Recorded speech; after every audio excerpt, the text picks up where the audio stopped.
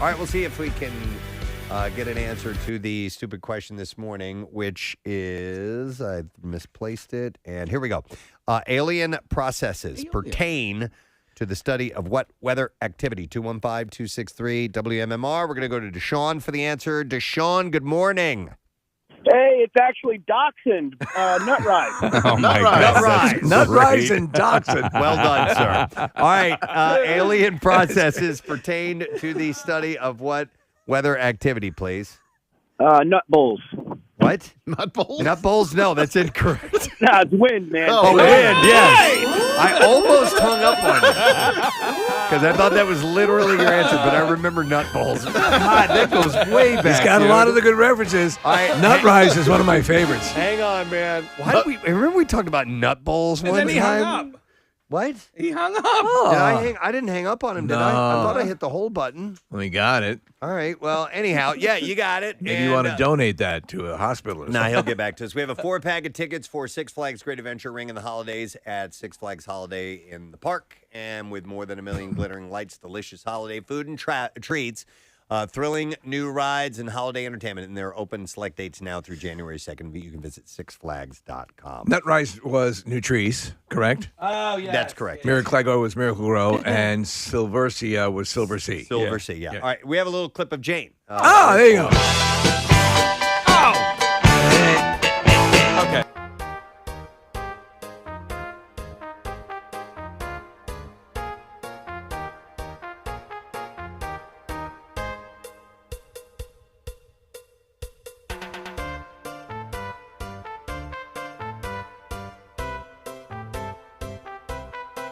All right, I got stories to get to. We're going to dive into this. We'll start with Alec Baldwin. He opened up to George Stephanopoulos about the shooting death of Helena Hutchins last night. The actor who claims that he never pulled the trigger on the gun that accidentally shot Rust's director of photography says that the incident took place during a marking rehearsal on the set on October 21st. And we have clips to play. We do, yeah. So let's go through these. Here we go. I'm holding the gun where she told me to hold it, which ended up being aimed right in below her armpit, was what I was told. I don't know. We kept doing this, and so then I said to her, now in this scene, I'm going to cock the gun. And I said, do you want to see that? And she said, yes.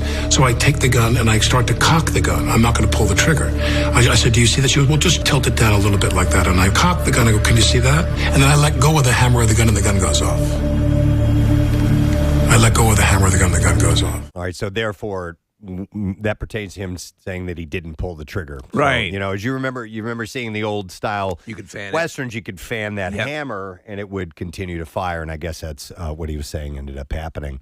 We have another clip, I think. Yeah, he's playing. responding to a comment made by George Clooney. Okay, here we go. How do you respond to actors like George Clooney who say that every time they were handed a gun, they checked it themselves? Well, there were a lot of people who felt it necessary to contribute some comment to the situation, which really didn't help the situation at all. You have if your protocol is you checking the gun every time, well, good for you. You know what I mean? I probably handled weapons as much as any other actor in films. Again, shooting or being shot by someone. And in that time, I had a protocol, and it never let me down. All right, and then we have a clip about him talking about will he act again? Yeah. I guess George asked him about that. Here's the clip. My family's all I have. I mean, I honest to God, I couldn't give about my career anymore. Is it over? It could be. If I decide that could I work? I'm going to go make another movie in January. And I said to them, do you want to get rid of me? Because of what happened? They said no. But I said to myself, do I want to work much more after this? Is it worth it? And then he talks about what he would do if he felt he was actually guilty for this. Okay, here we go. Do you feel guilt? No. I feel that there is, I feel that someone is responsible for what happened, and I can't say who that is, but I know it's not me. I mean, I honest to God, if I felt that I was responsible, I might have killed myself if I thought I was responsible. He says that he doesn't worry that he'll be criminally charged in the shooting, adding that I've been told by people that are in the know in terms of even inside the state that it's highly unlikely that I would be charged with anything criminally. Santa Fe District Attorney Mark Carmack Altways has not ruled out criminal charges as the investigation continues. So obviously this is going to go on for quite some time. So it's wild where they were showing where they were shooting this movie, and it's this Hollywood town that they've set up in Santa Fe. And as the camera raises up, I thought it was out in the middle of nowhere. The camera raises up, and there's a suburban area, right? You know, a couple miles. You can see clearly in the distance. Right. So it's not like out in the middle of the out desert. in the middle of nowhere, yeah. Okay.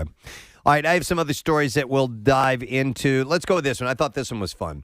Dakota Johnson recently revealed to Town and Country that she gave the Lost Daughter co-star Olivia Colman her first tattoo. Wow. Now, Olivia Colman is one who played the Queen Elizabeth. Yeah. All right, so the 50 Shades of Grey star told the outlet that she used a stick and poke kit to ink Coleman after a night out in New York. I don't know what a stick and poke kit is. I think it's sort of an amateur style. It's a really basic way What to it sounds like. Yeah, Yeah. so basically dipping a stick into ink and then giving a person a tattoo Sounds like that a way. prison tattoo. Basically, Yeah. and she got a big penis on her thigh. Preston. wow. Well, we don't know about that. The Crown actress said maybe it was me being completely seduced by this gorgeous person and wanting her to think I was cool, or maybe it was my midlife crisis, and neither actress revealed what the tattoo looked Interesting. like. Yeah. So, Well, we got who got the.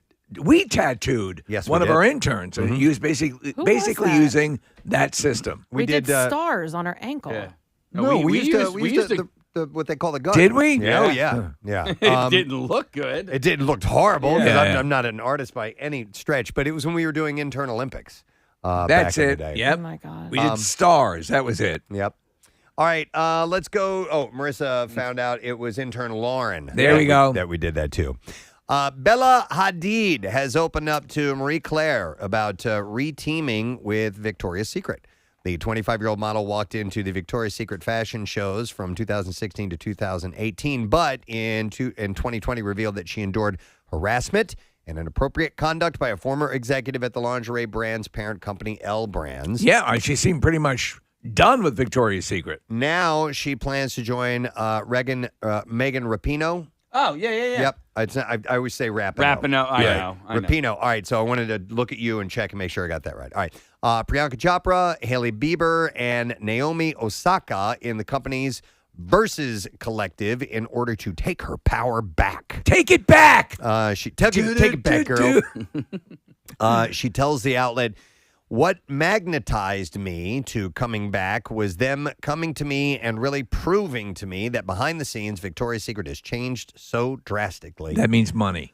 There's That's what what was that it means. about the money? I found the money very magnetizing. like a moth to Yeah, the flame. to flame. Yes, like They- iron. I am the magnet and you are steel. They opened the briefcase and there was money. So she said, Consider me magnetized. she said there was a type of way that I think a lot of us women who used to work with Victoria's Secret felt. And now 6 of the 7 Versus board members are all female, and there's new photo shoot protocols that we have, so a lot of You know what? For a substantial amount of time throughout all of that gloss about Victoria's Secret, it was really never my thing. I was never that. It was Really? like it was. Oh, it was it my never thing. Yeah, I really loved rocked it. my world. Something about the catalog showing I like up. the catalog. Yeah, it wasn't my deal. I don't know why. Stephanie Seymour. Oh my God, She was my my special friend. I was jealous of Axel. I mean, listen, like it's because as a child or a young buck coming, you don't have access to these things, or at least we didn't have access. then There was no internet, so when that showed up at my house, No, it's good housekeeping. yeah, Yeah. If you happen to get the mail that day, that was yours. that was I'll tell you totally the one mine. that would do it for me a little bit more was the Adam and Eve calendar. Do you guys remember that? Yeah, sure. No. Yeah. It was even more risque than Yes. than Oh. Victoria's Secret. There was a calendar. No, catalog. You mean Catalog. catalog. I'm sorry, Oh, yeah. So we talked about the Hadids a few weeks ago, and apparently all 3 of them, including Yolanda, are spending time thank you, in our area. And I've heard tell that Yolanda is a really wonderful person and pleasant to hang out Oh, with. nice. I'd love to meet these guys. Yeah. I would love to Get meet him these in ladies. here. It'd be Yeah. wonderful. So it's nice to hear that she's cool. Yeah. And, We could have Hadid Friday. They're in the New Hope area, right? That's right. Yeah. Yeah. All right. Well, maybe it'll happen. Hadid Friday. I'll go pick him up and I'll go to Newtown instead. It follows up Butthole Wednesday. Butthole Wednesday. No, the calendar's filling in nicely. The Versus Collective, by the way, is a group of ambassadors, not angels, Like political ambassadors? who the company claims will champion the brand's dedication to female empowerment. What am I doing in Vietnam? Hey, speaking of female empowerment, Rihanna is now a national hero of Barbados. The country made a declaration as it celebrated the removal of Queen Elizabeth II as head of state, becoming the first country in nearly 3 decades to do so. The country's Prime Minister, Mia Mottley, said on behalf of a grateful nation, but an even prouder people, may you continue to shine like a diamond. And this was a ceremony held in honor of the multi-hyphenate global superstar. She added, and bringing honor to your nation by your words, by your actions, and to do credit wherever you shall go. God bless you, my dear. Shut up, dummy. She is, I think she's at near billionaire level. She is a billionaire. I did not realize that Fenty was her last name. Yeah, so Robin Rihanna Fenty is her name. And she was born in St. Michael and raised in the capital, Bridgetown. Doesn't she have, on a side note here, Preston, 2 guns in holsters tattooed on her thighs? I don't know. I think she does. I'm not sure. Unless she's had them removed. Do a search on Rihanna tattoos, and maybe we'll find out. The singer said, "This is a day that I will never, ever forget. It's also a day that I never saw coming. I've traveled the world and received several awards and recognitions, but nothing compares to being recognized in the soil that you grew in." So the honor is the latest prestigious title that the billionaires received from the island country in 2018. The Ocean's 8 star had apparently was appointed, an official ambassador for culture and youth. Youth? And to youths. Yeah, so she's gotten a few of those. And yet, Steve, it looks like she does have a handgun on her thigh. All right. What else we have here for you? Bradley Cooper. So Arena Sheikh. Yes. Supported her ex, Bradley Cooper, at the opening of his latest movie. The couple was spotted on the red carpet together for the premiere of Nightmare Alley on Wednesday. Okay, I saw the trailer for this. Do you have any idea about this? No, one, I Steve? don't. Okay. No. Yeah, I don't. He was in a movie called Midnight Meat Train, but I don't think it's the sequel. I think I saw this, Casey, and it looked kind of cool. Am I right? I've Yeah. seen so many trailers lately. I'm getting them lost in my But head. I couldn't really get a beat on what it was. It seemed like there was like circus sideshow stuff going on. Yeah. and- I did see this. It's Guillermo del Toro, Steve. Yeah. And that's why I saw it. First of all, you can see the visuals, how his signature is on there. And I'm like, okay, this might be really cool. I completely forgot. You're right. Yeah. Oh, Yeah. no. I actually haven't seen the trailer, and I love Guillermo del Toro. It looks kind of Carnival-esque, Steve. Yeah, so. carnivals are creepy places. Yeah, you know, very if much they're so. depicted the right way. Yeah. I so saw anyhow. a one-armed man's nutsack at a carnival. Maybe that's in the movie. Oh, yeah, that's right. I forgot about Was that your first nutsack besides your own? No, not. probably saw my dad. Yeah. Yeah. Dad, show me your nutsack. Again? Dad, this can is I talk to you for a minute? Oh, Jesus. This is a fun story. Seth Rogen admitted on Jimmy Fallon on Wednesday that he was, quote, extremely high during Adele's One Night Only concert. Oh, my God. He told the talk show host, listen, he goes, I was in the front row of the Adele concert, and that is as surprising to me as anyone because I had no idea that I was attending the taping of an Adele television special at all. What? He and his wife thought they were attending like an intimate gig in a park, and it turned out to be this big, gigantic. So they didn't tell them, or did the He wife probably not tell was. them, It was or- probably that type of thing. Hey, we're going to this thing. Oh, okay. So he's Okay. completely baked, yeah. sitting there in the front row. I kept thinking, I watched that special. It was really good, but I kept thinking everyone in this audience is like a star to have Would been, have to be. to have been invited to this, you know, Adele and Oprah. I'm like, there's not one normal person there. Right. So he was pretty He was pretty Right. high. This was sad news to see yesterday. A guy we've had on our show before, Eddie Mecca, the actor who played Carmine Ragusa, a high school sweetheart of Cindy Williams, Shirley Feeney in Laverne and Shirley, passed away on Saturday at his home in California. He was 69 years old. That's too young. Yeah. The big ragu he played, he would always sing the Tony Bennett song, You Know I've Come From Rags to Riches. His death was announced by a longtime friend that did not disclose his death, but noted that he passed away peacefully. So he must have been ill. Yeah. Michael McKean, who co-starred on Laverne and Shirley, he was Lenny, remembered Mecca in a tweet and said, a sad goodbye to Eddie Mecca this morning, a genuinely good guy and purveyor of cheer whenever things got cheerless. Value these people, R.I.P. Eddie. Mecca went to Berklee College of Music, and he actually earned a Tony Award nomination for his leading role in the 1975 Broadway musical The Lieutenant, when he then moved to L.A. and soon landed roles in 2 Gary Marshall-created sitcoms. He was in a show called Blanksy's Beauties. Yeah, I remember that. And Laverne and Shirley. Blanksy's Beauties did not do anything, but Mecca's supporting role on Laverne and Shirley from 1976 to 1983 brought him national recognition, and his signature role as the kind-hearted Carmine, known affectionately as the Big Ragu.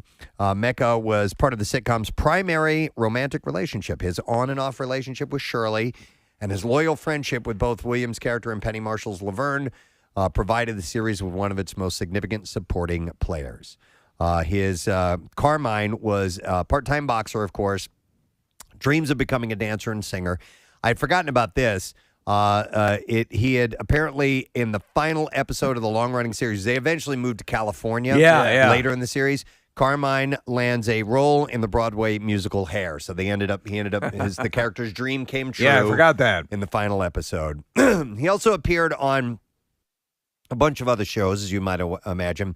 In the 70s and 80s, he was in Moonlighting, Family Matters, and The Love Boat. The Love Boat. And had guest roles on shows well into the 21st century, including Children's Hospital. Yeah. A comedy series. Yeah. Was it really? Yeah, that's right. It's very funny. He was on The Young and the Restless. He was also in It's Always Sunny. I didn't know that. I don't remember. Film credits include Beaches, A League of Their Own. Does anybody remember him? Marissa tweeted this yesterday. I had no idea, but Marissa put it out on her Twitter account, and he's dancing. He is one of the military guys that dances with Madonna when they go to the bar scene. I never knew that was him. So that's a Penny Marshall connection because she directed that movie, right? Yeah. He was in Dickie Roberts' former child star, Dreamgirls, and Hail Mary as well. It's sad. He was a super nice guy. We had him on he there. was. Just He was one of those lovable characters. So he, Penny Marshall, and David Squiggy. No, Squiggy. Oh, Squiggy, David Landers. Yeah, they're all passed, right? Yes, they have. Yeah, it's sad. And Phil Foster, her father. Oh, The Pizza Bowl. Yeah, Mr. DeFazio. Yeah.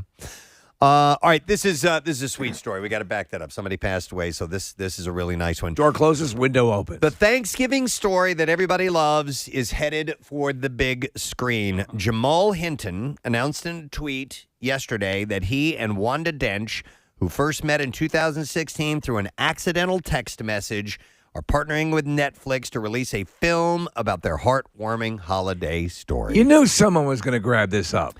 Hinton had posted saying, I'm very excited to announce a new partnership with Netflix. We thank every single one of you for your love and support in our journey the last 6 years, and we can't wait to tell our story on the big screen. According to Variety, the film, aptly titled The Thanksgiving Text, will recount the true story of how Hinton and Dench met and how they've maintained their friendship and holiday tradition over the last 6 years. The duo will help develop the feel-good tale into a screenplay. And Dench and Hinton said in a joint statement, we're excited to share our story with the world. We hope it inspires more people to reach out and make connections that they wouldn't ordinarily make.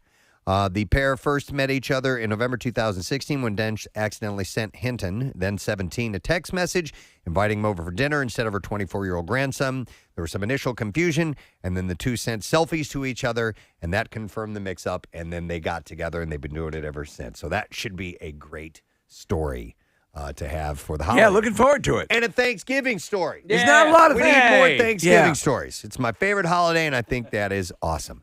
All right, now back to the stupid stuff. TikTok users are criticizing Kourtney Kardashian for allowing her 9-year-old daughter to get acrylic nails. Come on. Wait, They usually complain about earrings, right? Ear piercings or Wait, piercings. how old? 9. They're just acrylic nails. That's still Is that too early? that's still a little goofy. Is it? I mean, I don't know. I got mine when I was 5. no, the kid's going to break them, 4 seconds in. I don't think it's that big of a deal, but. But I mean, Well, it depends on what they look like. Did she get big, giant, long nails, or Does they she look just, slutty? I didn't see them. or did they just get acrylic nails so that they don't break? I don't know. Good questions, Kathy. So critics commented on a video of Penelope Disick claiming the child was too young to have fake nails. One person wrote, the nails are cute, but damn, it makes her seem way older with a set on like that. That's the thing. I think it makes a child look a lot older than they are. And at that point, it's a little suggestive. Creepy. You Yeah. know what I mean? So, Yeah, so I mean, what? How, It's kind of. It reminds me of a little bit of the when they really paint up the little girls for the. Yeah. Oh, I don't like that pageant for the stuff. beauty, And like I'm a Jean it's Benet just Ramsey thing. Uncomfortable. Yeah. Man. You know? If this is the picture of them, that I don't think it's a big deal at all. So we're They're- looking at they're a picture little of bit her. longer, and I understand what you're saying. But if the kid was like, "Mommy, I want nails too," I don't think it's that big of a deal. How early do you give a child pierced ears? I mean, They can do it when they're babies. when they're babies. All right. My No, niece but got are him you when she months was like old? 6 months old. Are you saying how old did we wait? Or what is considered appropriate? But you're saying baby. If you can do it as They a used baby. to do it years ago. They used to do it in the hospital if you wanted. Huh. I guess so, Kathy. In this, in this picture of her, I'd say if it's a mommy, I want nails too, then maybe not posting on social media, and But was she posting her nails on social media, or was it just a picture of her kid and you could see the nails? I don't know. It's probably just a picture of her kid, Yeah. and you can see the nails. But but anyway, we waited to we can go pierce back and forth for a pierce while. ears, though, Steve. We waited. I think it might have been 10 or All right. something like that. So anyhow, it's a little bit of back and forth on that. Let's see. Oh, Jon Stewart has been cast in a mystery role for ABC's Live in Front of a Studio audience, and he is going to be in The Facts of Life, which is going to be the one that's coming up next. Right. They're doing the Kimmel does this, where they take the classic sitcoms and they perform an episode live, right? This is like what they did with All in the Family yeah, and exactly. Maude, yeah. Kimmel does this? Yeah, Jimmy Kimmel presents this. Oh, okay. I didn't Yeah, know it was yeah. a Jimmy Kimmel presenting. All right, so Deadline reports The Daily Show alum will appear as a part of the Facts of Life cast opposite Jennifer Aniston, Katherine Hahn, Gabrielle Union, and Allison Tolman. And by the way, these are full-grown adults that are playing the kids. So they're taking a different run at this. It's going to be a little bit of a different flavor than Right. what we saw with the Jeffersons and where they try to match it, but Yeah. because they're going to use an actual script from the original show, as they Yes. did with the Norman Lear stuff. So I know that Katherine Hahn is playing Joe, I believe, and Gabrielle Union is Tootie. Jennifer Aniston, I think, is going to be Blair. Right. So it'll be interesting to see how this all plays out. They're doing another one besides. I think they're doing different strokes. But if Jon Stewart is going to be in it, do you think he'll play the short-lived George Clooney Possibly the character? handyman, Yeah. right? Who was later in the show. Right. Much later in the show. Yeah. I don't know.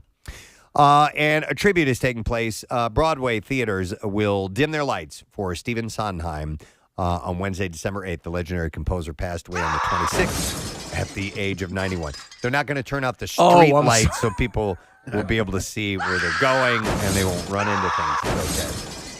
How come it's taking so long? Shouldn't they have done it? They should have done it immediately. Yeah. they Well, like as soon usually- as he died. No. They usually like to get the word out Oh, and make okay. sure that everybody knows that this is going to be taking place. So I think that's what they wait on for. Speaking of Broadway and all that stuff, did anybody watch any of Annie last night? Did Won't do not. it. Yeah. You won't do it? No, There's only one Annie. There's right? only for me. There's only one Annie, And that would be? and that's- Andrea McArdle? Yeah. All right. Well, and it's not even that. No, I'm not saying there's only one Annie. I'm saying there's only one Annie show. There's only one I movie know of what you Annie. mean. There's only one Miss Hannigan. That's Carol Burnett for me. All and, right. and it just doesn't get any better than her. I got so. you, yeah. Okay. All right. I didn't see it. Did you guys see it? I didn't. Okay. No, I was Wait, watching no. George Clooney. Marissa did. Hang on. Marissa. I watched some of it. Who was Daddy Warbucks? Oh, Harry Harry Connick Connick Jr. Jr., yeah. He's great because he's He can amazing. sing. He Yeah. can sing. He can dance. The little girl was great. Harry Connick Jr. Was wearing a bald cap, Right. which was kind of odd. 'cause It's he no kept- commitment there. Just shave your head. Yeah, exactly. They kept like bunching up. And the other thing about these shows, sorry, Kath, is like Broadway shows are not meant for close-up cameras. I agree. Because it's kind of boring at some points. Because there's not when you're watching the whole stage and all of the dancers and singers, Right. it's great. But when you're just watching the two of them like dance around a stool, it was a little. I know what you mean. Yeah. Yeah, when you're at the show, you see the entire set, and it's a different atmosphere. So I know, and movies is different because they can create that atmosphere with different lighting when they're moving in for close-ups and stuff. So yeah. Exactly. I only watched like maybe the last half of the last act, but overall it was pretty good. Okay. Preston, would you shave your head for a role? Yeah. Oh, you would? If I was getting paid to, I yeah, thought sure. you would say no because I picture him to be like, like really take pride in his hair and Right, not want to right. get rid of it. Yeah, So that's I why could he probably see that. used the Maybe bald cap. there's a slight fear if I shave it all off, It won't come back. Some of it Yeah, might not grow totally, back. 100%. So I think that's a fear. But I mean, if I were already, like his level of wealth and maybe protective about my hair, I might not do All right, it. so like if we were today, but I know I would have a bad looking bald look. I know that. But so like okay for your job. So if here we were like, listen, we really want to do this thing where we shave your head. Can you do that for us? Maybe. Yeah. I would. Well, how much are you going to pay him? For anything not pay him. That's with what- this show. No, but that's what I'm saying. Like Harry Connick Jr. This is part of what he does. Yeah. He he paid just millions got of dollars. I tell you he what. but that's what I was saying. I'm making it equivalent. So for Preston's job here, he gets paid for it. We want to shave your head today. I will shave my head on this show if you will fart on the microphone. Kathy. Yeah, sure. That's a good exchange. There you go. I don't that's want a you put to. it I was out just there. making Straight up a trade. comparison. Someday you want to do that, I'll swap no with thanks. it. It's like the episode of Seinfeld where the guy is he's shaving his head bald, and then he starts to grow it in and realizes that he has a receding hairline and goes crazy. All right, listen, it's Friday, bro. Let's find out about the movies.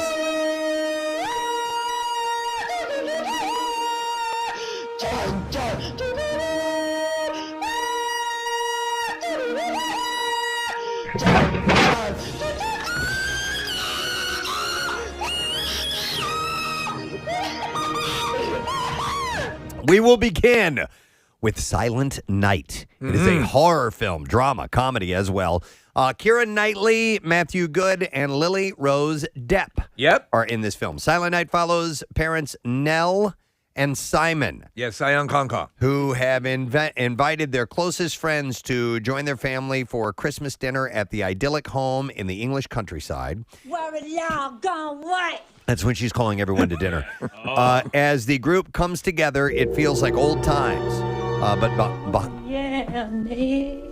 But behind all the laughter and merriment, something is not quite right. Also Tata, I The world outside is facing impending doom, and no amount of gifts, games, or Prosecco can make mankind's imminent destruction go away.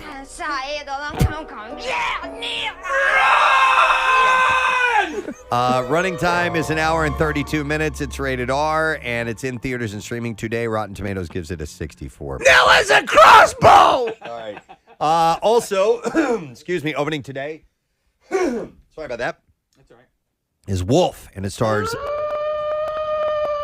George McKay, Lily Rose Depp, 2 movies opening today. and Patty Considine. Yes. Oh, yeah, you know Patty Considine. How do I know her? Him. Or him? You- P-A-D-D-Y, not P-A-T-T-Y. I saw the trailer for this. I was disappointed. Okay. It's not actually about a wolf. Okay. Okay. It's not about a wolf. It's not about a wolf, man. Then you must have hated the Wolf of Wall Street. Yeah.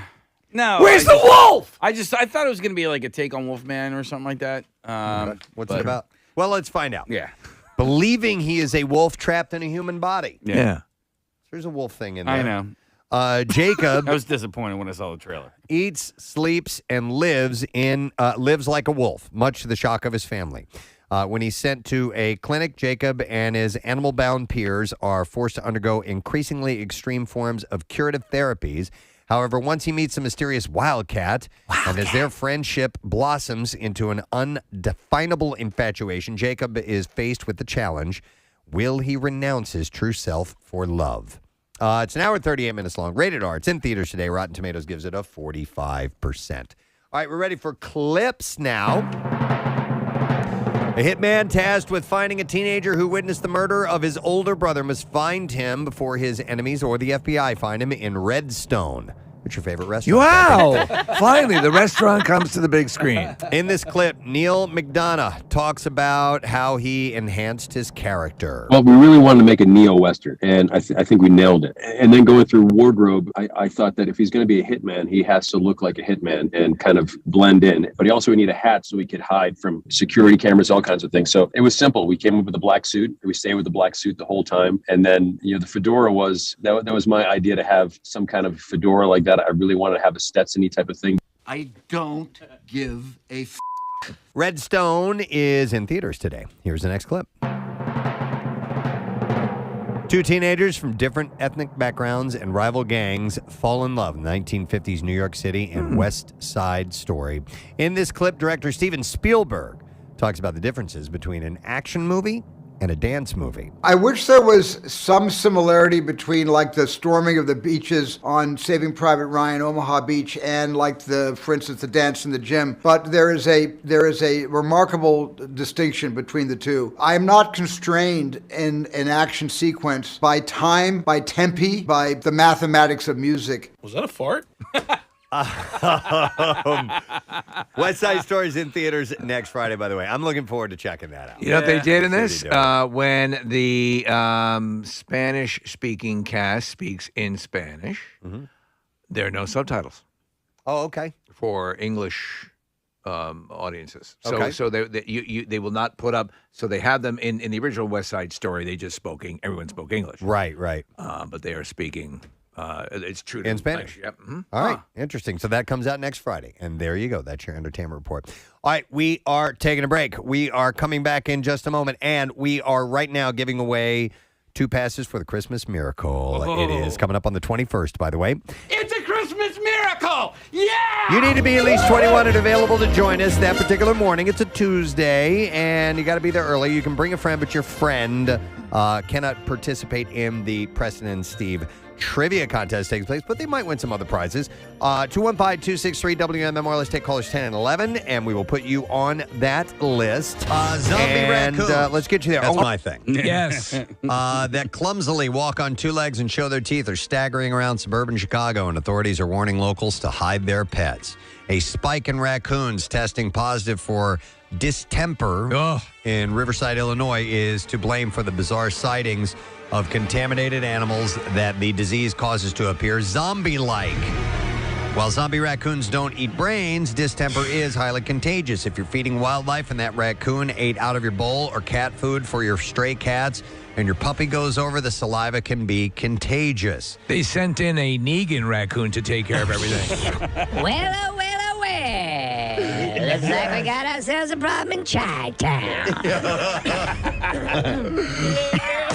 Leaning back high. Looks like we got some trouble. Some trouble in Chi-Town. Going deep dish on this bitch. It's got a little leather jacket he wears. Yeah. Leaning back way far. Ooh, hey. In the home of Oprah. There we go.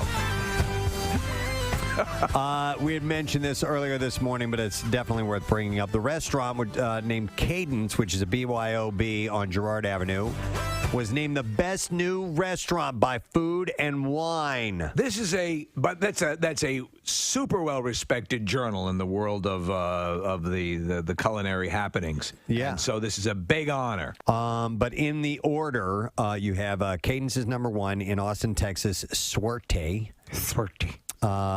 Frenchette in New York. Conby in Los Angeles. Kumiko in Chicago. These are all one-word names. Manny's Chili Dogs. Ah, that's on there. No, Pat's Chili Dogs. Pat's Chili Dogs. Yes. Definitely the best theme. Yeah. Voted #1 in Food and Wine magazine! Yeah, baby! That was from the band Cinderella when they were big in the area. They did We're Warren. When we're in town, we want some good chili dogs. We always read through Food and Wine magazine and see who won. They did a commercial for Pat's Dogs.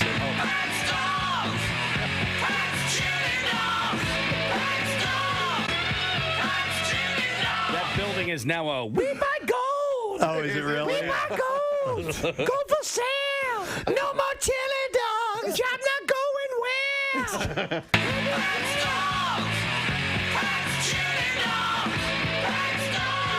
Next step, selling blood! Yeah. So number 6 on this list is Ada, which is Ada Indian Canteen. Ooh, I love canteens. When you go in that, you need water. Fox and the Knife in Boston. Boston sucks. Hey, we beat Boston. Yeah. Love me some good Fox. There you go. Suck at Boston. How's the Fox at this place? Indigo in Houston. Nightshade in Los Angeles. And in New Orleans, a place called Piece of Meat. There you go. You know, it's I think one of the most difficult parts of a restaurant would be a name that that means something and pops to people. Yeah. You know, like Pat's chili dog. Right. That's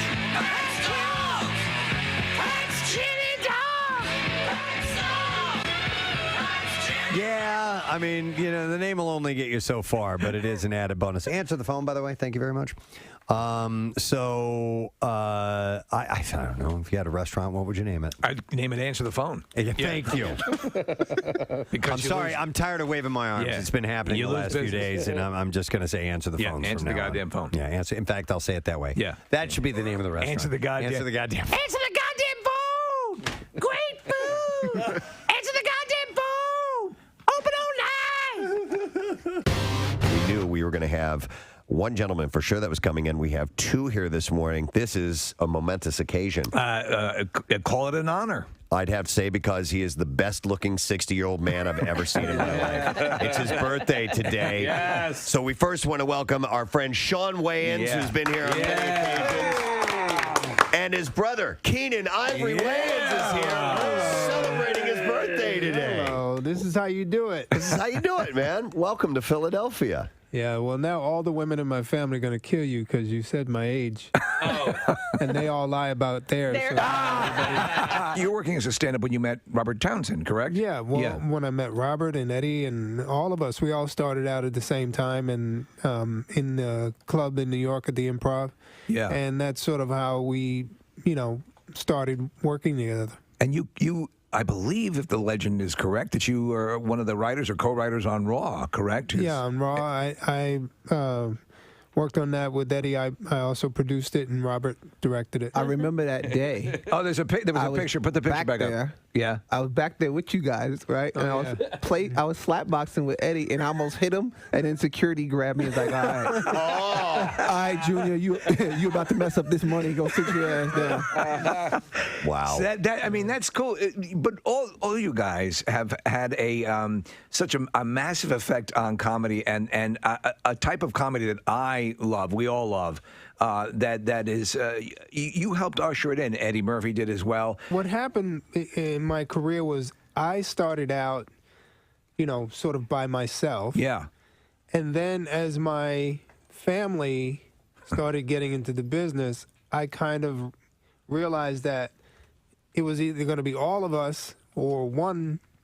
So I decided to make it about all of us. So I kind of stepped away from acting and started to cultivate. Yeah, exactly. And Sean, we were talking earlier about how you were first on the show as the DJ. Yeah. And you'd already been doing comedy. You're doing stuff like that. But so from your point, Keenan, as you're seeing family member after family member, I want to do this. I want to do this. Mm-hmm. Is it a double-edged sword, or what do you first say to them when they come to you and they say you as sort of the default patriarch? I want to do this. He nurtured us. Yeah. My thing with them was as long as you're willing to work.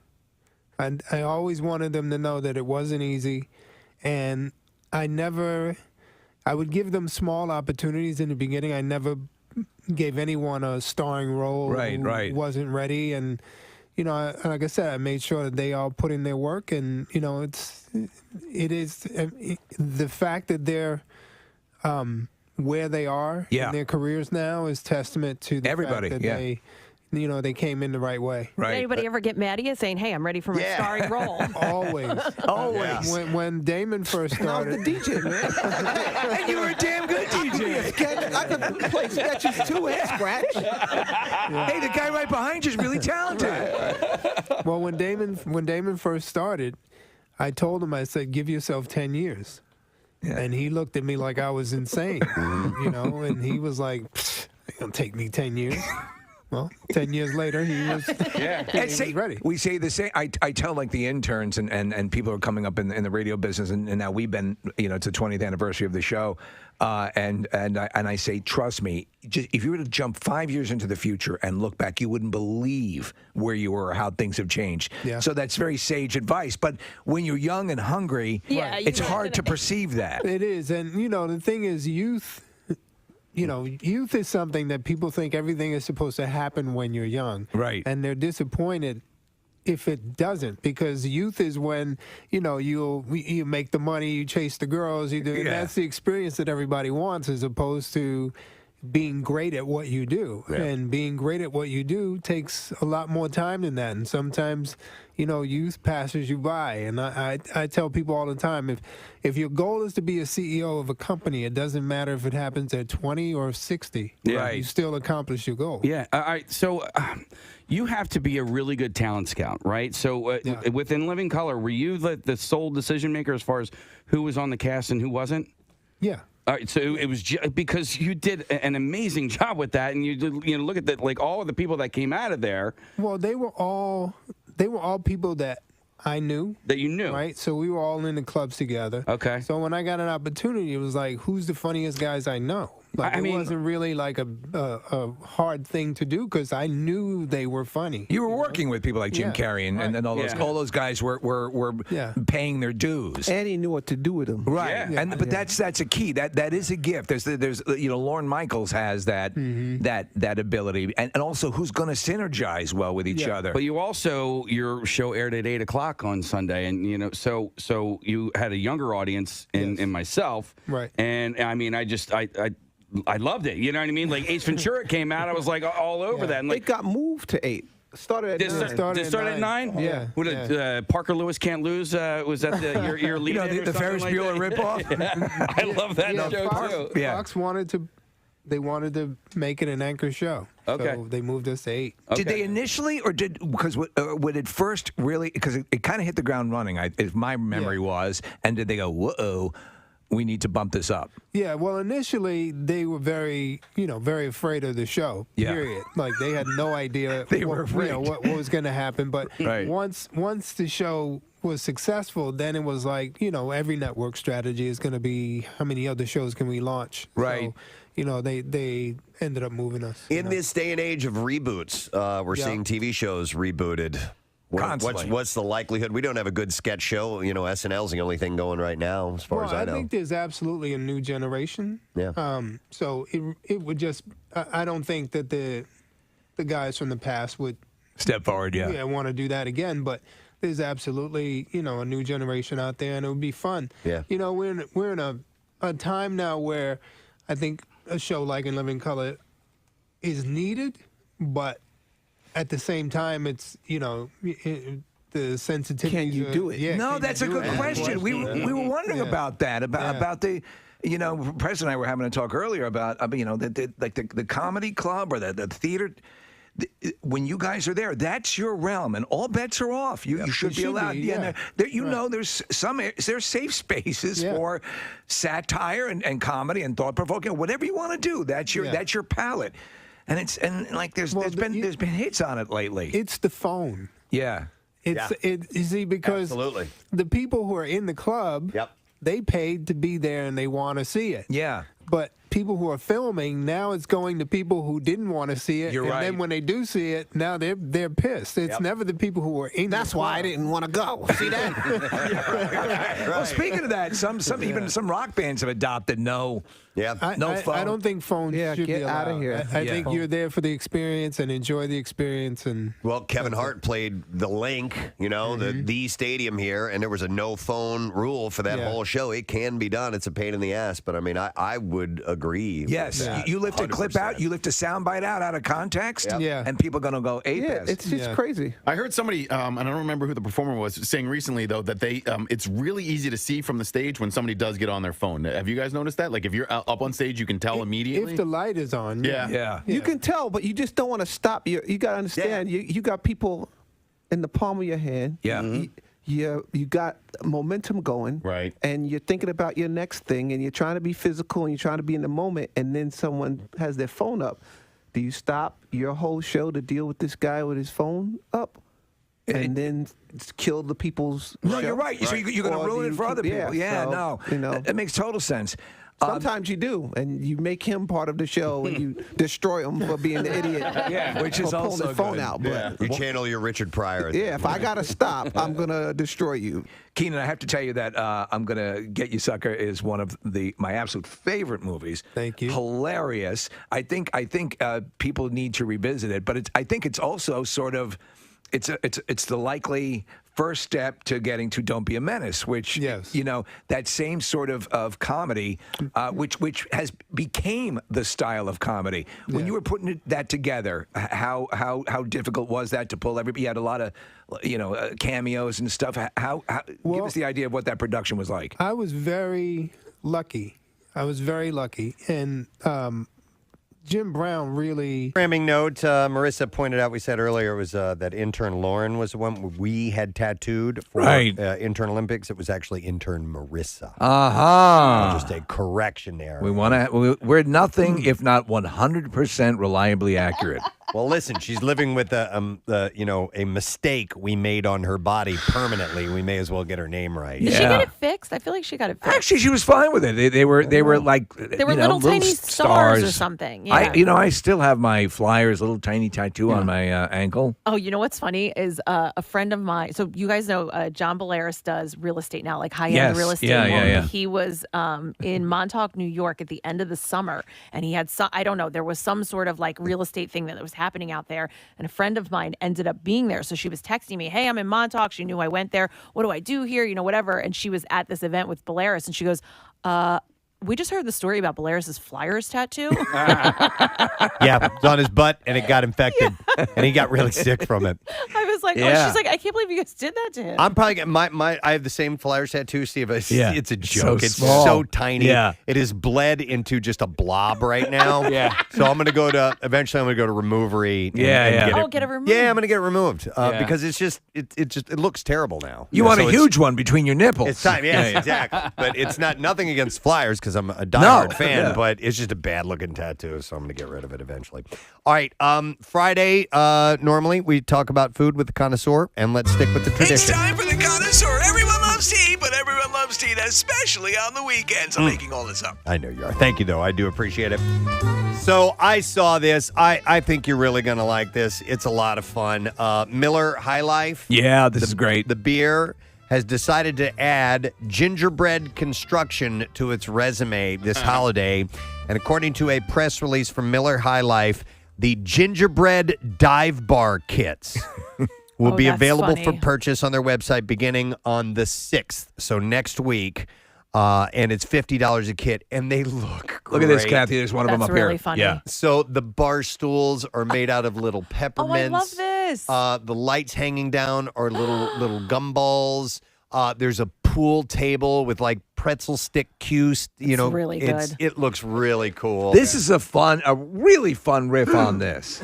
However, does it come pre-built? Because that's the problem I found with gingerbread houses is trying to actually build them. No, I think you get to construct this. Oh. You have a problem putting those together? Oh my God, it's the worst. Well, isn't the adhesive is always the icing, right? Yeah, and it's never usually good enough. It falls over. You got to sit there, hold it. Like it's the pre-built ones where you just decorate them.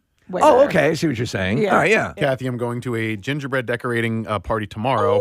Is this your tree club? Yeah, it's me and the other tree nerds. The other four guys. Yeah, and it's some high school friends. Where is it? Actually, at our friend Jong's house. Dr. Bill and Jong are hosting, and so I bet that's going to be fun. Well, I'm going to be there for the cocktails, to be honest. But this is cute. There's going to be a bunch of people doing this type of thing, and it will be assembly required. So I'm a little nervous about that portion of it. Well, you'll get so tanked that your gingerbread house will be condemned by the end of the evening. I got me a driver. Right, exactly. Can I tell you what I did with ours, which I thought was genius? So Target sold the pre-built gingerbread houses this year just with the icing.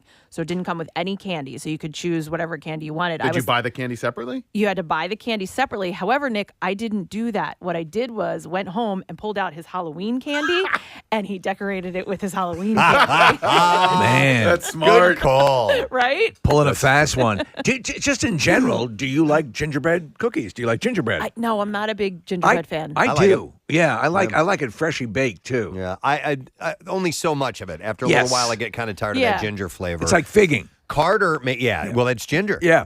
Carter, my son, made these. He found a traditional gingerbread or ginger cookie recipes. The hell you say? Oh, no, you don't want to try these. Really? Like the ginger was overpowering. Ginger can be a powerful. spicy flavor. And if you ever get like bold ginger ale, it's like it can kind of burn your throat a little bit. Yeah. I find it good, but these cookies were disgusting. Oh, they were gross? Yeah, Oh. it was A just disgusting holiday tradition. So I think that's the way they used to make them back in the day. Was really overpowered ginger in that. It's like Snickerdoodles. Snickerdoodles were originally Snicker Poodles made out of dog. Wow. And no, not good. I do need a good gingerbread cookie though, because although I don't really like them, Jace does, and I don't make them for him because I was never into it, so I don't have a good recipe. When they're made, I mean, to me, it's one of those. There's a cookie that you eat with coffee or tea, and that would be the gingerbread cookie. Yeah. Okay, all right. The beer brand, Miller High Life, included miniature edible wall art and neon signs for your personal pub, including an entrance sign that you can customize to reflect your favorite local watering hole. The gingerbread walls are infused with Miller High Life itself for that beer-soaked bar smell, and the edible pool table comes with pretzel stick pool cues and balls made out of candy. It's awesome. It's great. It's great. The gang at Miller have also included an outdoor pergola made from bar snacks and a miniature Selectomatic jukebox. And there are maple syrup packets for the branded bar floor, so tiny gingerbread guests won't be denied the authenticity dive bar experience of a sticky floor. That's great. Isn't that awesome? You know, so the funny. dive bar concept has become such a thing. You know, that service, that business where they actually send you a dive bar T-shirt every month. Yes. It's huge. Yeah, those are great. I do agree. The gingerbread kit also comes with real working lights.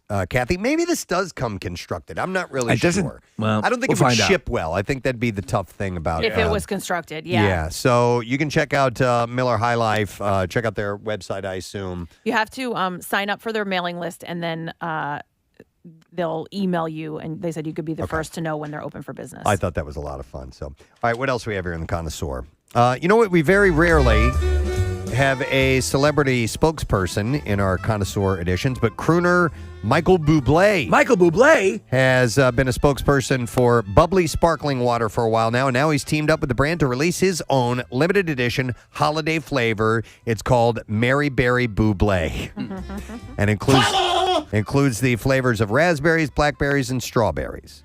The only way to try it is to win it, though, and fans are asked to follow and tag bubbly water while sharing something they did this year that was naughty or nice using a hashtag Mary Berry Sweepstakes, blah, blah, blah. I hate when they make it. You got to jump through the hoops. I wasn't that interested to begin with. I'll be honest, I didn't read this whole story. I would have left it out if I Now would it's a have. disaster. Now I feel hurt. Bubbly sparkling water. I pretty much drink just sparkling water. Do you? At home. I wouldn't do it here in the morning because I'd be burping all day long.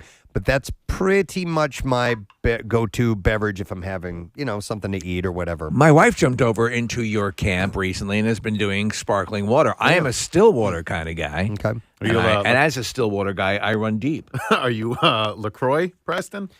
No. Well, we for a while we were buying LaCroix, but I like Deer Park makes them, and sometimes I'll buy Perrier. I get the ones that have like a little lemon or lime infused in there. Tiny amount of flavor. Yeah. Yep. And there's a few, even some grocery stores have their own store brand, but I'm not particular about it. You know what I didn't know, and I was kind of disappointed to find out. I was recently at the dentist, and they were telling me how bad these are for your teeth.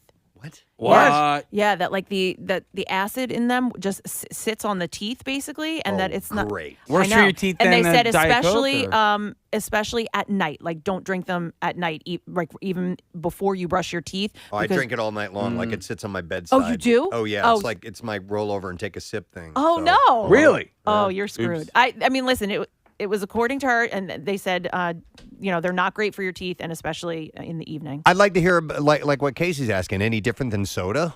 Than soda would be for your teeth? I don't think so. I think people just don't think that this bubbly water is going to be bad for your teeth like soda is. Interesting. I mainly do it because it's a little more filling. It's 0 calorie and it's a little bit more filling because you get that carbonation in there, and it just kind of if you're trying to watch what you're eating, it makes you feel a little more full. So, but anyway, Michael Bublé. Michael Bublé. All right, what else have you? The legend. All right, here's another kit that you can make. We were just talking about the gingerbread houses. This sounds kind of fun. Walmart is selling Hostess party-size Twinkies baking kits. Okay. It comes with a special Twinkie-shaped baking pan, cake mix, cream filling mix, and instructions for making your giant Twinkie. So it's basically a Twinkie cake that looks like a personal Twinkie. Yeah, but larger. So each kit yields one party-sized cake that can be sliced into about 12 servings. That's kind of we're fun. looking at it. I do like a Twinkie now and then. I used to like the chocolate Twinkies, though. I haven't had one in so long, Steve. I just vaguely remember what they taste like. But I was a diehard consumer of Twinkies when I was a kid. The last impetus for eating the Twinkie was Zombieland. Yeah. Woody because that's Harrelson what was a he's looking huge for. Yeah. I never liked them as a kid. Really? Yeah, I was never into them. I've gotten into them more. Kath, I didn't care for them as much when I was a kid because I was a Tasty Cake guy, right? That's what I was going to say. That was the treat. And the Tasty Cake was the treat, and there was definitely a certain texture and a flavor to, and this was different, definitely a different texture than I was used to, because the Tasty Cake it wasn't a Twinkie, but they did have like a vanilla cake with a cream in the middle, and it was different than the Twinkie. But over the years, I have really come to like the Twinkies. I wonder if we could do a blind taste test and try some of these classic old treats like this and see if we can identify Twinkies some are and like- chocodiles. None of us are blind, though. And we can blindfold Oh, ourselves. oh, But yes. like snowballs and Suzy Q's and things like But that. like I wonder- I could do that. I think I think I'd have could a do good, pretty well at a good that. run at that. There are a few where there's like one that Drake's makes, and then there's one that Hostess makes. That they are, Yes. and like so there's And the some ring were ding knockoffs of the others. Exactly, yeah. And then What is this crap? There's the ho ho versus the yodel. Could you tell the Yeah. difference between the two? There's the ho ho and the filthy ho, which right, is yeah. I like that better. Yeah. Ho ho Can you versus tell- yodel. Yeah. What was a Twinkie knockoff? There There was one Casey was talking about the tasty cake version of the Twinkie, But it wasn't. It was more cream sandwiched in the middle of two cakes. ho ho is a yodel. That's what I just said. Right. Yeah. So, But is a Swiss yodel a roll ho-ho? though Yeah. has a different taste to the cake. Okay. A much different taste to the cake. At least I think so. All right, so hang on a second. We're looking at yodels, yodels and ho-hos, and it says they're both made by Hostess. So were they literally the exact same thing? Those sons of bitches. I don't think originally. I think Drake's and Hostess were two different companies. Maybe they merged at one point and then had to just put the same factory line and made yodels and ho-hos and just put different packaging at the end. By the way, I love this text that came in, concerning the Twinkies. It says, according to this morning's sample, it would be a Twinkie 35 feet long, weighing approximately 600 pounds. That is one giant Twinkie. Now, that's a big Twinkie. Yeah. Anybody know the movie? Nope. It's Ghostbusters. That's a big Twinkie. So and then we have the Drake's. So there used to be a Drake's outlet right where I lived on Long Island, and they had, they've since diminished their product line, but there's some good stuff. Okay. Devil dogs. We'll have to take a look and see if it's worth exploring at some point down the road. All right, other connoisseur news. I thought about doing a subset of the connoisseur. What?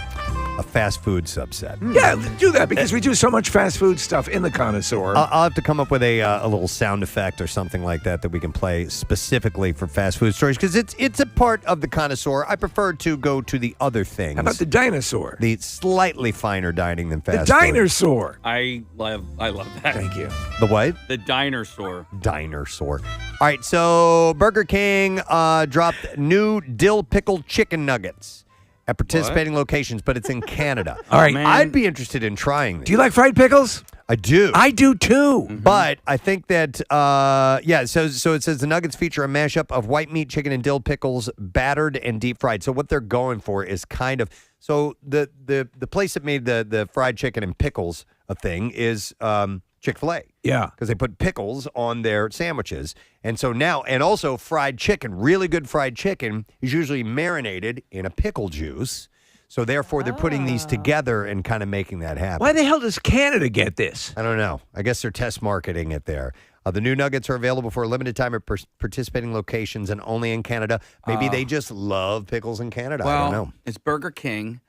Canada is right. It's like still kind of a province of of England or whatever. So maybe it's under the monarchy. And a king. You make a good point. I don't know. It's possible. They know the- about kings. I had the trivia question about Crown Royal Kings. yesterday. That was for Queen Elizabeth. It was for Queen Elizabeth. All right. So Casey's Burger not King, Queen Elizabeth, Crown Royal. too far off the mark. All makes sense. It And- all ties Does it? together. Yeah, no, it does. Trust us, guys. King Cobra, Another California King. another Burger King, Hawaiian King. rolls. Oh my God.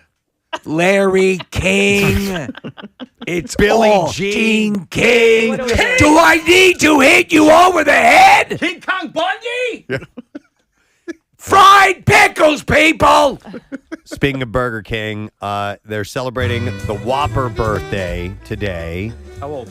Selling the sandwich for its 1957 price of 37 cents today and tomorrow only. Domestically or in Canada? The offer is available for new and existing Royal Perks members exclusively through the BK mobile app and BK.com. It sounds like everywhere, Steve. Go to hell. 37 cents for a Whopper. That's worth getting the app. Again, Just yes, for the day, you know, today you're and right. You're right. And tomorrow. I do love the Whopper. I will say that. do too. History, again, I've repeated this. I was fascinated to learn that the Whopper predated the Big Mac. Big Mac, yeah. I didn't know that. Yeah. I always thought the Whopper was the answer to the Big There Mac. aren't enough Burger Kings. There just simply aren't enough of them. And when I was going to go to a Burger King on Sunday night, because it was on the way home from my daughter's basketball game, and the line was around the corner. Like What? I couldn't believe it. I was. Casey, yeah, I've seen the Burger King, and it'll come out onto the one by my house comes out onto Ridge, like it backs up It's traffic crazy, onto right? Ridge. Well, It was That's that so you can that- have it your way. Yeah, and it was a Sunday, so Chick-fil-A was closed. This was on Trooper Road. and when I went by, I was wondering Because it's awesome. But I mean, and now I've noticed it. I've Yeah. noticed it now, and every time I go by, it's packed. Okay. I'm that way. If I, like how if you're say a Burger King, you might go because it's an opportunity. I'm the same way with Arby's. I knew you were going to say Arby's. I knew it. Oh my god! I knew it. Well, 'cause- Have the meats! Oh my God, I have the meats! Here's the deal. Burger King was on the left, right? And I was like, and I'm pulling up, and I'm pulling up there, and there's a whole bunch of say Arby's. He's going to say Arby's. there were a whole bunch of arborvitae. There were arborvitae, and so it was blocking the line, and I'm just pulling up ever so slowly. I'm like, if that line goes around, and I'm pulling up, I'm like, God damn it, the line's too long. I'm like, well, I'm going to go to Arby's because through the intersection, Arby's was to the right. I literally will drive by places Yes. that I'm thinking about going, and if go to hell. Mm-hmm. You go to hell with that line. But Arby's was closed. Wait, is this true that several Burger Kings are drive-through only? Oh, I don't know about that. Oh, dude, yes. Maybe that's So, why. Yeah. I had What's the going Arby's, on not here? the Arby's, the Burger King down the shore, Preston. I had my bike on top of my car, so I couldn't drive through the drive-through because I had one of those little bar Oh. thingies. You know, it's like, Wait, hold on. So- And isn't? Oh, sorry, Casey. That's right. It's a quick story. It's only going to take about 10, 15 minutes. Yeah, and then after the commercial break, we'll finish it. So I had to pull my car into a parking spot and then walk up to the window. I'm like, hey, I can't pull my car. Can I just? And they let me. McDonald's wouldn't let Okay. me. They would never. But Burger King was like, yes, we'll let you. Nick, I think is it COVID related? Yeah. Why? Okay, and doesn't Chick-fil-A still do that? I don't know. No, You can Chick-fil-A go in. You can is. go in. You might be able to take out Chick-fil-A. I don't know if you can eat in. Right? Yeah. But you can definitely because now they're If doing- you start eating before you leave, they'll tackle you. Well, because now you can do like order online and go pick up. So you can walk into those stores. Okay. All right. Let me see. I have time for one more connoisseur story. All right. Man, do I even really have Do you? another good story? I have a bunch here, but I want one that's halfway decent. Okay. Okay. All right. With meat to it. Let's go with this. What?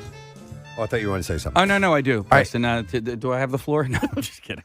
Okay, so Boston Market has new cordon bleu crispy and rotisserie chicken at participating locations. I love cordon bleu. I do too. However, I think I love cordon bleu not prepared the full cordon bleu way. I like if you go into a deli and you get that sort of breaded chicken fillet with the cheese and the ham inside. Is that a classic cordon bleu? That is absolutely. Okay, because I have had cordon bleu made for me in a different way that I did not like it. And I was called on not liking it. And I was saying, this isn't the cordon bleu the way I like it. What way was that way? It was not the breading. Okay. And it was less, it was not like a cutlet. It was more like like just a regular chicken breast. Oh, wait, so it wasn't breaded? I don't know. I always thought it was didn't breaded. like it. So the Boston Market in Phoenixville, where I used to live, it used to be in one place, and now that closed, and a Dunkin' Donuts took over. So it was the size of like a traditional Boston Market, and now it's a Dunkin' Donuts, which is fine. And what I didn't realize was that they opened up the Boston Market like 4 doors down. In a much smaller location. So I was confused and a bit concerned, I got to be honest about The hell's going on here? Because they had a nice big space, and now they're He's got to invest with dynamite. So the Didn't cordon take it to that bleu level. crispy chicken What's going on? features the brand's crispy chicken breast topped with a creamy white wine sauce with ham, Swiss cheese, and a hint of Dijon mustard. It is available as part of a meal served with 2 sides and fresh-baked cornbread. The cordon bleu rotisserie chicken features the brand's signature rotisserie chicken topped with the same sauce. Both are limited-time entree options and at participating I restaurants. was a big Boston Market fan, and I still am. And they do have a very good, or they used to have a very good baked chicken cutlet, which was, a little bit more calorie friendly. It's the ham inside the chicken that bothers me the most because I don't like a thick ham. Right, when I've gotten it, it's been sort of like a do it either Canadian way. bacon. It's so weird because I do like ham, but there are certain like gamey, chewy parts of the ham, and I'm like I can't. Like the butthole. I can't stand a pig butthole. I can't. No, there's a layer of fat that runs Yeah. through like a large ham steak or a whole ham that you might get. So, Yeah. but you don't like that? Don't care for it. Okay. Don't care for it. This has been the connoisseur. That's All it. Or right. did you have one more thing to add? Well, I wanted to Your ask you. hand was up. He's going to filibuster. I'm going to filibuster. No, I've run into an issue, and I wanted to ask you guys about this because I've been to 2 different convenience stores over the past couple of weeks looking for one particular item, and both places, not convenience store, supermarket, and they didn't have it. And It's a food item? It is a food item, and I'm worried that maybe they're going away or something like that, but they're those little mini tacos. Do you know what I'm talking about? Like frozen style? Mm-hmm. You can't get them? They don't have them. Both of the places that I went to. And I made sure that the second place I went to was a completely different chain than the first store. Because I'm like, oh, well, maybe the first chain doesn't carry them Do you think anymore. that chain called ahead and warned the other chain you were coming? I hope not. I don't There's know. a guy coming in, and he's going to want mini tacos. Don't let him get it. You know what's weird, Case, is that with these supply chain issues, every now and then something like that will happen with something that specific, and you can't get mini tacos. I don't know if that's what the answer is, but I wouldn't be surprised. Yeah, it's exactly. We have a picture of. That's beef and cheese. Jose Olay. Yeah, That's the brand? That's the brand. It's Beef not and cheese. It's not necessarily the brand, but that is the style. Look at the slogan, Casey. Jose says, you can't find these anywhere. But I had my stomach set on those 2 times. Most recently last night. And they didn't have them, and I was like, I mean, it's kind of a gut punch when you when you have something, your mind set on something to eat, and they don't have it. All right, Casey, somebody says I got mini tacos the other day at Target in the frozen section. There you go. Okay, all right, good. Mini tacos at Costco as well. Okay, those are the 2 places I didn't go to. They haven't stopped making them. Okay, thank you. You went to the wrong place. You went to the wrong place. There you go. Problem solved. Yeah. Right Thank you, there. guys. Took care of Casey. Thanks boy. Thank to you the guys. connoisseur. All right, that's all we have time for today, friends. So, you know what? I need a sign-off line like "Eat, drink, and be merry." Yes. We'll come up with something eventually. I think that'll be nice. But nonetheless, eat, drink, and be merry. All right. Let's take a break. Come back in a moment. Speaking of food, we are going to have our friends from Lorenzo and Sons Pizza here this morning. We'll do Nice. some giveaways with them, and you can go to Lorenzo's at westchester.com. They're on High Street in Westchester. Of course, you probably already know that, but we'll do some giveaways with those guys a little bit later. We have a bunch of stuff. We might play a game at some point this morning. So we'll come back and get to the Bizarre File story, so stay close. He and Bernie Casey, once they came on, That got it done? That got it done. Then everybody else was like, well, if they'll do it.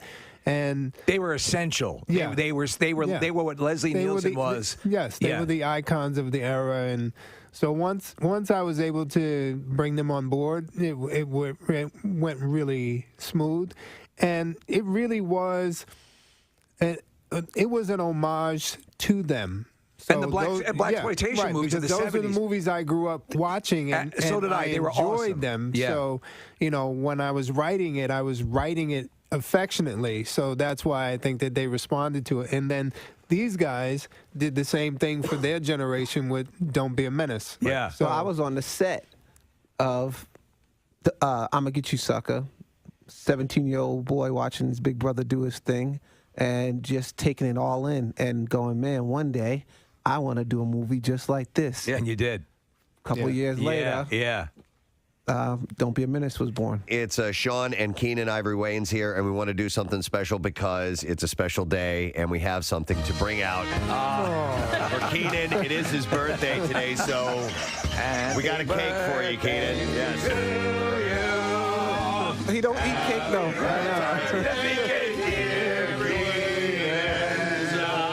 Happy birthday to you.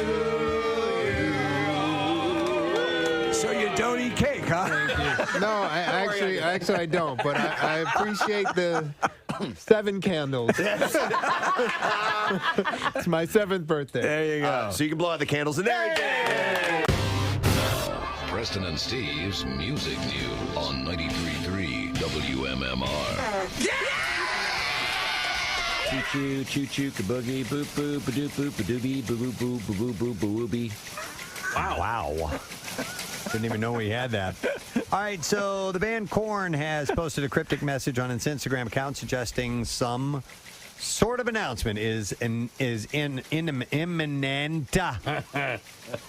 I love when you get mad at yourself. It is inevitable. Inevitable. The post shows a black and white image of what appears to be a tangle of cables with fans asking to visit the band's website. I like it. What was the There's a fart at the I end. don't know where the fart came from, but I love it.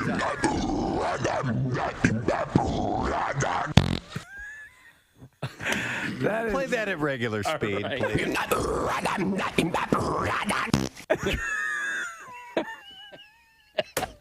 That's the greatest sound I've ever heard. One more time. Marissa, trace that back to April 20th, 2017.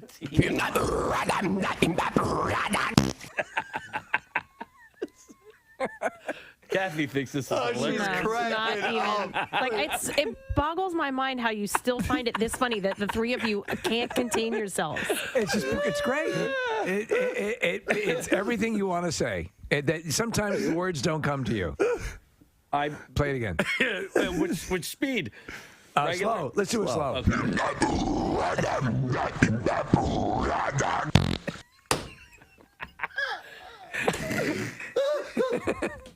I can see you give it like a little chuckle and then move on. No. At this point, we've been here like 3 minutes now. You're not seeing the greater picture.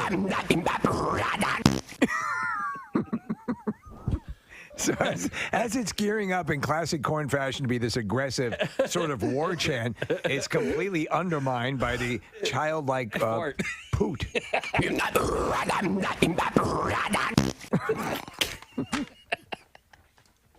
It's two completely conflicting attitudes. Hey, by the way, nobody else is laughing. Yeah. So it's not just Kathy is not laughing. Nick's not laughing, and none of our interns are laughing.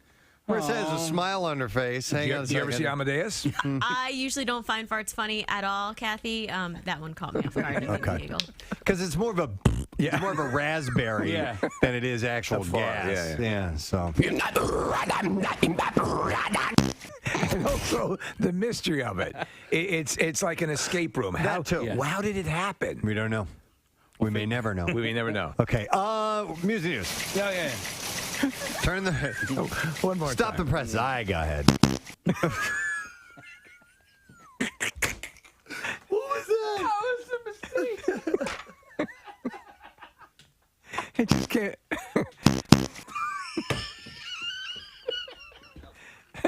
There can't be more of these gems. Can you do that more than twice? It's like finding a separate cabin in a diamond mine. Okay. See, sometimes when you hit this button, it doesn't work. So when I hit it twice, it went burp burp. Yeah. Look, Chuck's laughing so hard he's crying in the other room. I love it, Chuck. Anybody that doesn't find that hilarious is dead inside. It's dead inside. Or just a little more mature. Oh,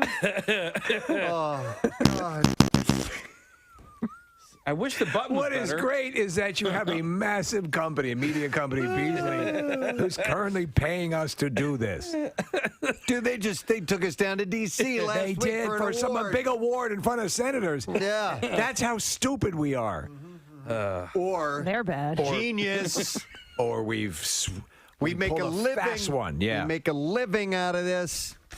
There you go. Follow your dream. 2 is funnier than 3 or 4, I think. Yeah. Yeah. Wait. It sounds like a wrong answer type of thing. Is it Sputnik? Ah, man. 1 for yes, 2 for no. Or double A. Triple O. MCO. Let's stick with rumors. Viewers, will they want to keep up with the Kardashians if Kourtney leaves? And we might find out for months now. Oh, please. Tension between Kourtney and her sisters have been rising. Last summer on Keeping Up, viewers saw Kim and Kourtney reach an almost breaking point over their differing priorities in terms of family and work. And in a recent interview with Paper, Kourtney confessed that she'd love to leave the show in the dust. She said, I will always say I want to move away someday and just be away from it all. Sail away. Sail away. No one will ever see me again. I keep throwing up different places. I'm going to throw up. I keep throwing up in different places. I keep throwing I'm up. gonna puke. I keep throwing up different places, but then I'll go there and visit. And she's going to sail away. She's going to sail away, just like sticks. But then I'll go there to visit, and I'll be like, nope, this isn't it. But I'm glad I came. She's just afraid of Chloe coming after her. Yeah. She said, we've just been to Finland. And I was like, check. It's great for me to visit, but I'm not going to move there. Maybe Norway, Switzerland. I've got lots of ideas. She does have a lot of ideas. That's according to Kourtney. They're all annoying. On Sunday, producer Ryan Seacrest was put on the spot by an ET reporter who brought up the subject. Do you think that Kourtney is gonna leave the show? You think Kourtney's gonna leave Keeping Up with the Kardashians? ET is a reporter, mind you, so yeah. I'll always be right here. Seacrest seemed taken aback. Why? 'Cause I'm from another planet? Are you a xenophobe?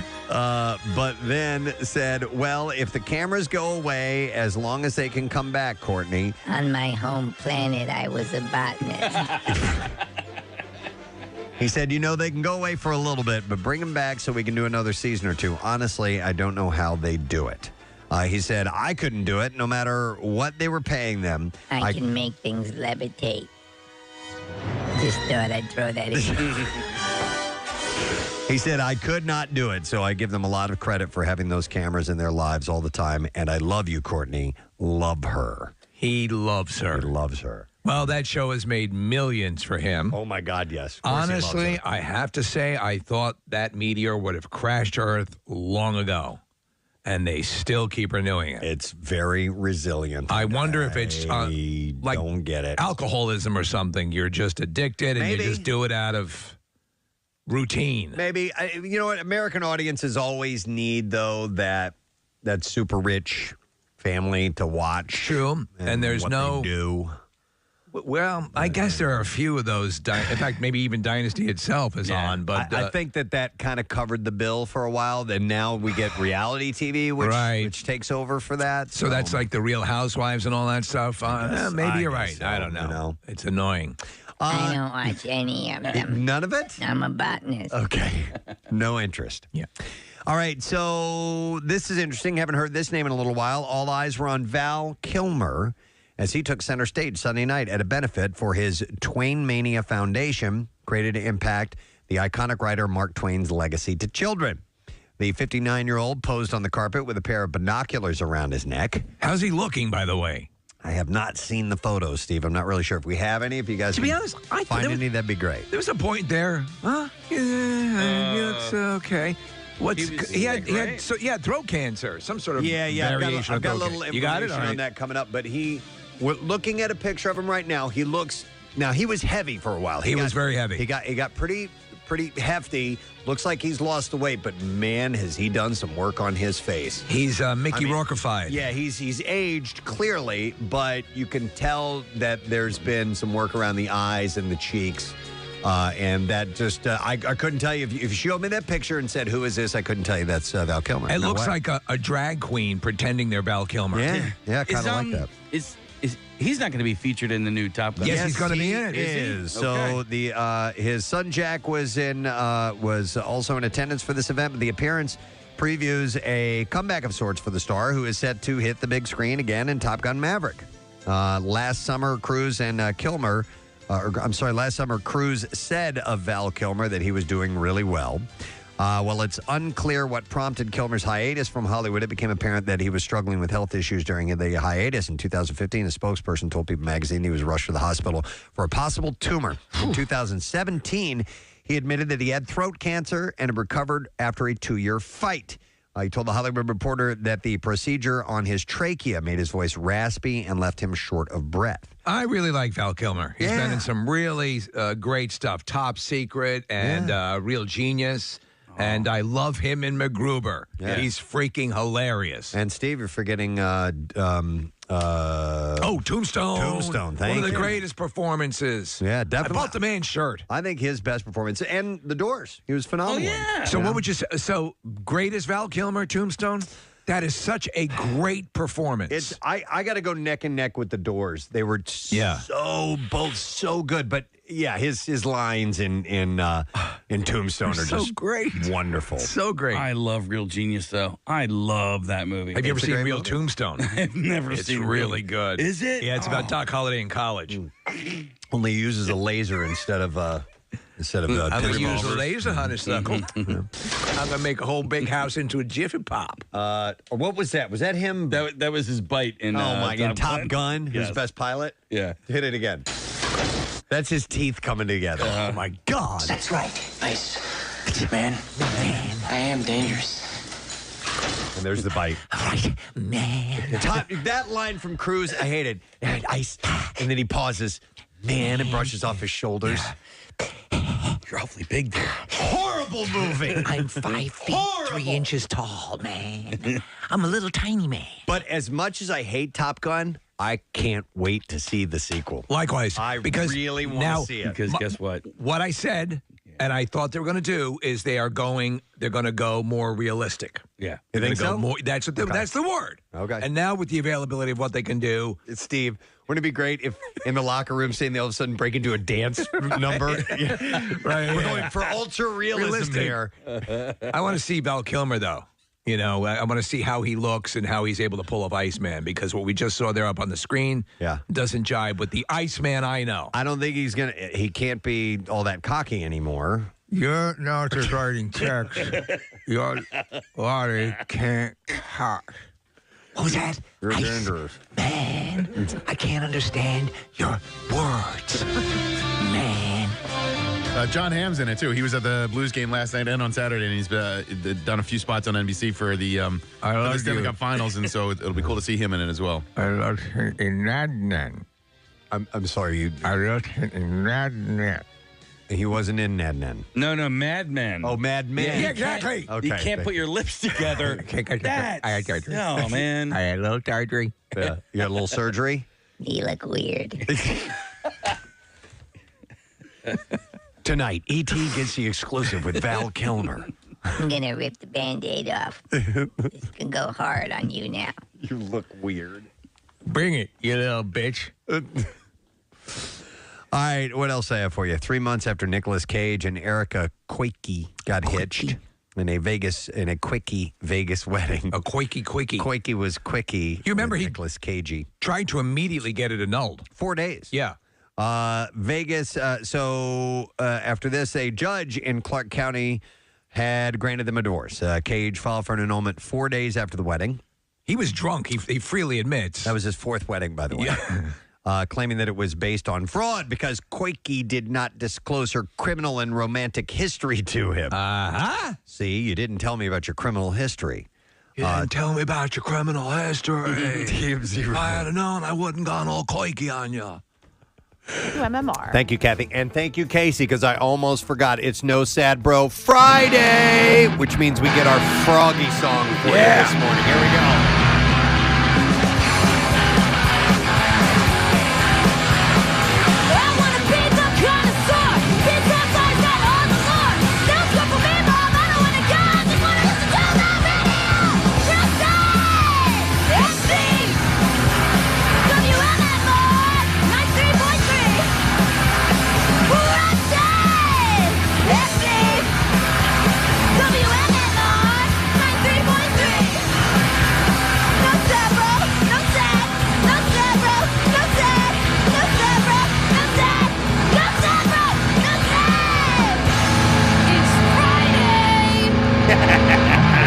It's great. And with that, actually, today we have Lorenzo and Sons here, so Casey wanted me to play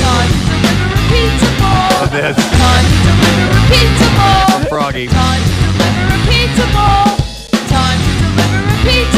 I think we should give away some pizza then, right? Oh, yeah. We need to give away a $25 gift card for Lorenzo and Sons. We'll take caller number 6 at 215-263 WMMR. Yeah. The legendary Lorenzo and Sons Pizza has been serving the best pizza in town for 5 decades. You can visit Lorenzo and Sons on High Street in Westchester, in Xfinity Live, and in Live Casino and Hotel Philadelphia. Thanks to our buddy Giuseppe, who is here this morning, delivering the giant pies for us to share with you. Let us do the Bizarre File. Now, WMMR presents Preston and Steve's Bizarre File. And this morning it is brought to you by Iron Hill Brewery. The top-selling IPAs and seasonal beers are now available everywhere craft beer is sold locally. Visit ironhillbrewery.com and click Beer Finder to find a retailer near you. There is a spate of things that have happened in South Carolina. Why is that? And Why is South Carolina so active these days? I have a few stories to lead off the Bizarre File, and this one actually in the very small town that I lived in when I was a kid in South Carolina. I lived there for like 3 or 4 years. And bullets in a toaster. Okay. Caused a fire at a Greenwood assisted living facility on Sunday night. You think that'd be perfectly safe? It was actually a toaster oven. So the incident happened at Morningside Assisted Living Facility. Emergency services responded to the scene where they were advised that possible gunshots had been heard at the location. Toast ready. Officers found a small fire inside one resident's room. The resident was found unconscious and taken to the hospital to be treated for apparent smoke inhalation. Officials said it appeared the fire was started because the resident placed several rounds of ammunition into a toaster oven, causing the ammunition to discharge and making employees believe that a shooter was on the property. They don't know why this person did this, but they did it. Make the toast go quicker? Maybe. We hadn't thought of using gunpowder. The fire was quickly extinguished and appears to have been contained to the resident's room, and no other injuries were reported, and all residents were safely accounted for by the staff. Also in South Carolina, listen to this idiot. A gun store owner faces an involuntary manslaughter charge after police said he shot one of his employees in the face in an attempted prank. Wow. John, and he works at a gun store. He owns the gun store, gun dude. store. John Whitley, who owns Coastal Firearms, was arrested Monday, nearly a month after the death of Stefan Morgan. Authorities found Morgan inside the store's lobby with a gunshot wound to his lower face. This was on November 2nd. A police affidavit states that Whitley placed a replica Glock BB gun among real firearms in the store with the intent of pranking Morgan. Instead, Whitley mistakenly picked up and fired a real gun at Morgan, shot him in the face. Why was there ammo in the gun to begin with? That's what I was wondering, too. This guy is an idiot on multiple levels. Whitley is a retired major in the South Carolina National Guard and former reserve deputy for the Charleston County Sheriff's Office. That's terrifying. He should know better. Morgan was a former member of the Army Special Forces, so Whitley was granted a $15,000 personal recognizance bond. That's just messed up. All right, here's another one out of South Carolina. A woman was awarded $10 $10 million. $10 million? By a jury. $10 million, $10 million, $10 million, $10 million, $10 million, $10 million. For injury sustained after stepping on a rusty nail at Walmart. Oh, we were just talking about that scene in Home Alone. April Jones sued Walmart after she was injured shopping in a aisle at one of the company's stores in Florence, South Carolina. Where do you keep your rusty nails? Jones had to undergo multiple surgeries and eventually have her leg amputated. Oh, my God. As a result of an infection caused by the rusty nail, jurors were told during a 5-day trial last week. Jones initially had to have her second toe on her right foot amputated before 3 more toes removed. Doctors then had to amputate her leg above the knee as a result of the infection. You'd think they'd be able to catch that. Jones, once those infections get moving, man, it's tough. Jones had been in a wheelchair for the last 6 years and had to rely on her adult children. The jury deliberated for about 100 minutes before awarding Jones $10 million. She is using the money to buy a prosthetic to make her home more wheelchair-friendly and cover medical expenses, according to her lawyer. All right, Preston. Kathy asked you if you would shave your head for your job. Would you cut off your half of your leg for $10 million? Of course I would. Yeah. Absolutely. All right, I here would we go. cut off all my limbs for $100. Here's a story about a preacher named Sharon Gilbert. She's like an end of times preacher. So she knows all about aliens because she says one of them came to her disguised as her husband and wanted to make love to her. It's me, Eddie. During a recent appearance on the Jim Baker Show. This is actually on the Jim Baker Show. She tells this story. Well, she wanted to go to a source that people trust. Oh, God. Gilbert explained, she said, after Derek and I got married, this other Derek appears in our bed. Hi.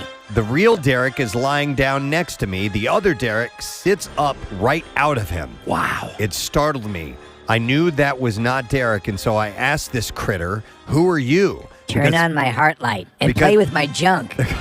Because he clearly wanted to have sexual relations, he said. Yeah, this all seems feasible. And he said, I'm your husband. Gilbert, the co-host of Sci Friday, billed as Science News from a Christian Worldview. He said all that? No, this is what she does. Okay, so she said he had the nerve to claim to be Xerxes. Well, you've got some nerve on you, alien. Other Derek seriously wanted to invite me to use my free will to do something that was going to pull me away from God. Of course, this shape-shifting reptilian alien wasn't just going to have his way with Gilbert. She said, the last time I knew he really was desperate, and I asked him again, who are you? And he told me the same answer, and I said, I'm not going with you. Do you know what this is? What? Close Encounters of the Cuck kind. She said, this was an internal dialogue. Finally, I said, I have had enough in my mind. I reached up, I grabbed his face, and I said, you are a liar, and Jesus is real. Wow. And I pulled that face off, and beneath, he was a reptile. Oh, my God! He had You're on to me. And I was going to get a hand job. Oh, my God.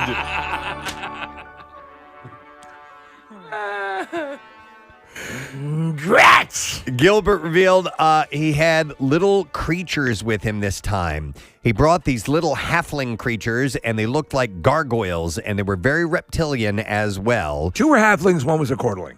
Beneath the face of Derek was a reptilian serpentine creature. So You cast me out of your bed? she said, so beneath that face of Derek was a reptilian serpentine creature, probably similar to what visited the Anasazi. Yes, of course. And for the uninitiated, the Anasazi, a.k.a. the ancestral Puebloans, were an ancient Native American culture which allegedly were visited by shape-shifting reptilian god who kidnapped them and took them to the moon. Oh, I banged loads of their wives. Mm-hmm. So she said this on the Jim Baker Show. Yeah, and they sat there and bought it. They ate it up. All right, one last story.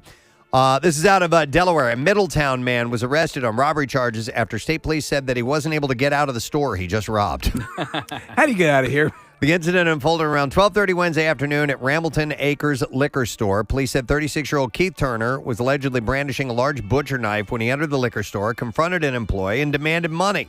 The 2 store workers ran out of the building, and they locked the door behind them. After taking the money from the register, police said Turner tried to break back out by throwing a metal shopping cart against the front door, and when that didn't work, officers said he tried to escape through a bathroom window, but it was too small. At that time, police units showed up in force and threatened to send in a canine officer. And if he didn't come out, and Turner gave up and is now being held on Let me go in. $127,000 cash bond. Captain? And that is what I have. Yes, I'm your captain. In the bizarre file for you this morning. All right, we're going to take a break. I think we've decided we're going to play a game. Let's do a game. We got a lot of stuff to give away, so we'll have your chance to win multiple things this morning when we return. Coming up later on as well, comedian Chris Porter stopping in. He's going to be at Punchline this weekend. Stay with us. We'll be right back. The annulment didn't happen, and it is I'm his friend now. Oh, see, little guy's my friend now. He's got great fingers. Koike, okay, so reports that the annulment, TMZ reports the annulment didn't happen, and it's unclear if Koike will receive the spousal support that she has requested. So, honestly, I don't know what's going on there. I love Nicolas Cage Nicolas Cage has become what he's wanted to become the most. It's basically an Elvis-type character. He goes around, in these, like, right here, he's got some sort of animal print leisure suit on. This is ridiculous. What would you do to make your butt look good in a photo? Ooh, I'd have it wear a cowboy hat. For celebrities and social media influencers, it's about contorting the body for the best rear view. Yeah. All right, so you know what to do, Kathy? I'm not sure. I'm sure it's probably a little arch in the back. Well, for me, it's bending over and pulling the cheeks as far apart as possible. I think that's a different type of photo. Oh, I'm sorry. Yeah, that's I not what they're misunderstood. talking about. I think so you can see everything, where you can see where the skin starts to turn color. Oh, my God. Right? Is that what you're talking about? Listen, I didn't even realize I was doing it, but I was, I mooned my daughter. Oh, no. Oh, yeah. Just Here. Yeah, but I brown-eyed. Oh, no, your poor kid. You just traumatized her for life. So is that how you take a proper ass picture? I don't think any child should see their father's butthole. Ever. No. Write that down. Do what I did and just feel it. It scarred her. She was like, she freaked out. Oh, yeah. I thought more like, I was thinking more in the veins of my son that I was doing that too. And I was like, I can't believe I just did that. I just did that. I can't believe it either. Wow. I know. Yeah. Man in my little girl. Yeah, right. Poppy. Hey, Daddy, I just saw your brown eye. Is that your butthole, Poppy? It was quite traumatic, Poppy. His name is Eddie. He wants to know if we can go steady. I've ever seen your butthole. I had to tell him I did, Daddy. He's not my boyfriend anymore, Daddy. Thanks for scarring me, Daddy. Oh, the car pop? Oh, my God. Yes. Well, anyway, back to the I story. saw your balloon knot, Daddy. Hey, look over there. Didn't want to see it, Daddy. You probably shouldn't have told us that. No, I'm Here's glad I other did. stories. So the most popular booty popping position involves tilting the pelvis and arching the back. Yeah. So the obvious. And then swiveling the head to the side. Bootylicious models such as Hailey Bieber and Isabel Goulart have recently. My name is Isabel Goulart. Have recently You want to change our last name? posed on the red carpet this way to highlight their pert posteriors in gowns with plunging backs. So can you show Casey what he's? Do you know what he's describing? Is it? Are you? Well, I'm going to give it more detailed. So here we go. Here's an influencer, Daisy Keach, who last month enlisted a plastic surgeon to certify that her backside was real to her 1.1 million Insta followers, said, "I'll stand up straight and spread my legs a little bit to make myself look a little bit wider than if my feet were closer together." She says, then I'll arch my back a little bit. Right. And I'll kind of puff out my chest. I breathe out and my stomach cinches in as I pose. God, what a bunch of nonsense to go through. One of our she's 19, calendar by the way. girls though does this perfect, and I can't remember which one it is. I'm trying to find her pictures, but like Is it Shay? Our cover girl? I mean, listen, they probably all take Yeah. great booty shots, but there's one specific calendar girl, and I can't remember who it is. The 19-year-old influencer from Los Angeles says... Influencer. She says a lot goes into properly accentuating her most famous asset, which she dubbed the Keach Peach. The Keach. What's her full name? Her name is Daisy Keach. Oh, I thought you said Stacy Keach. I'm like, that guy? Daisy Keach, and she calls it the Keach Peach. One of her other go-to tricks involves bending the leg that's closest to the camera while standing, quote, super tall on the other foot. If you arch your back a little bit and lean the shoulder closest to the camera forward, She said it will make your waist look smaller and your butt look bigger.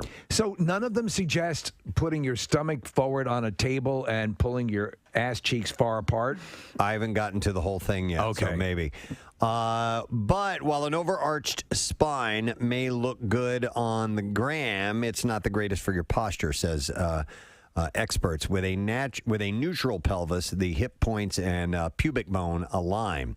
By contrast, the sway back position and other similar moves create an interior pelvic tilt, which is placing a lot of strain on the pelvis, says chiropractor Marcella Thomas. Well, of course, we know that the way you're posing is not the way you should walk around in life. Some people do actually suffer. Like, what are you going to be like this? Like,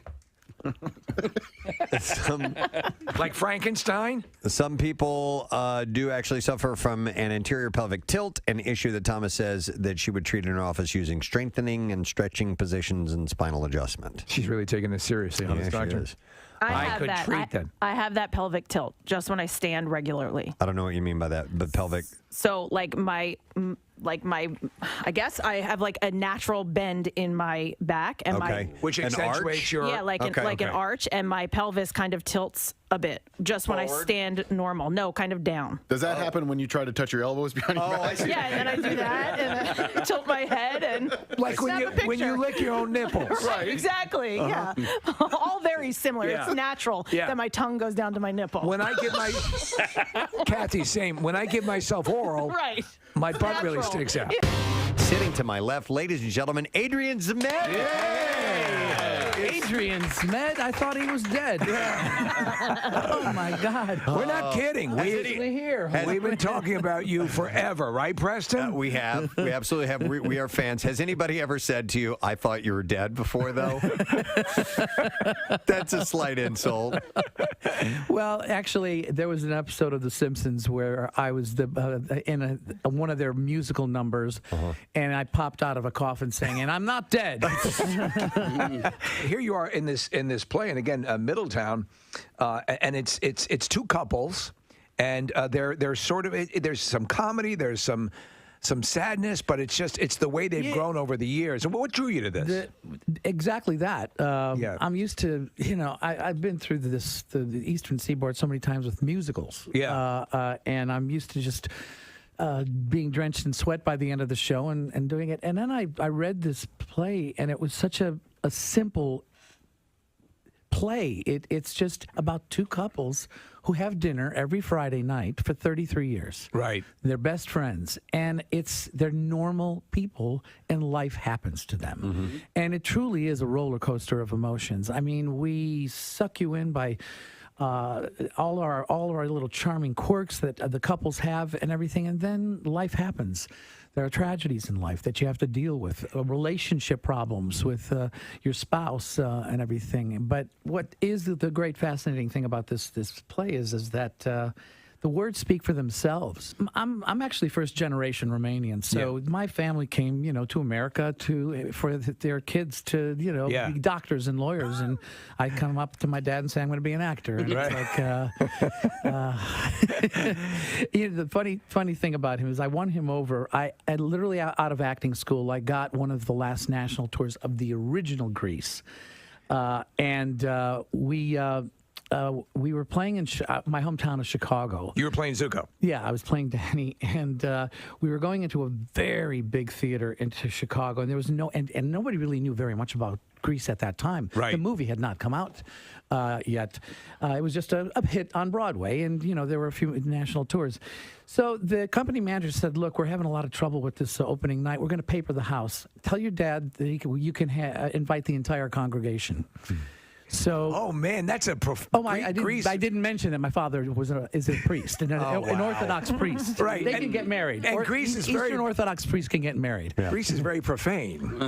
Oh God, yeah, yeah, the stage show. Are you kidding? Yeah. I'm giving the finger on the show, and it's just like the original Grease was not meant for kids; it was meant for adults looking back on their lives in high school. So he brings down the congregation. So there were 500 Romanian people screaming and yelling, and they had their gypsy violins, and they were going singing the act. Every time I came out, there was a big cheer. It was then that my father was won over, and he kind of. Although he didn't understand when I ended up getting television and film. When I was doing T.J. Hooker, he didn't really understand what that was all about. So he says, You work for 1 hour. What you do rest of week? That's great. You are a bum. I got into this business because I wanted to be an actor. Right. That's it. I never even wanted to do television and film. I just wanted to work in theater. Right. That's all I ever wanted to do. And then one thing happens, and then you're just whisked away, and suddenly you're in Hollywood, and you're doing all this stuff. You're good friends with William Shatner, right? Yeah, I'm actually. We're currently working on a few projects with his production company. Actually, we're letting it out right now. We're actually thinking of bringing Hooker back. Oh, in a comical way. That'd be awesome. Perfect. Bill is 88. Yeah. But the funny thing about it is that when we did Hooker, Bill pretty much did push the envelope on asking for ridiculous things for Hooker to do. Okay. I mean, we had like technical advisors from LAPD there, and he said, "Look, no, I got this idea. How about I just run over to the helicopter, and as it's going up, I just grab onto the rung of the helicopter, and when we're up in the air, I take my gun out and I go, bring it down." And the TA standing there going, nobody would ever do that. The top text here says, "Poor man's Travolta, my ass." Yeah. He made Bachelor Party, which is an absolute. It's one of my favorite films, and you have one of the best lines in the movie. I think personally. Look at the cans on that pinball. Well, you're telling him, man, I really would love to have a relationship. I would love to have this relationship that you have, and someday I'll have kids and be happy. And hey, look at the cans on that pinball. You know, that movie. Tom and I lived very close to each other. So so we lived in Studio City, and the soundstage that we were shooting this at was in Culver City. So it was a pretty good distance to go on the 405 freeway. And you've been on Bosom Buddies, right? Yes. I played Johnny Midnight, his boyhood friend from camp. So you knew him? Yeah. And we carpool to work because we could go in the carpool lane and everything. And as every day after we get in the car and we go, our careers are over. Our careers are really over. What are we doing? This is going to be terrible.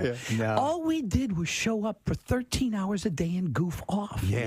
Almost nothing of what the script originally was in there. We just ad-libbed. We just goofed off. And honestly, some of the funniest scenes in the movie never made it into the movie because we had gotten an X rating. There's a horse scene where there's a horse donkey show. It's time for Preston Elliott's rock trivia game that no one would play with him. Now, a little background on this game, and if you want to play, 215-263-WMMR, I will explain the rules. A little background on this game. Somebody had given me a gift for, I think it was Christmas or my birthday or whatever. I got it right here. It was a rock, it was, what's the name of it? It's called Trivial Pursuit Classic Rock Edition. There you go, Trivial Pursuit Classic Rock Edition. This thing sat in our game closet, where you have all your board games and stuff. Yeah. Sat there for years. Collected dust, never opened, because no one in my family likes to play Trivial Pursuit. The kids are too young. They would just be way over their head. Right. Maybe now they could. But and my wife doesn't like to play trivia-based games. So, that's right up my alley. Yeah. It's rock. It's trivia rock. So I love trivia games. I love rock. So eventually I brought it in here. It sat there for years. Brought it in and said, can we please do something with this? Do you want to know something, by the way, Preston? Yes. As the story goes, O.J. Simpson bought a football trivia game that no one would play for him. Look what happened. I think it speaks for itself. So we brought it in, and what Steve has done is he will choose the questions. He will ask me a question. We'll put you on the line with me. I will give an answer to that question. You have to agree or disagree to the answer that I give. Now, if you've ever seen shows like the Hollywood Squares, right? I may be just making up my answer. It's up to you, the contestant, to discern whether Preston is giving a correct answer. But if you say no, he is wrong. Yes. and you're right, then you're right. You win. That is correct. And That's I how it always works. mess up when I say, do you agree or disagree? And they get the correct answer. I always forget if they won or not. So bear with me. Right. 'cause I'll it's keep it going. It's a thing. Yeah. Anyway, 215-263 WMMR is the number. Part of this is just to satisfy me, so we finally get to play my trivia game. Right. The other one is to set you up with some prizes because we have some stuff here to give away. So we ready to do this? Yes, sir. Yes, let's All do right. it. We'll go to our first caller. And do we have our audio, Casey, ready to go? This thing right here? Yeah. Thank you. All right, Matt, are you there? Yeah, I'm here. All right. You know the rules of Preston Elliott's rock trivia game that no one would play with him? Yeah, I got it. All right. So, Matt, here is the question I'm going to ask Preston. Preston, what was the first rock and roll song to hit number 1 on the charts? Wow. The first song in the history of rock music to hit number 1 on the charts. I have to believe that would be Rock Around the Clock from Bill Haley and the Comets. Matt, he says Rock Around the Clock from Bill Haley and the Comets. Do you agree or disagree? I agree. He is right! Wow! Thank Oh my God! you. Do you know, extra bonus point, Yes, I'll try. do you know what movie that was used in? Wow. Iconically. Back, like when it came out? Yeah. Originally? No. Blackboard Jungle, one of the first effed up school, tough kids in school. No kidding. Yeah, juvenile delinquents, that sort of thing. Yeah. I'm not aware of that. Hang on, Matt. Here's what we got for you. Well, because Preston, I'm so impressed that you got that right and that Matt stuck with you on that. I am giving Matt one of our few pairs of tickets to attend the Preston and Steve Christmas Miracle broadcast on Tuesday, December 21st. It's a Christmas miracle! Yeah. Yeah! It's happening at the Parks Casino inside the Parks Excite Center, and he is now eligible to be called up upon the podium. His guest is not, but his guest is going to be there and is going to be able to join in on the Everybody, there's all sorts of stuff we're giving away and little fun packs and all that stuff, so it's going to be a great time. I hope he enjoys it. And by the way, Steve, a little trivia. Yes, indeed. It was in 1955, the film Blackboard Jungle, that helped propel it to number 1 on the pop charts for 2 months and went on to number 3 on the R&B chart as well. Do you know who plays a juvenile delinquent in Blackboard Jungle? I've never even heard of the movie. I don't Sidney know. Poitier. Oh, wow. Yeah. Okay, nice. All right, we'll go to the... Is this it? No, orange. The next caller. Thank you. All right, we're going to go to Sean. Hey, Sean, are you there? All I did was get out of the shower. Yes! All right, Sean, you ready to play the trivia game? Yep. All right, here we go. All right, Sean, this is the question for Preston. Which Aerosmith song was nominated for Best Original Song in a Motion Picture? Which Aerosmith song was nominated for Best Original Song in a Motion Picture? I believe it is Don't Want to Miss a Thing. And that it was in Armageddon. Don't Want to Miss a Thing in Armageddon is what Preston is saying. Sean, do you agree or disagree? I agree. He is. Though Aerosmith did not write the song. Diane Warren wrote it. Yes. I do know that, yes. All right, so Sean, we got a prize for you. We got a pair of tickets to see Mark Maron. That is going to be May 22nd at the Keswick Theater in Glenside, PA. Tickets will be on sale today at 10 a.m. Pre-sale info and complete details are at WMMR.com. Well done. All right, let's get... 2 for 2, by the way. Yeah, another caller, and... That caller is Nick. Hey, Nick, good morning. Good morning. All right, good morning, Nick. We're playing the Preston Elliott Rock Trivia game that no one would play with me. And here we go. All right, Nick, get ready because here's Preston's question. Preston, the Rolling Stones appeared on a TV show on their very first U.S. tour. Name the TV show. On their very first U.S. tour? Yes. Young band visiting the United States. They ended up on a TV show. What was that show? I remember they made them change the lyrics of Let's Spend the Night Together to Let's Spend Some Time Together. And that was on the Ed Sullivan Show. So I'm going to guess the Ed Sullivan Show. He is saying the Ed Sullivan Show. Nick, do you agree or disagree? I'm going to say agree. No. Ah! It's a very good guess. What is it? The Dean Martin Variety Show. No kidding. Yes. All right. Sorry I let you down on that one, Nick. It was a Incorrect. good guess, though. The Dean Martin Variety Show. I didn't know that. I would have thought Ed Sullivan as well. I wonder if that was the same year Possibly. that they did Ed Sullivan or not. Yeah, but this says the first that they appeared on, according to the Rock Trivia game that no one would play with you. All right. Well, let's get another caller. All right. We're going to Joe. Hey, Joe. Good morning. Good morning. All right, Joe. Let's play the game. All right, Joe, this is for Preston. Preston, as the legend goes, what rock star once broke into Graceland? What rock star once broke into Graceland? What rock star once broke into Graceland? I was actually aware of this story. Now, I know this story. Yeah. And it's going to take me a second here, but I know I've got it. Okay. I definitely know that I have this. Would have been a kind of a bad boy who would break into the hallowed halls of Graceland. It was Ozzy Osbourne. Ozzy Osbourne. All right, Joe. Preston says Ozzy Osbourne once broke into Graceland. Do you agree or disagree? Disagree. You win because it was Bruce Springsteen!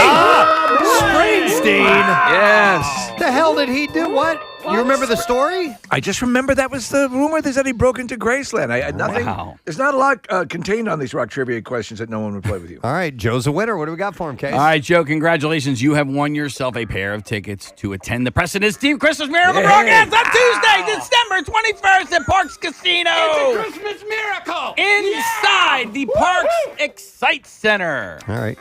Nick's looking up that story. Do you see anything about it? Not yet. I'll see if I can find it. All I right, bet see if we you can find Kevin Gunn would know, though. That's right. I'm curious about that. All right, we'll go next to Brian. It's not that big. You're surprised by that. Yeah. Hey, Brian, thanks, man. What's up, buddy? How you doing? Good. How are you? Good. We're going to play the game. Here we go. All right. This is the question for you, Preston. It's kind of an interesting question. I like interesting questions. Which hotel chain banned The Who for life? Oh, wow. Which hotel chain banned The Who from staying at any one of their hotels for life? And that was because of Keith Moon. Keith Moon destroying hotel rooms. Going nuts! It was the Hilton chain. The Hilton chain is what Preston says. Brian, do you agree or disagree? I agree. No. It was the Holiday Inn chain. I almost said that. Yeah, why the Who was staying at the Holiday? They had great I think the ice Holiday cream. Inn was nicer. Yeah. It was considered. Now it's not the Four Right, Seasons, right, but I think yeah. it was considered a nicer chain. And actually, I still, even though with the success of bands like the Who, they still try to manage their money a little bit. Well, also, Their you know, managers the would. Holiday Inns, you'll remember when they were around, or Right, with right. a lot more than they had the Holiday Inn restaurant attached to it. Right. And they were known for their ice cream. So maybe the Who, maybe Pete Townsend loves his ice cream. Damn it. All right, let's see if we can get a winner this time around. We're going to go to Paul next. Good morning, Paul. Hi, Grandmom. Ah, All right. Paul, get ready. This is the question I'm giving to Preston. Preston, which legendary rock star never gave encores at concert performances? which legendary rock star never gave encores at concert performances? Wow. I'd say it's got to be Bob Dylan. Preston says Bob Dylan. Paul, do you agree or disagree? I'll disagree. You win because it was Elvis. Wow. Yeah, apparently that's where the Elvis Has Left the Building came from. Oh, Yeah. man, that's They would be smart. crying for an encore. Yeah, and then yeah. they would say, forget it, folks. He's out of here. All right, here's what we got for Paul. Hey, Paul, you won yourself a case of Trogues Perpetual IPA. It's bold and citrusy and the best-selling IPA in Pennsylvania, and you can enjoy at Great American Pub Wayne, located at 4 West Avenue in Wayne, Pennsylvania. All right, here's a follow-up on the Springsteen and Graceland story. April 29th, 1976, Bruce Springsteen performed in Memphis to support the album Born to Run. Sometime after the show, either late on the 29th or early on the 30th, he decided to pass by Elvis Presley's Graceland. And as legend has it, he saw lights on and decided he wanted to meet Elvis. He jumped the wall, ran up the hill to the mansion where he was stopped by security guards at the front door. Elvis was not home, and Bruce was politely escorted off of the property. I just want to meet Elvis. He's lucky he didn't get his ass kicked. I know, with by the Memphis Elvis's Mafia there. handlers, Red, and Yeah. all those guys. All right, we'll go next to Doug. I got to step up my game here. Hey, Doug, good morning. All right, Doug, we're playing Preston LH Rock trivia game that no one would play with him. You ready?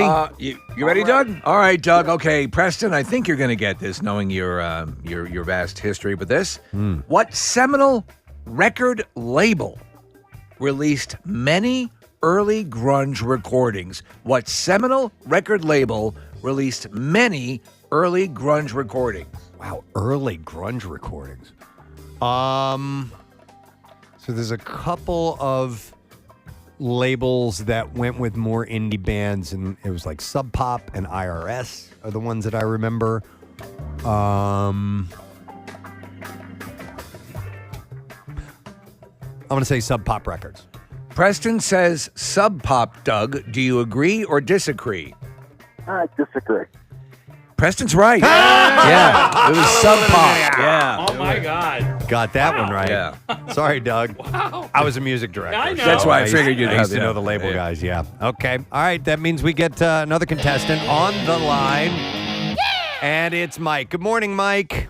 Good morning. Hi there. Hi there. Hi there. Hey. All right, Mike. Here we go. All right, Mike. The question for Preston is again. Excuse me. In that realm, on what album will you find Rooster and Them Bones? Oh, okay. It's Alice in Chains, and that would be the album Snickerdoodle. Snickerdoodle. Great Alice in Chains album. Yeah. Do you Sold that agree one. or disagree, Mike? I'm going to totally disagree. I forgot the name No, of the record. he's right. No, it says that. It's dirt, and you win. Dirt. Yeah. All right. I'm sitting there. I'm going. I know this. I know this. No, you don't. Go ahead and give a stupid answer. All right. What do we have for Mike? Mike, that was a gimme, so I'm going to give you a $25 Lorenzo Pizzas gift card. Wonderful. Lorenzo's. Don't forget, voted one of the best 101 pizzerias in the country on 4 different occasions. We love them to death. By the way, try that breakfast pizza. It's killer. Yes, definitely want to. All right, we'll go to Mike. We have a few Mikes. This is Mike H. Mike H., are you there? Out my balls. My ball. That means he's here. You Yes. ready to play? Yep. All right, Mike, here's the question for Preston. Preston, which Beatle wrote the song We All Stand Together for the animated short Rupert and the Frog Chorus? Oh, that is Ringo Starr. All right, so Preston says Ringo Starr. Do you agree or disagree, Mike? I'll agree.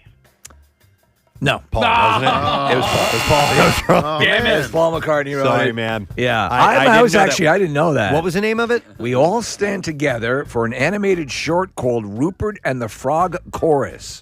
I don't know when the hell that came out. I have know. no idea. You're really good. I'm pretty good. What point in the career? It's more recent, isn't it, Nick? In the 80s, so 84, Okay. yeah. All right. Let's get another caller. It's Lindsay. Hi there, Lindsay. Hi, Durka. Durka. All right, let's play, Lindsay. You ready? Yep. All right, Lindsay, this is the question for Preston. Preston, what is Elton John's lesser-known original birth name? Oh.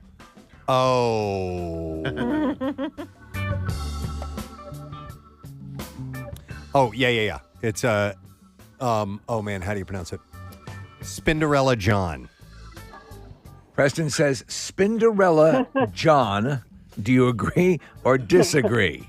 I disagree. Yes, it's Reginald Kenneth Dwight. Come on. What was I thinking? Salt and pepper. Spinderella. Spinderella cut it up one time. Oh, Reginald my God. Kenneth Dwight. Okay, Yeah. Lindsay's got a prize. Oh, my God. Lindsay, hey, how would you like to join us for the Christmas Miracle broadcast Tuesday, December 21st at Parks Casino? It's a Christmas miracle. Oh, she's already on hold, but she's probably really excited right Oh, now. Yeah. In fact, that's her. That's her Yeah. screaming, yeah. She's thrilled. All right. Well, then she's going to join. All right, we have she's gonna 4 go. more. All right, 4 more. Yeah. All right, we'll go to Doug next. Hey, Doug. Hey, bitches. Hey, what? All right, Doug, ready to play? Let's go. All right, he's ready to go. All right, Preston. Yep. What band scored a breakthrough hit with their 1988 album Operation Mindcrime? That would be Queensryche. Doug Preston says Queensryche. Do you agree or disagree? I'm going to have to agree with Preston. Preston's right! Hang on a second, Doug. Doug, you got a case of Trogue's Perpetual IPA. It's bold and citrusy, and it's the best-selling IPA in Pennsylvania. You can enjoy it at Great American Pub Wayne, located at 4 West Avenue in Wayne, PA. Operation Mindcrime is an awesome concept record. Yeah. Let's go to Mark. Hey, Mark. I've got 3 testicles. It's a decent Gary Lauer. It is not If someone wants to yank a guy's crank, I say let him. That's for my other collection of crank yanking drops. All right, Mark, we're playing the game. You ready, brother? Yeah. All right.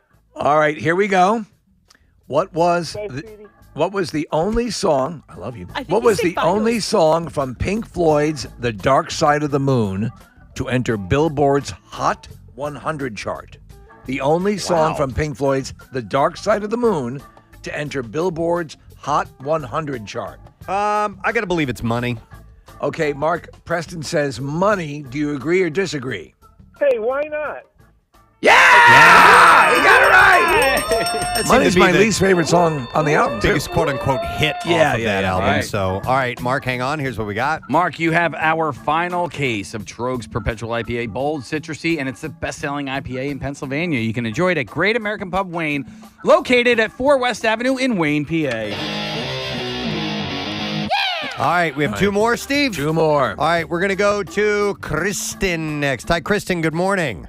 Wee. That was you guys singing with. Oh! 1, 2, 3. It's our version of the Starlight Vocal Band. And we proved River Valley Vocal Band. Right. So ours was River Valley Vocal Band. Yep. Yeah. It's hard to harmonize by yourself, but it was a good effort. All right, Kristen, you ready to play our game? I am ready. Okay, Kristen, this will be of special interest to Kathy. Preston, what was Janis Joplin's on-stage booze of choice? Wow. Janis Joplin's on-stage booze of choice. Southern Comfort. All right, he says Southern Comfort. Kristen, do you agree or disagree? I'm going to agree. He's right! Yeah. Southern Comfort. She loved that disgusting swill. Hang on a second, Kristen. Kristen, you won yourself a pair of tickets to attend Preston and Steve's Christmas Miracle broadcast. It's a Christmas miracle! Yeah! It's going to be Tuesday, December 21st, Parks Casino inside the Excite Center. But listen, by the way, if you are underage and you want to try booze, Southern Comfort is the way to go. It's the way to go. It's really the kids love it. I used to drink Southern Comfort Manhattans. Oh, really? Yeah. Super duper sweet. Mm-hmm. And by the way, I was kidding about that. As a non-drinker, I found that when I'm around people who have been imbibing with Southern Comfort, they get very agitated and cantankerous. Oh, okay. Yeah. I That's haven't been my correlated that yet, but that may be true. All right, is this the last one? Last one. All right, we go to John. Hi there, John. What was that, John? Sing it one more time, John. Safe Life Replays. Replays. Very well Shall we do a case? done. 3, 2, 1. Safe Light Replay. Safe Light Replays. He's singing with you. Oh, John, you did it. Made it a trio. That was great. Thank you, John. All right. Last question. You ready, John? Yeah. All right, John, here's a question for Preston. Preston, what band's double platinum live album from 1977 opens with the song Fool for the City? Oh. That would be Foghat. Preston says Foghat. John, do you agree or disagree? I'm going to disagree. Preston was right. Sorry, John. Man. Yeah. And that was a big record for those guys. Huge hit. They also had Slow Ride was on that too. I think it was at Wembley that they Yeah. played. I'm not 100% sure. All right, John. Sorry, dude. You're out there, but thank you, guys. Thank you. I never get to play rock trivia games. No one plays with you. I got to do it this time. It's time for Preston Elliott's rock trivia game that no one would play with him.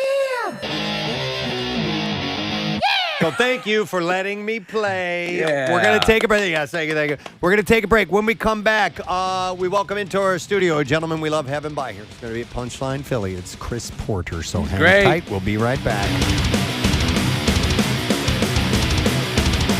Preston and Steve. On 93.3. The donkey actually died. What? They brought him back to life. No. They literally shot him with some shot of something for him to go, and then he keeled over. And his heart stopped. Oh my God! And we've got all these people. There's like 100 extras. Many of the girls are half naked and everything. We're all standing there going, "Oh my God! They killed the donkey!" Dear Lord, You resurrected a donkey, Adrian Cement? and they did the whole adrenaline thing. You know what I mean? Yeah, They put yeah. the Oh, my thing in his God. heart, and he came back. The donkey snorts 3 lines of coke. Yeah, You definitely could. it's a real good kids movie. You know, I'm really proud. You're thinking your career's over, but no. And then, honestly, when we saw the first cut, it was like, but Tom and I looked at each other. This is funny. What the hell happened? Is there any chance you could go back and re-release a director's cut by any chance, or is it too late? Back then, they didn't save that kind of footage. Yeah, now they do all the time. And they do it all the time because of everything they do. But honestly, there was one scene that was absolutely hysterical. So we're the bachelor, the party's not going very well. The hookers haven't showed up. We're sitting in the hotel room looking at a Shirley Temple movie. Right. And it's just not going well. The hookers go to the wrong. Right. Yeah. So then I say, Rick, let's go downstairs and get something to eat. I'm hungry. So we get into the. I'm not gonna do this to say this on radio. This was cut. I said, sit in this booth. This is the best booth in the place. So he sits in there. And all of a sudden, you hear a zipper sound. His eyes light up. Right. There's a girl underneath who is taking care of him, going to give him a happy ending of some sort. So I, saying my gift to you. Yeah. And we see the minister who's going to marry him walk into the restaurant and go, "Oh, Father, over here, come on, over here." Yeah. So he comes to the edge and he starts having a conversation with us. And Tom's going, "Oh, Jesus. Oh, Mother of God. Oh, Mother Mary and Joseph." Oh, he's writhing and everything. And I say, he always says grace before he eats. So.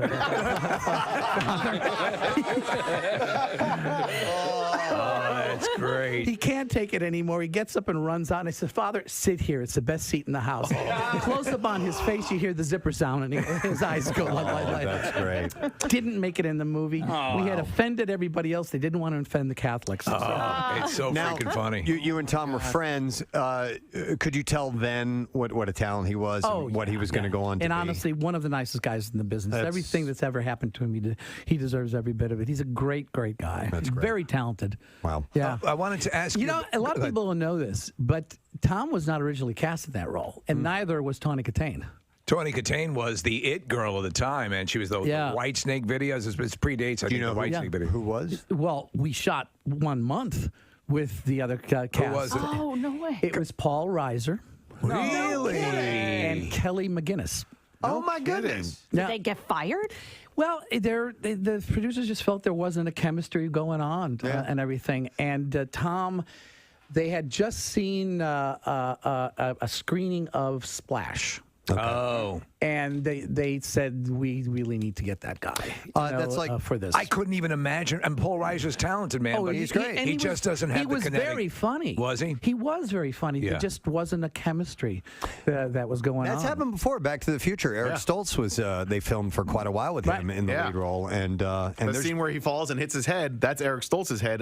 When he falls out of the tree, bonks his head on the. I didn't know that. Yeah, that's Eric Stoltz. Wow. Okay. Did not know that. It's if you've never seen Bachelor Party, and it's worth going back for a visit. A number of people also texting in asking if we're going to bowl tonight, Adrian.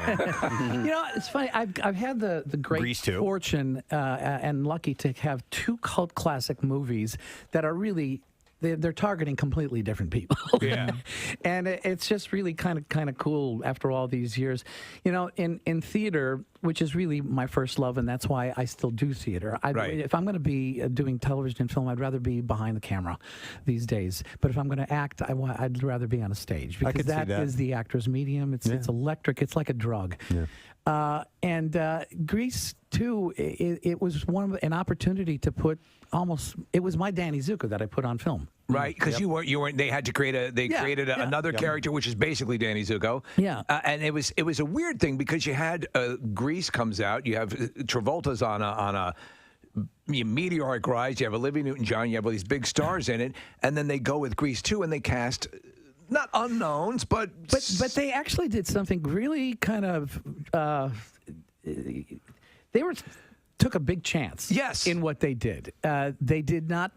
It was very unique what they did. They also created they created a musical that was never a proven hit on Broadway. Right. So none of these songs had ever been heard. It didn't have a track record or anything. And a lot of people, you know, Grease 1 obviously was a massive, huge success. But Grease 2 didn't actually do badly. It in its theatrical release, it made about $80 to $100 million. I watched at that time, and people think that it wasn't as big a hit, but today it outrents and outsells Grease 1. Really? It's more kid friendly, and it's actually more of the essence of what Grease, the original Broadway show, was about. It was about all the T-Birds. It was about all the Pink Ladies, whereas the movie of Grease became a vehicle for John and Olivia. In the play, Kaneki sings "Grease Lightning," not Danny. That's true. It's his car. Yeah. Everybody has had a song in the Broadway show to tell you their story, and that's what. So it's more of an ensemble piece. And Grease 2 was directed by Pat Birch, who was the choreographer of the Broadway show.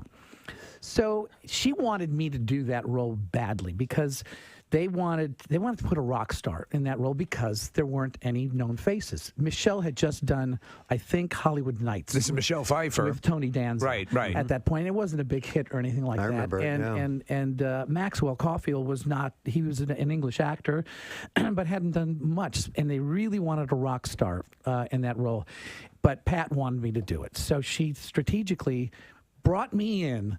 After they would see like one of Casey and the Sunshine Boys, or one of the Gibb brothers, or whatever, and then I went in and said, "All right, it's still his. All right, it's still." Until after 12 callbacks, they finally said, "Wow, right, it's his role."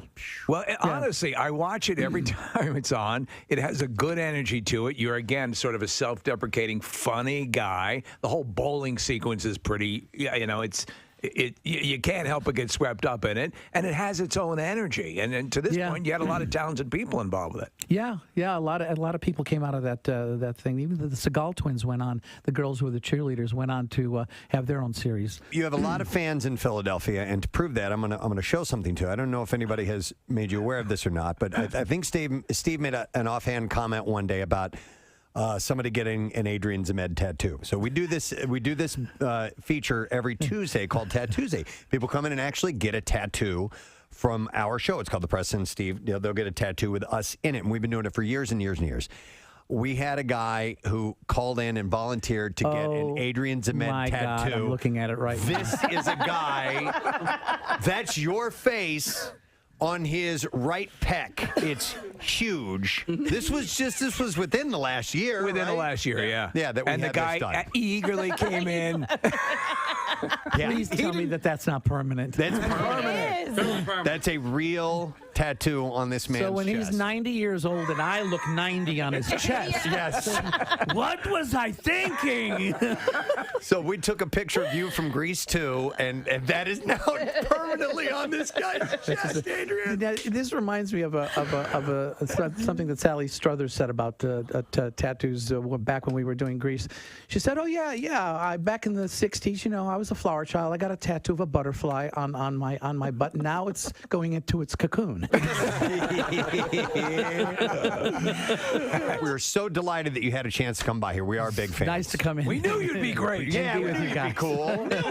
That's great, man. Excellent. It's my pleasure. And you know what? We should do a promotion where we go bowling with Adrian sometime. Yeah. How cool would that be? Yeah. Ladies and gentlemen, some love for Adrian Zemed. Thank you. Thank you so much. There was an email that was sent out that we were going to have our studios checked because there may have been bed bugs brought into the area. And we've had everything checked out. They actually just brought a dog in to sniff. Yeah, I think it was Jack Russell is what it looked like. Josie was her name. Josie is the dog. And there's no bed bugs. Well, no, that's not true. There were on a chair. Oh, was there? Yes. Oh, okay. Yes. Or yeah, it was sort of like a warm zone or something. A warm zone. They call those. That's what I But call my there's chairs at home. Yeah, my warm zone. I think what everybody was worried about was an infestation, which I guess is not the case if it was just on the chair. I don't know. Just on the chair. The rest of the place is apparently clean. Josie scoured our studio and nothing. And I'm never coming back again. You would have thought there was a radiation leak here. Yeah. So I never told my wife that there was a bed bug. She wouldn't have let you go to work. No. That was the first thing I told my wife, and I started laughing. Yeah. Because, listen, I'm surprised that's all we have. They're ripping the entire building apart, walls that haven't been opened up in years. Yeah. I imagine at night there must be a big vermin hoedown when we leave. Because you walk around, there's these cavernous, like a wall will disappear. Yeah. There's a big opening now. Yeah. You walk down one hall, it's 11 degrees, and then the next hall, it's 1,400 degrees. It's a whole new environment. It's like you're on some spaceship that's just, morphing all the time, and that's what this is here. Well, I'm just glad that they alerted us to it. Yeah. Because during some of the construction, apparently they were removing asbestos, and nobody ever told us. Well, that's when that wall went up down at the end of the hallway. Yeah. Because and I almost walked into that wall. That's how quickly it went up. I started to turn down to go down to what I thought was Chuck's office down the hall that used to exist. Like Looney Tunes. And there was a wall. So my wife will, when we go check into a hotel, it's always the same situation. We open the door, we shut the door, we leave our bags right at the door while she goes and strips all the beds and looks through all the furniture for bed bugs. She's like definitely She's fanatical. So before you guys even enter the room, we have to leave our bags at the door. There's an inspection. I really wanted to come in a hazmat suit or some sort of bubble, but I couldn't find anything. That would have been awesome. Yeah. I'm going through our text chain, and I'm like, hey, by the way, this is going on. I'm not going to tell my wife. And then Kathy immediately goes from 0 to freaking out. Oh, yeah. Get the F out of here. I'm not coming into work tomorrow. Who the F has bed bugs? Holy F, no, like 1,000 exclamation points. And then she says, do you know how hard it is to get rid of bed bugs? What's the company going to do about it? And when? And then Preston. Tomorrow night, 2 shows, both nights, 7:30 and 9:45. Please welcome a friend. Ladies and gentlemen, Chris Porter is here. Hey, that's a bigger applause than I got last night. Were you at Punchline last night? I was. Oh. I was. No, it was a good time. We had fun. Excellent, man. Nice to see you. It's good to be seen. Yes. It's good to be back in a studio and Yeah. not doing this via Zoom. Yeah. Zoom has been a bit of a godsend, but we were just talking, Preston and I were talking about it. There's just a little, it's just not right there. It's like, I'm glad we have it, but also there's a lot of, no, you go. Yeah. What'd you say? Now you go. Exactly. Let me ask you what you have done to your Zoom background, let's say, from the very beginning to like where we are now, right? Okay. To be fair, I feel lucky enough that I haven't used Zoom in so long that it stopped. Now I got the little cloud icon next to it. I can't even use it. I didn't do the background. I just found a wall and did it. Okay. Me too. I didn't care enough. Yeah. I think I think there was one thing I did, like a political fundraiser, and they asked me to throw their backdrop up, and I did that. Well, there you go. Yeah. So a lot of people so I have a pretty good setup that I rarely ever use at home. Like if people want to do, if I host a charity thing, we're doing all that remote stuff. And so I put like some of the statues of Iron Man and all these collectibles that I have. And when you do that, people are constantly asking you what's behind you with the thing. So if it's too busy, it's counterproductive. Absolutely. I spend half the time when people are like in their office, I'm just looking at what books they have. Right. I'm like, oh, that's a lot of For Dummies. So maybe I shouldn't be watching this guy. Yeah, right. You're not the expert I'm looking for. No, I could be this expert. It literally says Law for Dummies behind you. Okay. Yeah. I do the same thing, though. And then for a while, that was a big thing, is that they were recommending, I don't know if you saw it going around, what books are impressive to have in the bookshelf behind you, depending on your occupation. Man. My favorite was like, especially during the height of it, there were people that actually took time to find a good location in their home to shoot it. And then like there'd be news correspondents just in their kitchen. Right? Dude. Like, oh, you need to take out the trash, bro. But first tell us about the pandemic. Who was doing it? And it literally, and not, listen, I don't mind where you are, but light it a little bit, please. That's the thing, right? Or if it looks like the laptop's just in their lap and they're like they're literally looking down on us. It's like, man, you got a bat in the cave. But yes! That's all I'm staring at is a little, you need some Claritin, bruh. I love my wife to death, but she'll be on her call and I'll go over and I'll look at the screen at what everyone else is seeing, and they're just seeing like her eyes up at the bottom, and and I'll tilt the camera down a little bit. It's like a little bit of framing here, to sell it. I had a friend put a comedy club in his house for the pandemic and like had people over and did virtual shows, and it was really cool while it was happening. And then everything opened up, and he was like, no, virtual comedy is the future. And we're like, it is not. It totally is not. No, I agree. I don't know anyone worth their salt. Everyone we've talked to is like, this is what your entire occupation is, connecting to an audience in person. Oh, the worst is, especially in the beginning before I got like the setup right. Yeah. I did a private show, and for like 4 minutes, no one laughed. And it was a pretty evergreen bit. It wasn't anything edgy. And I was like, I guess these guys don't like jokes about babies. and then after the show, I did a Q&A, and they're like, yeah, you froze up for like 5 minutes. Come on. Jesus. That would never happen live. No one's ever just stopped and didn't say a word. Although now I want You got to to try it. Yeah. I'm I'm sorry, my signal's stuck. Sorry, buffering. Did you find yourself, and we're still in the stage now where these are the questions you get asked because everyone's interested in it. But did you find yourself? And you're probably. It seems you've been working, able to find places to work. Yes. But still, you're working that muscle all the time when everything is in a perfect scenario. And did you find yourself, getting back a little bit of the stage nervousness or things like that? Or the first time, maybe. But I'll tell you what, I'm one of the few comics that was like, I'll take 3 months off.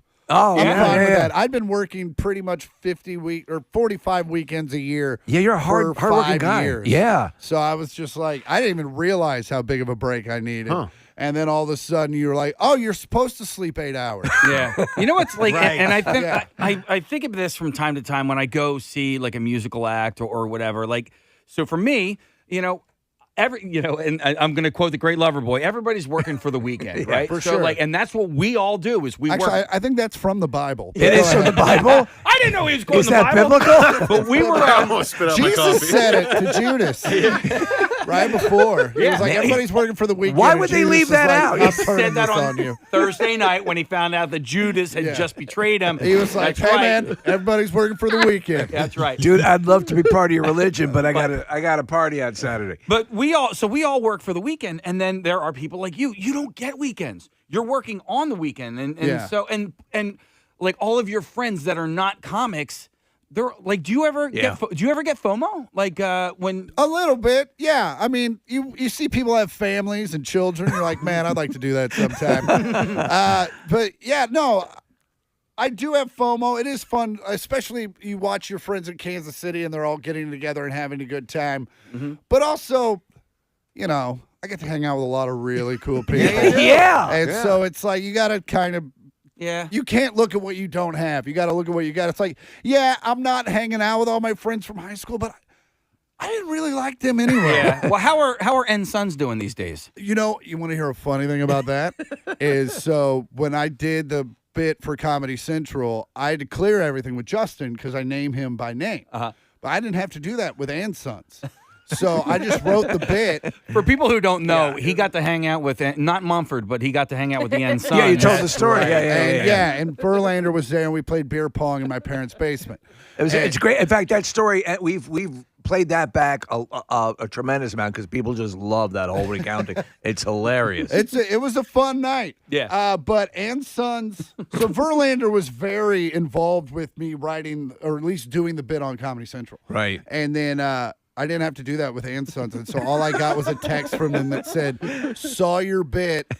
And I never heard from them again. Wow. Yeah. Seriously? Yeah, dead Well, serious. what I don't at know the if end- it's because at one point I say, not a huge Mumford and Sons fan, which is fair. Yeah. Like you can not Sure. be a huge fan of someone and still be their friend. Absolutely. And yeah, never heard from them again. Yeah, so I don't know. Maybe they didn't find the humor in it. You live and learn. Yeah. One of the Ann Sons is not in the band anymore anyway, right? Yeah, and that was my boy. That was Yeah. the kind of guy. That was the guy that I usually hung out Seemed with. like a nice guy. Winston. Yeah. I didn't know that he was a terrible reader, but it is what it is. Yeah, right. So also, I have a lot of friends that I don't agree with the things that come out of their mouth. Yeah, So- but you take everyone in total, Absolutely. Yeah. Also, I'm from Kansas, Yeah. so if I only hung out with people I agreed with, I wouldn't get to go home for Christmas. So Chris pulled up your Instagram account, and you went to a Stone show not that long ago, and Kirk Fox is with you. He's a hilarious comedian as well. How was that show, and what was like? Okay, with so Kirk for the that? Stone Show, first off, Kirk's a great guy, Yeah. very fun to hang out with. I went with Tom Rhodes, Kirk Fox, and Mark Ellis.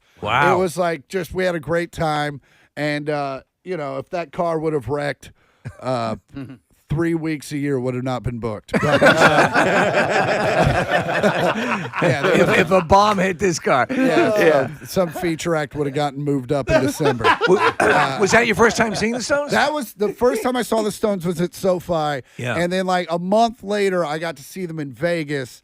But I saw them with my friend Zach Myers, who's in Shinedown. Wow. Right. And their old security guy is now the Stones security guy. So we're literally next to the catwalk. Wow. I made eye contact with Ron Wood, and he said, "Yeah, baby." And I was like, "I'm done. Yeah. I'm done. I can die now." Wow. And yeah, we had a great time. The Stones. Here's the thing. I went into the Stones with very few expectations, only because I saw Willie live 2 years ago, and he's up there. He's having a good time. He doesn't sing real well, nor Right. does he play the guitar incredibly well. Like he's just up there, like I'm here. Deal with it. Right. Yeah.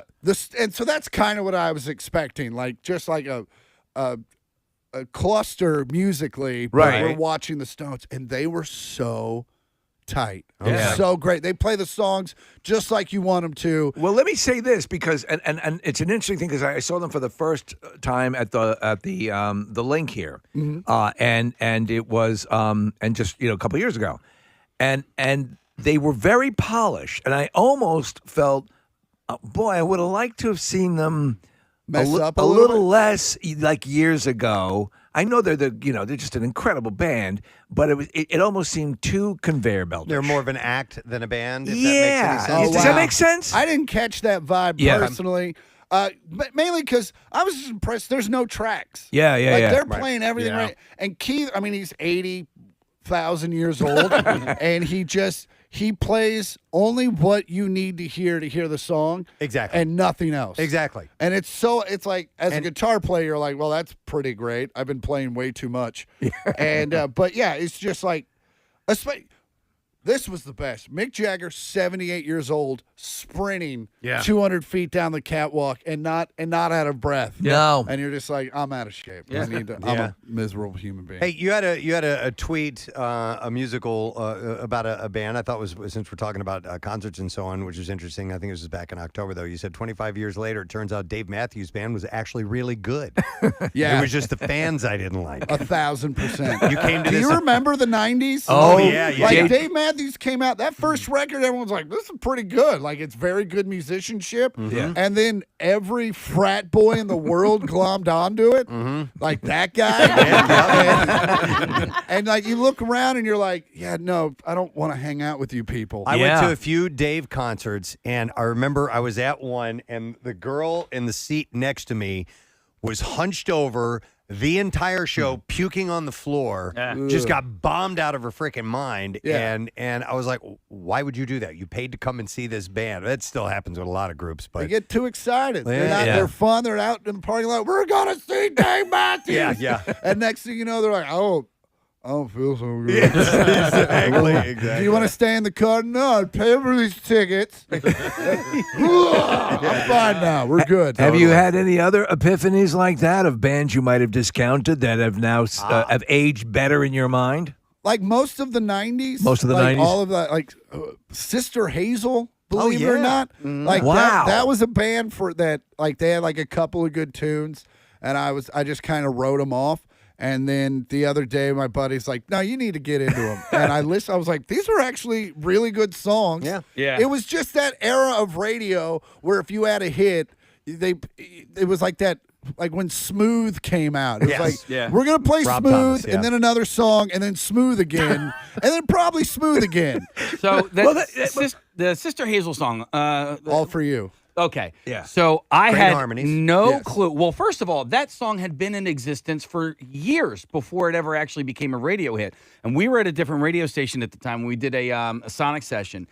They do. that's like, where at a recording studio Yeah. they would come and we would invite an audience and they would do a live performance. Oh, and we would okay. record it. You So- could get a lot of the It was really artists cool. that we played to do that because a lot of one-hit wonders. And they had like a 3-minute jam before the song started. And I was like, wait, these guys are actually like really, really good. It's not just, radio bubblegum music. No, yeah. And their harmonies were super tight. And yeah, it was just, it's really good songs. But You're right. You're right about that era, though. That kind of late '90s, alt, quote unquote alt rock, because it started getting softer at that point in time, and it was easy to write off, like Matchbox 20 and things like that. But amongst those bands, It's great stuff. there was some really good stuff that came out of there. you don't want to say it to too many people, but Rob Thomas is a great songwriter. Yeah, for real. Like, it's not something you want to say at a biker bar, but it's still true.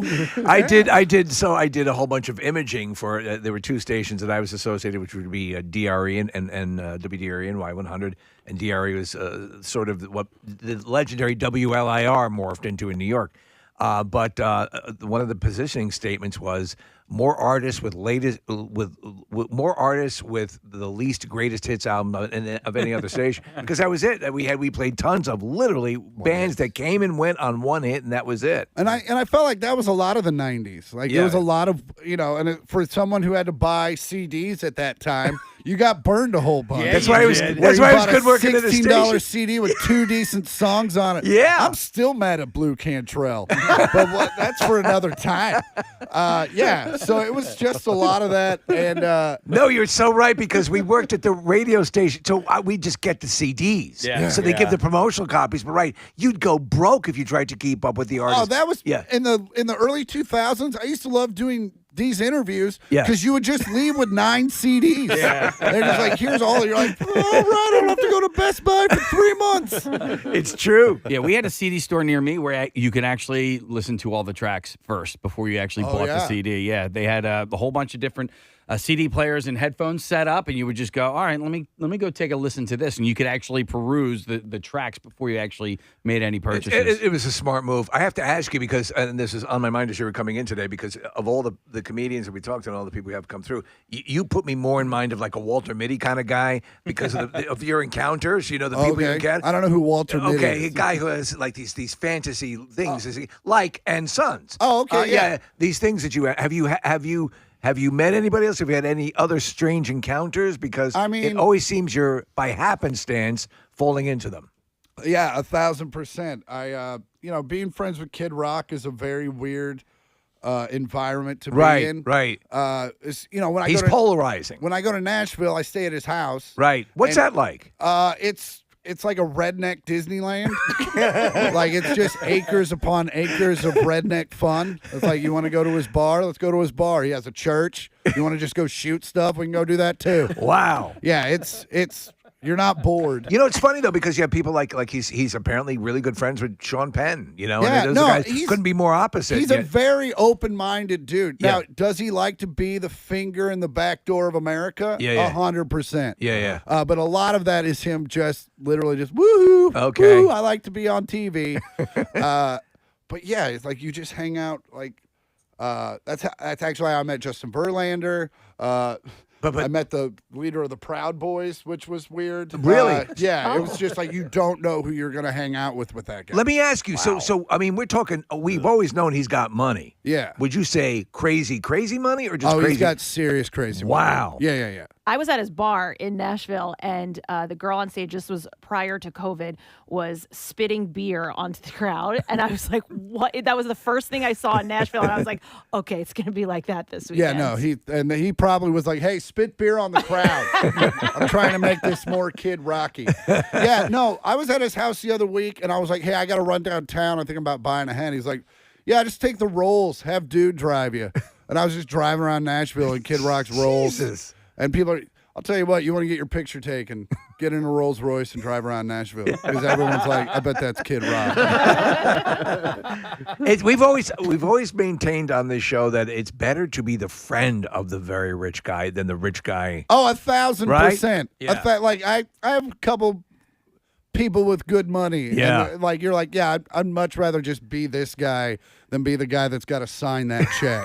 Right. Because even if I have all the money in the world, an $8,000 dinner bill is going to hurt. Yes. I think about staggering sports contracts a lot, and so Verlander would be one of those guys where there were several years in a row where he was making incredible money, and it's that type of money that, because most athletes don't make that much money, right? Yeah. But the elite ones do. And when they get on that level, it's mega rich territory. And and also those guys are all very happy.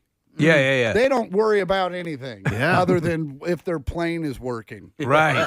I'm watching the Does first. my plane work? I'm happy. Everything's great. Otherwise, I'm going to have to rent a plane, and that'll be a bummer. I'm watching Will the it first. affect my day-to-day? Not at all. By the way, Case, real quick, Chris Yeah. Porter just reminding he's going to be at Punchline tonight and tomorrow night, and you get tickets at punchlinephilly.com. No, I was just saying, I'm watching the first season of Succession right now, and the one guy in the he's sitting down to dinner with this other guy, and he goes, being rich, he's like, it's great. He's like, it's like being a superhero. You can pretty much do whatever you want, whenever you want. Yeah, no, it's true freedom. It's just like, hey, you want to go to Vegas? When? Right now? Yeah. Okay, we'll go then. And we're there. And also, we didn't have to go through security. It's weird, but you do get the classic paradigm though that people who didn't work their way into it have a very skewed take on life, and and that you can't say categorically, but it's more often than not. Well, that's what's cool about Bob is he made all that money himself. Yeah. And so he's very much like he does spend money, like he has a Rolls Royce and a private plane, but he also only drinks Coors Light. So like it's like a weird right juxtaposition. But yeah, no, it's I don't know. It's a lot of fun. Yeah, it sounds cool. I don't know who else I've hung out with that was weird. I mean, you just 'cause of the seem like a guy. pandemic. You seem like a guy. All your friends and your comedian friends that you seem to be the guy that they go to to generate a good time. Is that an accurate assessment? I mean, I'm a good time. Yeah, I like to have fun. I'm rarely like, no, I don't want to do that unless it's a strip club, and then I'll probably bounce. But not a fan. Chevy Chase was at the Comedy Store the other night, and I got to talk to him for like 10 minutes. Oh, that was the craziest 10 minutes of my life. We had him on the show like a little while ago, and it was a phone interview, but we had a good amount of time with him. You don't know what you're going to get. Yeah, we weren't sure how it was going to go. It was great. And it went great. Luckily, his daughter was around, so she kind of keeps him on track in play. And he came, and his daughter worked at the Comedy Store. He was hanging out. He saw me do comedy. And I walked off stage. He was like, "You're really funny." And I just about pooped. Wow. Well, I mean, listen. It's Chevy Chase. It's Chevy. I looked at him, I go, Fletch and Caddyshack are two of my favorite movies of all time. And he goes, me too. But I also realized before I actually started talking to him and meeting him, when I saw that he was there were literally just 6 comics at the Comedy Store, all very successful, just staring at Chevy. Right. Just like, I can't, well, wow, he's right there. It was crazy. Yeah. Will you go up and approach someone like that, or do you wait for a proper introduction, or does it matter? It depends on my mood, Okay. how drunk I am. If I got a few tequilas in me, I'm like, hey, what's up, man? I'm Chris Porter, what up? But if I'm sober, I'm just like, how are you? Hi, I'm Chris. And hope for the best. But no. Have you ever been in a situation where you weren't able to work up the courage to go to Robin Williams, I I was at the Improv, and we walk out. My friends were smokers. Yeah. And so they were having a cigarette. We walk back in. There's a gray-haired man sitting at the bar in our seats. And my friend taps him on the shoulder, and she was like, "Sir, I'm sorry. We were sitting here. We just went and had a cigarette." Dude turns around. It's Robin Williams. Wow. And I'm like, and all I wanted to say was that my dad's friend and Robin Williams' brother had a business together. Like, we had a connection. Right.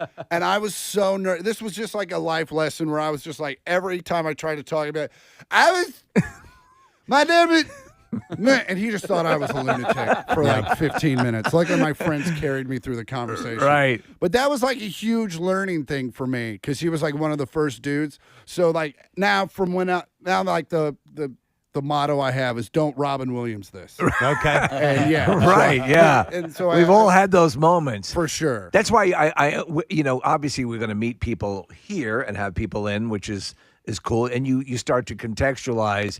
Like I said, Preston, is there anybody who would come in here that you'd be shaking, mortified to have to encounter or interview?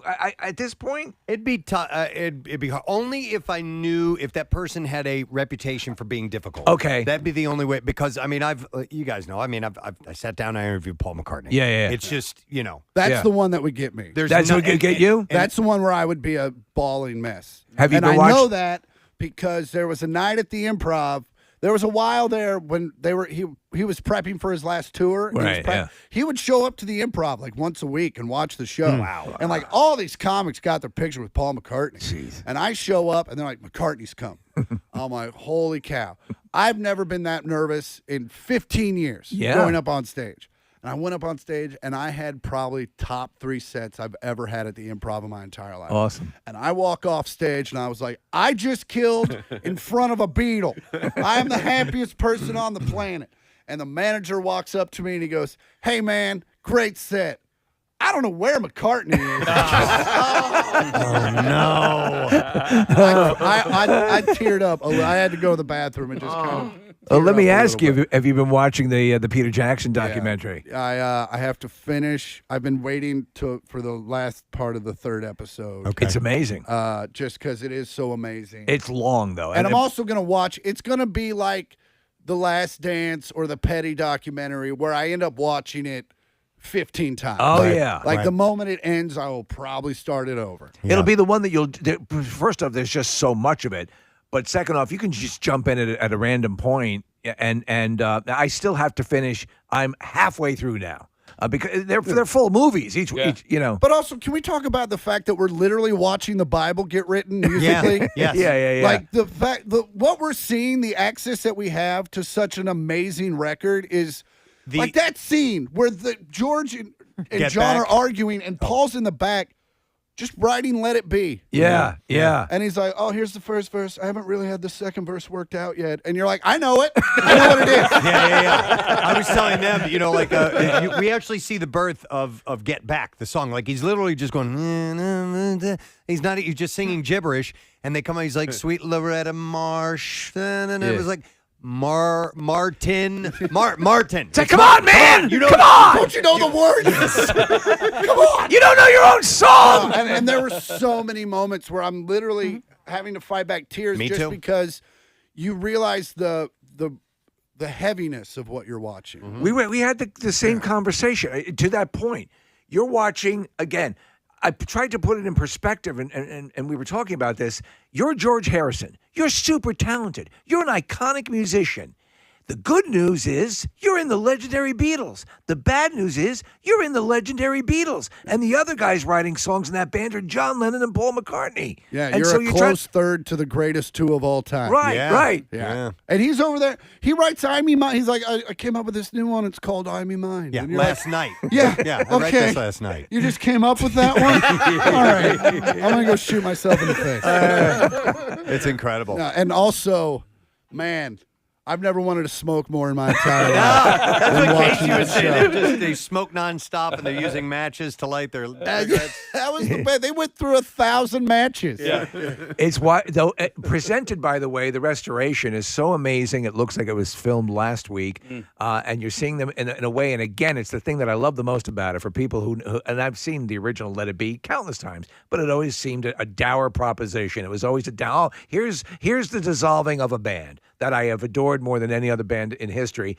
And in this, you get to see them much different, playful, and creative. And you realize there was far more going on, far more layers, and it wasn't the nightmare in many ways that the original documentary portrayed it as. No, it felt like they were having a really good time. Yeah. Especially when the wine shows up and Paul gets super drunk. Yeah. No, it's cool. No, I'm just waiting to watch. I want to watch the concert, the rooftop thing, all as one thing. Right.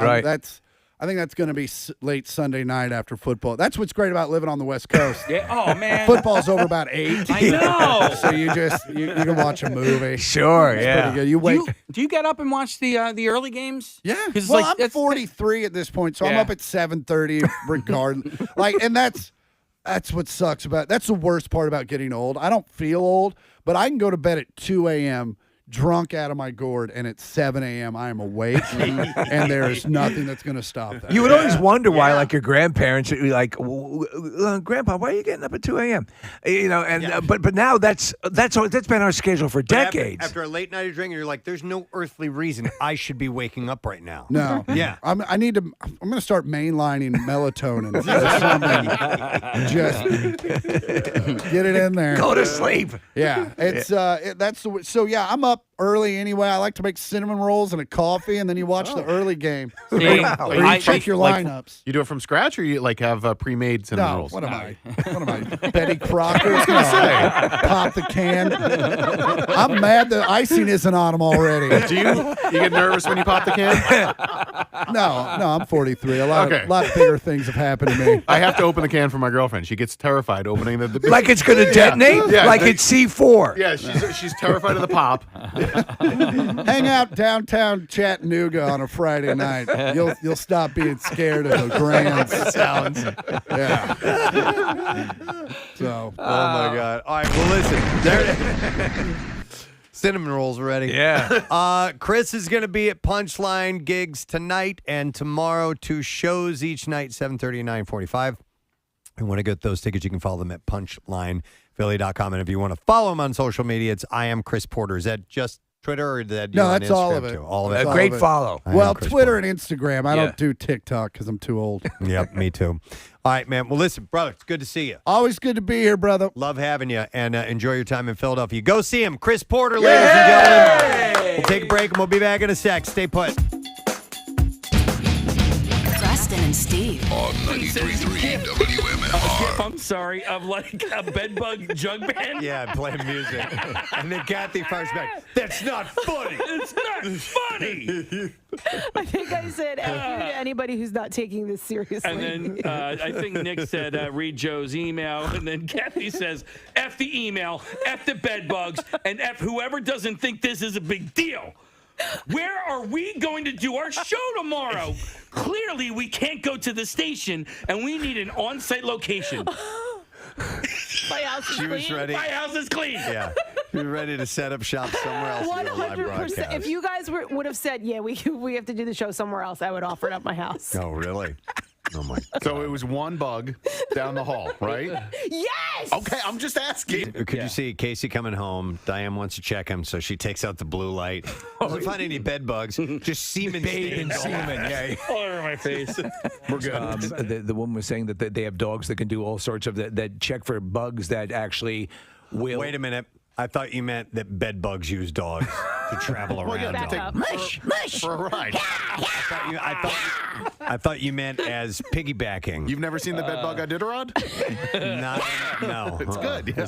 It must be majestic. It's compelling. Yeah, good dog, good dog. Good dog. Yeah. I love being out here in the open range. Yeah.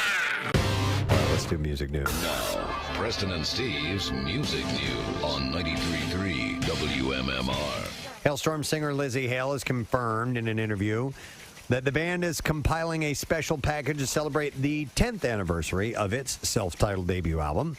Released in 2009, the LP featured the single I Get Off. I get off. Bill Weston, I get off. So anyhow, Hailstorm. I'm gonna shoot. Oh, dude.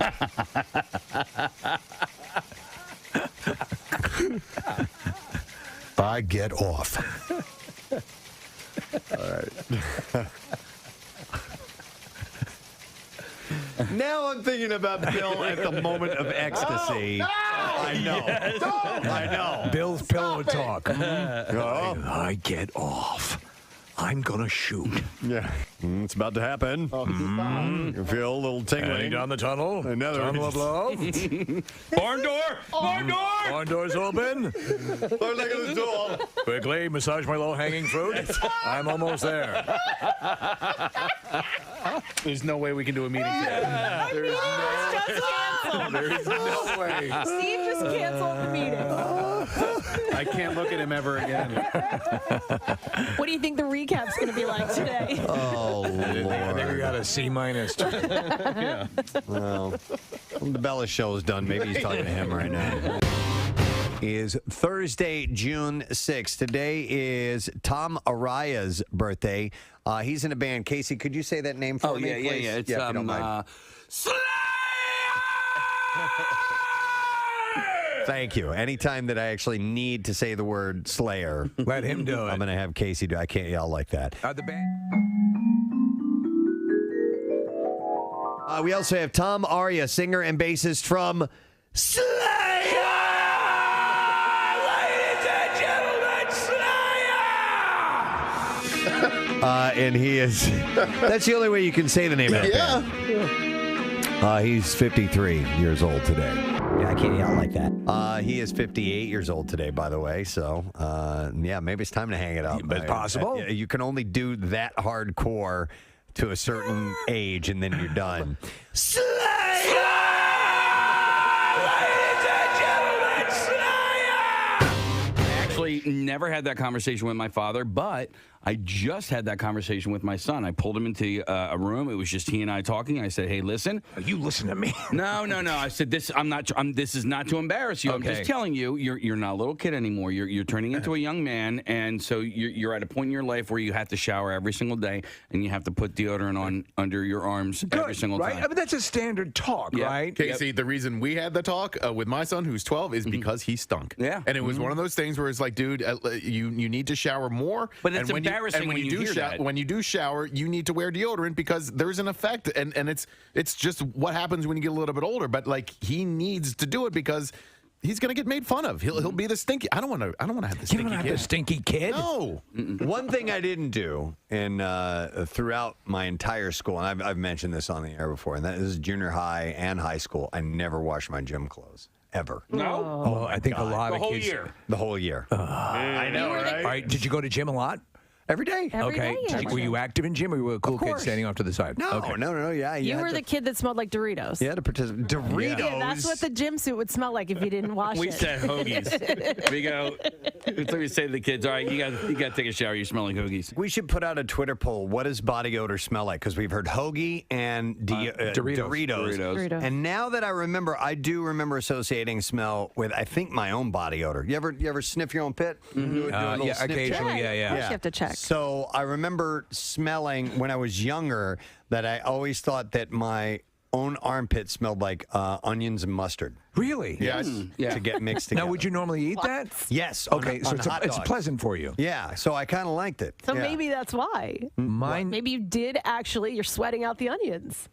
I didn't even think about that. Well, you can sweat out garlic. Yeah. Like if you eat a very garlic-based diet, and when you sweat, you can smell like garlic. Yeah. Which is a fairly pleasant Can you smell, sweat right? out apple crumbles? Apple crumbles. Let's try.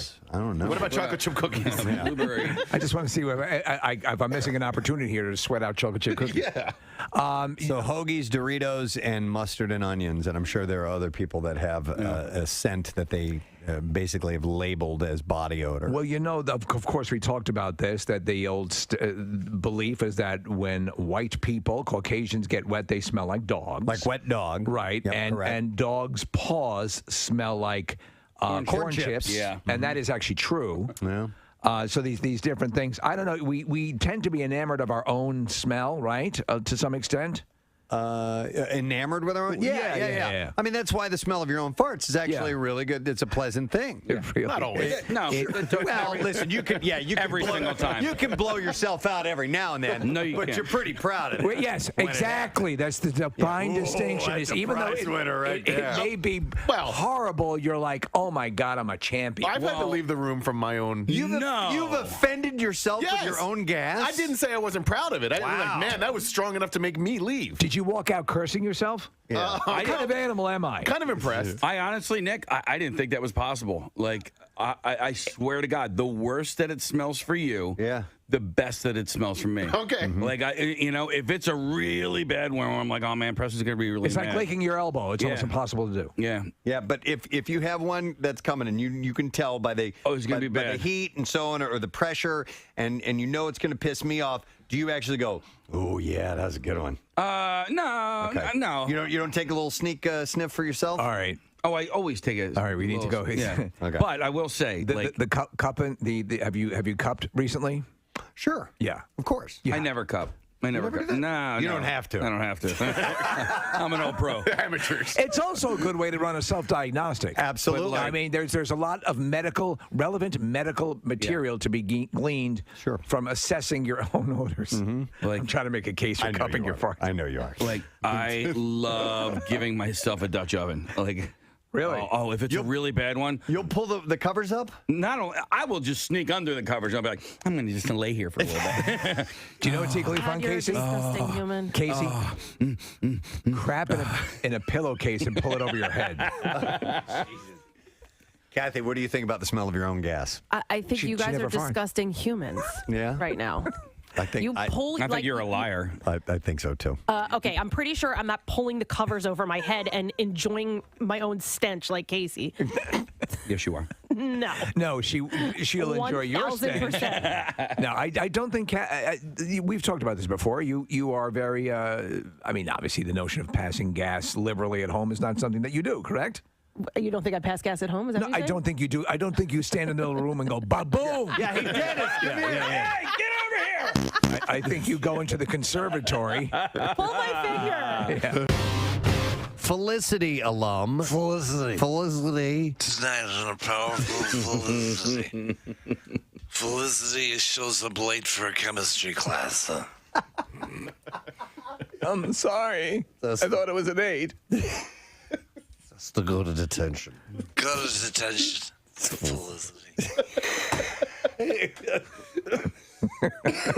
Carrie Russell. Carrie Russell. She, formerly of the Long Locks, who killed her career by cutting her hair, but has now grown her hair back and is doing great things with the American. So Carrie Russell was Felicity. Sound like history in Russell. It's Carrie Russell's history. Presented by Rita that she grew her hair back and it was wonderful. Oh, gee. She plays a commie bitch who pretends she's one of us. And those commies In what? in the Americans. Oh, the Americans. You don't watch that? No, She's no. a spy. I don't watch that. It's like that John Travolta Kelly Preston movie. Preston. Oh, yeah. You know The Experts. the experts. But she may join J.J. Abrams and Star Wars Episode 9. We forget that it was J.J. Abrams who created and wrote a number of the Felicity episodes. I did forget that, yeah. Yeah. No word yet on whether she'll tackle a hero or a villain in the epic franchise. The movie begins shooting in London this month, by the way. Unless we forget also that Carrie Russell won Mr. Skin's Best Butt Shot, I believe, in the Anatomy Awards. Get a nice pooper. No kidding. Casey says She's got a hell of a pooper. kind of butt you want to spend a weekend spelunking at, if you know what I'm saying. Yeah, we are back from vacation. We are. So the... Oh, yeah, this is nice.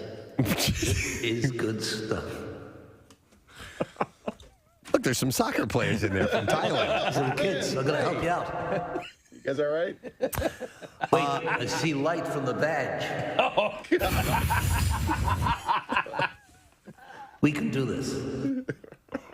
Wow. It's a new survival story unlike any other. Look this way, kids. we go. Is it a stalagmite or a stalactite? The tight or from the ceiling stalactite hang on top, and the mites are. You know that? Yeah, that's the old stalactite. It's tight. It hangs on, and stalagmite might make it to the ceiling if it keeps growing. So. And all of this is taking place in Felicity. In Felicity's butt. Okay, yeah. Text says, driving my kids to daycare. My 2-year-old is calling my 1-year-old a commie bitch. Thanks.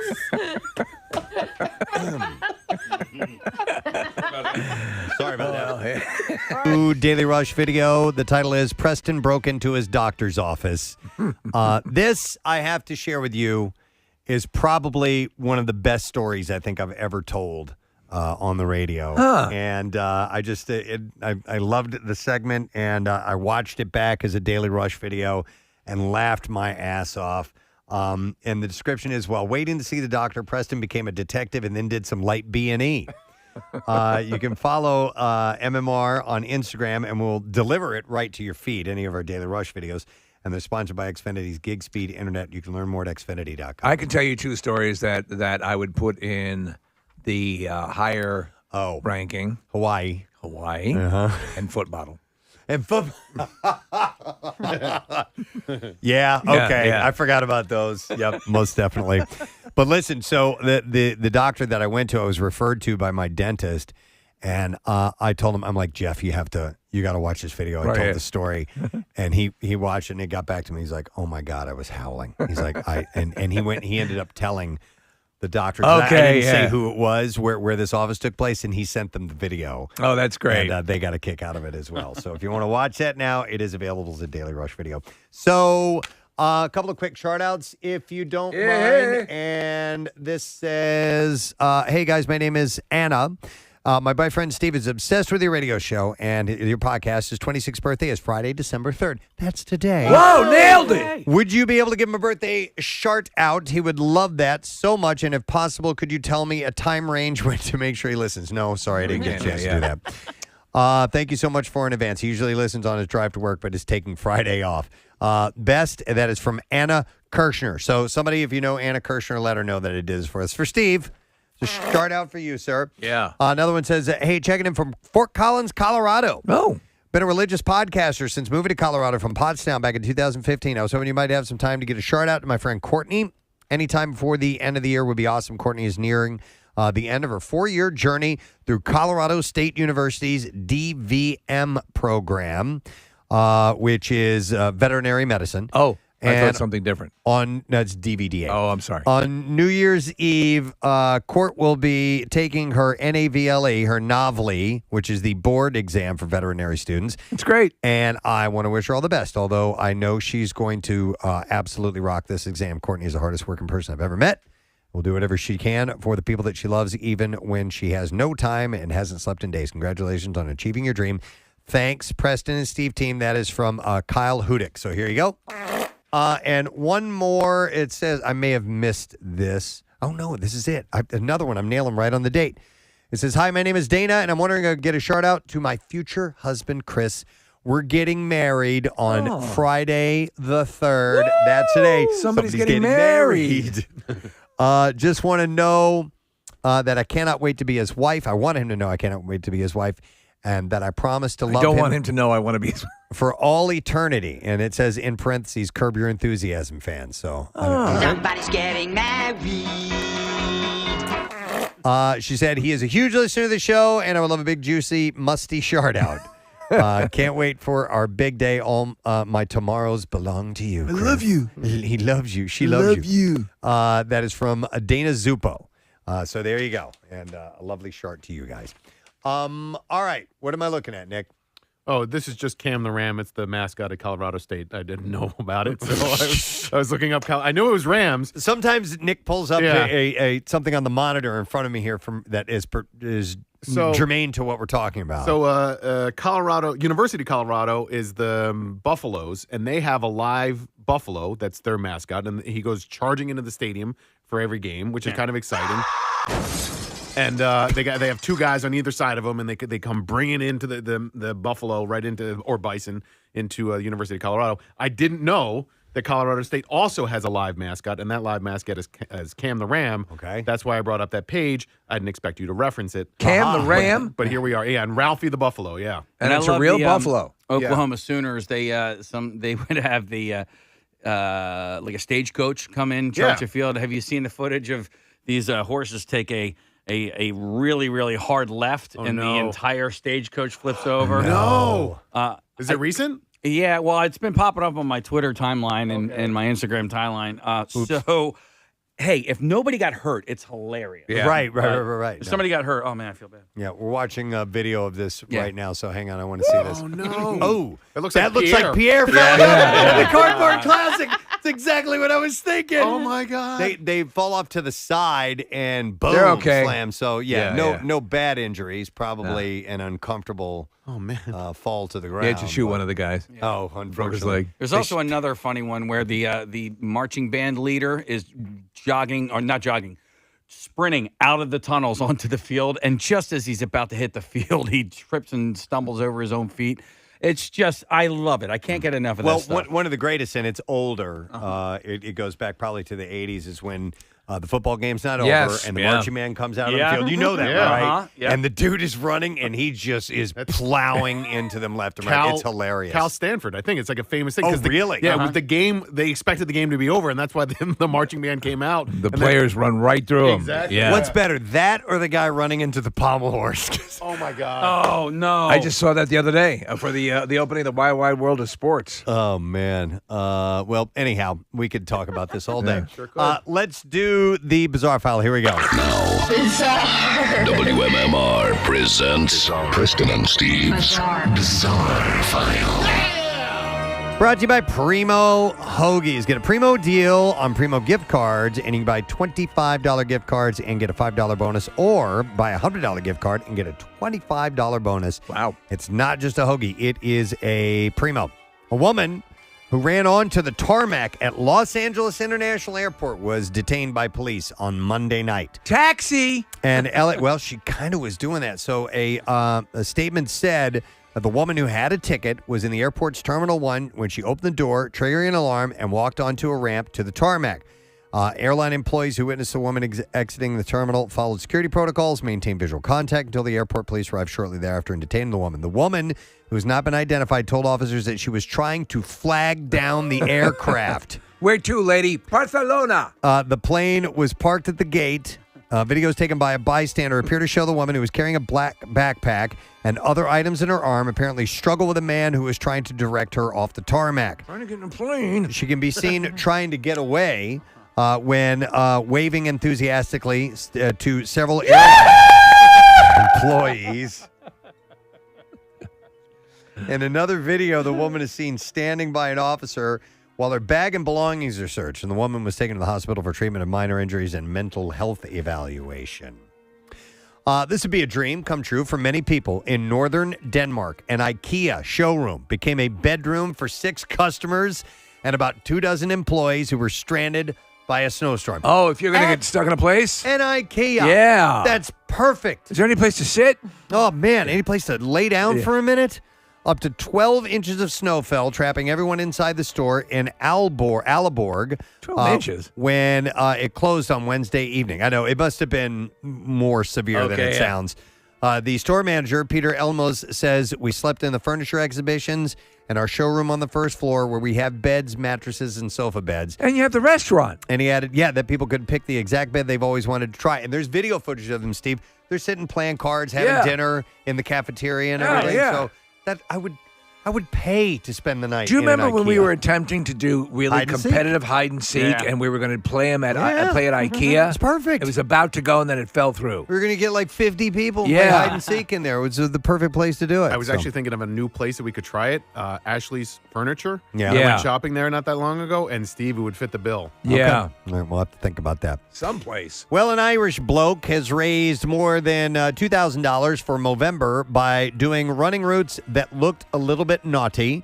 Shane Moore from Marino in Dublin decided to, and this is quoted here, and I'll paraphrase, run a D for a day. Okay. And he wanted to ensure that these daily exercise efforts would give money back to the community.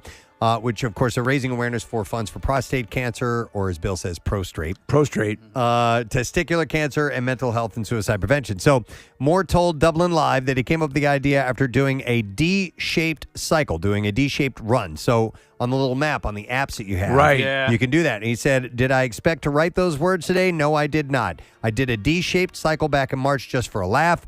And on apps, you can actually draw out your routes. And one Clontarf shape, I guess it's a town, caught my eye. On Halloween, I had planned on doing a run anyway, just after moving to Clontarf. And it sounds like a Welcome to Clontarf. Yes. Will you please succulate of our energy pods? Clontarf. You can get creative on runs because he said it's a lot of time by yourself. Put your protoplasm into the reactor. And sometimes I've been wanting to do this. Clontarf. And sometimes the stupid ideas are the best ones. Moore said that he wasn't able to grow a mustache, saying that people would probably report me if they saw me with a mustache. So this was the best option. Agitate your cerebellum. Commence. Obviously, he said it's about men's health issues like testicular cancer. I thought it was an interesting, eye-catching way to raise Run around and draw a picture of a penis. awareness for something quite serious, he said, in Clontarf. Clontarf is really, that's where Alf summered. Yeah. All right, so we had this at the Jersey Shore, and now it happened in Munich. A World War II bomb exploded at a construction site next to a busy railway line on Wednesday, injuring 4 people, one of them seriously. The construction site for a new commuter train line is located on the approach to Munich Central Station. Trains to and from the station, one of Germany's busiest, were suspended, but service resumed later that afternoon. A few local trains were evacuated as well. There was no damage to the tracks, but unexploded bombs are still found frequently in Germany. I mean, think of the amount of munitions that rained down upon that area. And it's 76 years after the end of the war. Yeah. Now, they are usually diffused or disposed of if in controlled explosions, a process that sometimes entails large-scale evacuations as a precaution. Bring him to Clontarf. But various... They'll neutralize with their phaser guns. But various state interior minister Joachim Herman said the 550-pound bomb. Oh, my God. Was found during drilling work. Authorities must now investigate why it wasn't discovered earlier, but it exploded. So if they have reinforced like bulldozers and backhoes and protective things for people who sit in the cab of those. Because there's so many. Yeah. Maybe for specific areas, they might take that precaution. All right, and there you go. Your bizarre file for you this morning. All right, I'm going to do it. Christmas miracle. Last 2 passes of the day. Hey! This is it. Last 2 passes of the week. Miracle! Yeah! Woo-hoo! Callers 19 and 20. 215-263 WMMR. Now, keep in mind 2 things. You need to be at least 21 years of age. That was very important. This is one of these meetings here with the town where people can get up and speak their mind. And this young man got up and he had a take on legalizing prostitution. So I propose this. The city allows for licensed masseurs to give genital massages if the masseur and the client both agree to it. We let someone get naked and have every other part of their body touched and rubbed by a massage therapist. Hell, we let proctologists spend their day men and sticking things. So if someone wants to yank a guy's crank, I say let him. Oh my God. That really is as inspiring as FDR's speech on December 8th, 1941. I love the last part of that. Hang on. So if someone wants to yank a guy's crank, I say let him. I say to you, if someone wants to yank a man's crank, I say let them do it. Okay. And so by this time, legit? Well, maybe. You know what? I don't care. But he was definitely in front of this group. He was prepared. He seemed, and then he goes on. It's not just enough to state that's your intent or what you'd like to see happen. Yeah. You have to provide. You got to back it up. Examples. Yeah, some context. Some context to it. Yes. Here's clip 2. Picture this: a big old sweaty fat guy would get with your hand actually be that much worse than giving him a full body massage, getting up in there under the folds of fat, or being the proctologist sticking your finger. Holy hell. If a grown adult wants a job, another grown adult is willing to give one for money, then let them. That would truly be a happy ending for everyone. Okay. Oh my God. The crowd loved it. There is, I think, legitimacy to his claim, by the way. Are we going there or are we not going there? I want to hear. What do you think? I like the way you Casey started doing becomes like a velociraptor all of a sudden. His head was going left and right. Are we going here? Well, yeah. I mean, like, dude, why is that illegal? Rubbing tugs? Yeah. There is that. This is an age-old question about the. In fact, right before the Magna Carta came into being, there was the rub and tug. I mean, there is a separation of church and state, right? So, is morality a church thing? Wow, this got a lot deeper. Than I thought. We were simply playing a goofball, but you want to work out whether prostitution or the sex trade should be legitimized. Well, maybe we should put them in malls. Let's talk about abortion. Yeah. Let's lighten things up a bit. Once you've starred in a movie that's nominated for an Oscar, it's safe to say that you're famous, right? Yeah. Well, Saoirse Ronan, who is 24 years old, still doesn't feel famous, though. Yeah, she's adorable. Yeah. I love her and the accent. It's wonderful. She's just thinking. It's such a garden party, asking inappropriate questions to Meghan Markle. I love how they drop the G on ing words. Ronan continued saying she avoided reading about herself. She said, I was farting. What was that sound? I was farting. Farting hard. You just know that'd be adorable. Just outside, standing in the glen, farting. In the glen. The glen. The morning dew collected on the leaves and grass. Yeah. Just decided it'd be a good time for farting.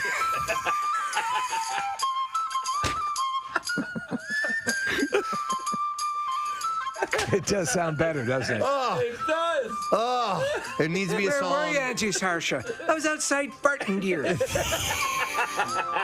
Farting hard. There needs to be a song called Farting in the Glen. Farting in the Glen. We're excited, ladies and gentlemen, to have in our studio actor David Harbour. Yeah. Thank you. I'm so excited I said good afternoon when it's 9:20 in the morning. There are a bunch of footlongs outside the studio, which is like the 9 in the morning footlong, though. Yeah. Do you know Pink's in Hollywood? Yeah, I do. Yeah. That's them. Are those from there? They just expanded Oh, to well, the then east. bring me one. I mean, come on. It's still a hot dog. Yeah, it's not a... It's classic breakfast fare, but it works. It's very good. We never actually get breakfast food here. It's always like It's that. always a dinner thing, but it all works. And all that stuff. We've been up since 3:45. Yeah, exactly. So it is kind of dinner for you guys. David, where are you from? Where did you grow up? I'm from White Plains, New York. Know it well. Yeah, do you know it? I'm from New York. Yeah. Okay, I know Westchester County, like 45 minutes out from the city. Suburban. Very boring place to grow nice. up. If you work in the city, it's a nice area to be in. Yeah, exactly. I mean, I couldn't stand it when I was growing up because it's like that suburban thing, and you're like 14 years old and all you want to do is act out. And so I would take that Metro North train down to New York, though. Oh, yeah. When I was like 15. And, you could do a lot worse things than you can nowadays. We could go to bars, and I mean, they didn't have any of the rules they have nowadays. So it wasn't the creative arts that were driving you to the city? It was the party? I would tell my parents that I was going to the Metropolitan Museum of Art. So yes, the arts were driving. If my parents are listening. Well, we're thrilled to have you in here. Yeah. We're massive Stranger Things fans, and we're also just massive fans of your body of work, which is just so much great stuff. And I think you've described yourself, or have been described, and I think you're the epitome of that guy for so long, who just is always, this guy's in it, this is going to be good. Yeah. And we have a sense that you've curated the things that you're in, and whether that's the truth or not, you just always end up in good stuff. And Stranger Things is just such a... no one could have figured this bizarre pop culture bank shot that took place. Yes. And that they went with, except for perhaps Winona Ryder. Moderately known. And it just took off. So when you got the script for the first time, I understand it blew you away, but did you think you were going to get it? You couldn't have had an idea it would be what it has become. No. Yeah. The complete opposite, to be honest. I mean, the first thing is you get the script, and I thought it was a really good script. And so my first thought was there's no way they're going to choose me to be like the male adult lead in this. They'll get somebody who's a star. And so I kind of blew off the audition a little bit. I mean, I do what I do, but there was a relaxation in the audition where it was like, those situations where you think like this will never happen. So I might as well just do what I want to do. And that must help. That must help it in a way. does, because it makes you more relaxed. You have no expectations. You don't have a goal. You're just like doing what you do. And then I wound up getting it, and it was incredible. And then as we were shooting it, I remember around episode 4 or 5 having a bit of a breakdown and thinking, none of this works. Really? Really? Yeah. I mean, because I remember, Hopper's a really messy guy in many ways, like everything from his body to, his personality. Well, the very first, my impression of your character was like, this guy's a douchebag, because she comes and says, my kid is missing, and he's like, he's out running around or whatever. I'm like, oh my God, he's going to be that guy. Yeah. He's more complex than that, and really cares. But you're right. He kind of had that really messy attitude about him, but he's the character morph. So initially you thought that wasn't going to translate? Yeah, and so like around episode, I think it was 5 though, we were doing a scene, and I'm neurotic, and occasionally I'll ask people like, what'd you think? And I went up to my hair person, this woman Sarah, who's lovely person, but I was like, what do you think? And she just turned to me and just shook her head, and she was like, yeah, I don't think it's going to work. Wow. And I was like, what? You mean the whole thing? She's like, thanks for the confidence. But I understood where she's got. You're in a bubble down there, and you just have these days where you're like, what we're doing is stupid. Nobody's going to like it. And then before the show came out, there was no advertisements. No. And I couldn't get an interview like this on a popular radio show. Like, nobody wanted to talk to me about this show. That was the beauty of it. I found out about it through word of mouth. Exactly, so it started to catch. And it was that. Now, this actually speaks to, you were a child of the 80s. Oh, yeah. And a lot of people remember all of this. It's at once a tribute to the work of Stephen King, and it's this pop culture maelstrom of things that are all pulled together and Spielberg, to Spielberg, and shot in a way that all the things that we love, but done in a great way. So there'd be no way to know it. But the fact that it did happen that way organically, I think, made it more firmly entrenched, and that's why we're rabid for season 3. You and the Netflix season 1 marketing department apparently had the same thought, because that's what that's what they claimed was I don't know if that's just a way of getting out of spending any money on the show, but it was our plan. They claimed that was kind of their strategy, was to have people discover it. And I have to say, it is very gratifying. It was very gratifying to have it be something that wasn't hyped at all. And just to have people stumble across it on Netflix, and then the social media aspect of it. They just told their friends, and it was all over like Facebook and Twitter. Like, what is this? Yeah. And I think in this world where everything is so hyped, it's nice to have ownership and discover something that almost feels like a little pearl you found in an oyster, like a surprise, So let me ask you then, here's the conundrum now. Now it is a thing that's I know, now we're talking about it. Oh, God. But whereas season 2 is always, everyone's like going, okay, what season 2 kicked ass. Yeah, I know. And it was. Guess what happens in season 3? Grabs the bed. We jump the shark. No, it's my character gets on water skis. Nice. And literally one of the jumps top, in. and there's a great white shark in the lake. All right. Who knew? Yeah. In Hawkins Lake. Are you wearing a leather jacket? I am. Okay. Surprisingly.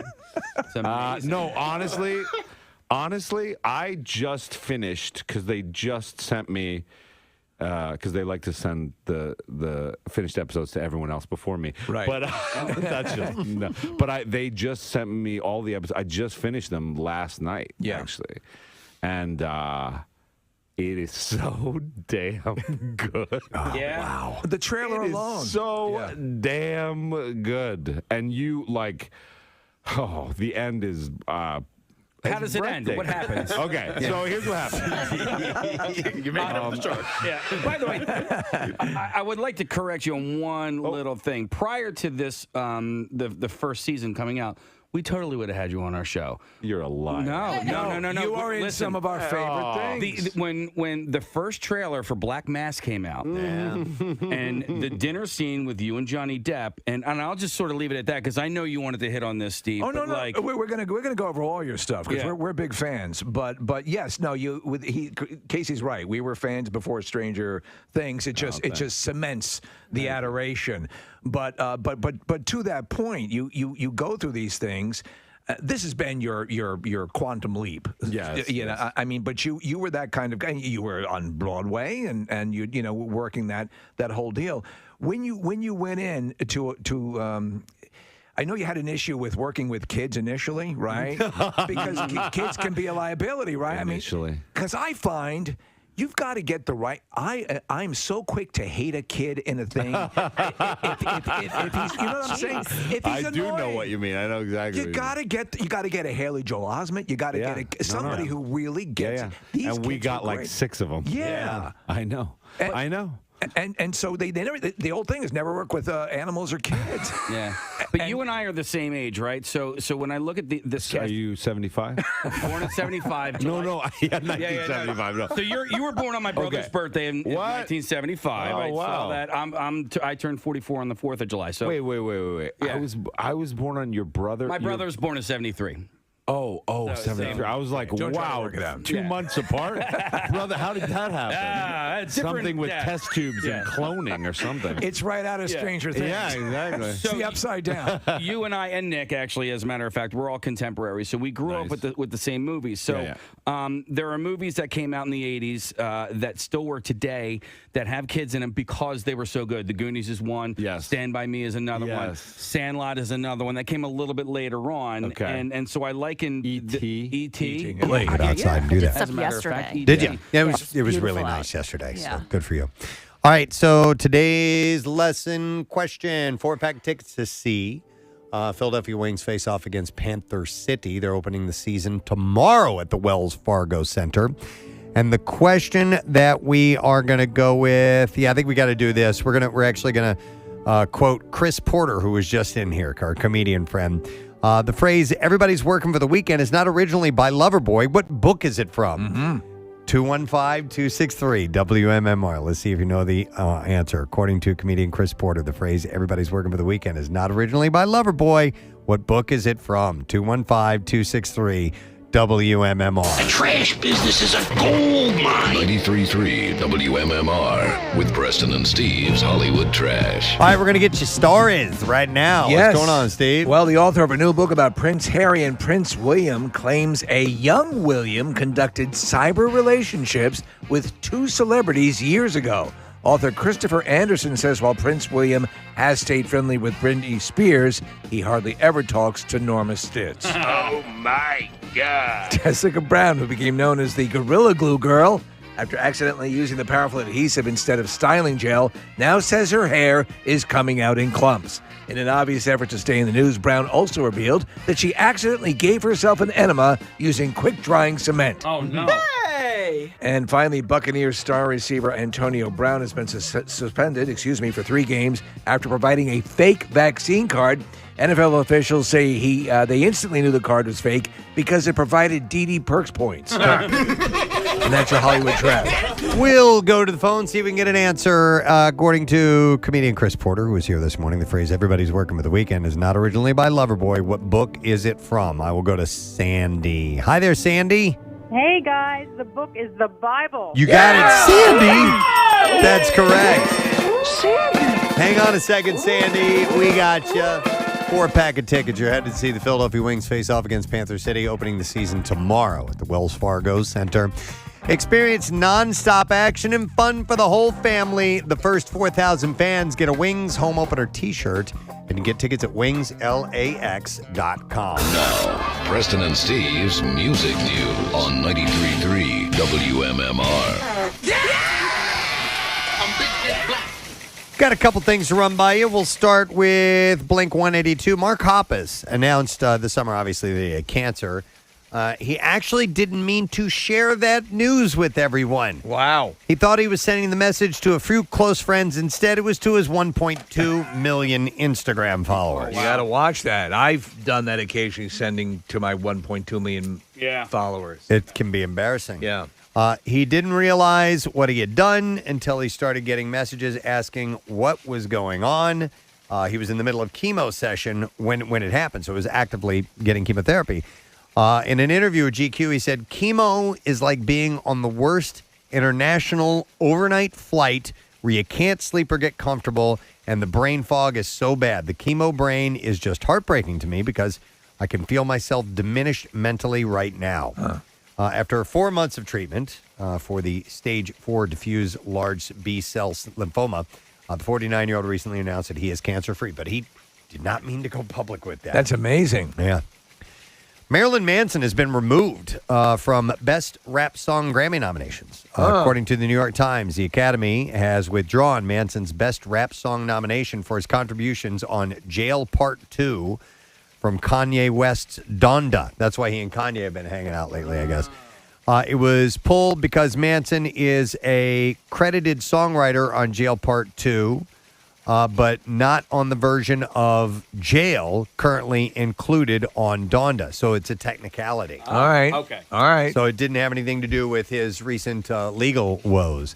In addition to the Best Rap Song category, Manson received a second Donda nomination alongside a list of artists for Album of the Year. As a featured artist and a songwriter, that nomination, according to the Grammy site, still stands. Does he still retain his nomination for Bing Dirty Dur? I don't know. All right. But I love that song. It's a great song. Black Crowes have just announced a 2-night Las Vegas stand over Super Bowl weekend.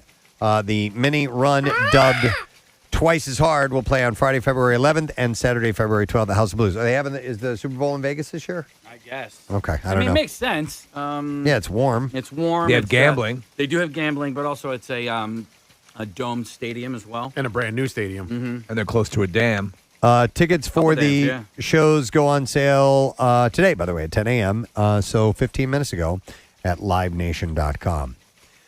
This is interesting. Noted Beatles author Ken Womack will write the biography of the Beatles' late road manager, Mal Evans, set for publication in 2023. He is prominently featured in the Get Back documentary.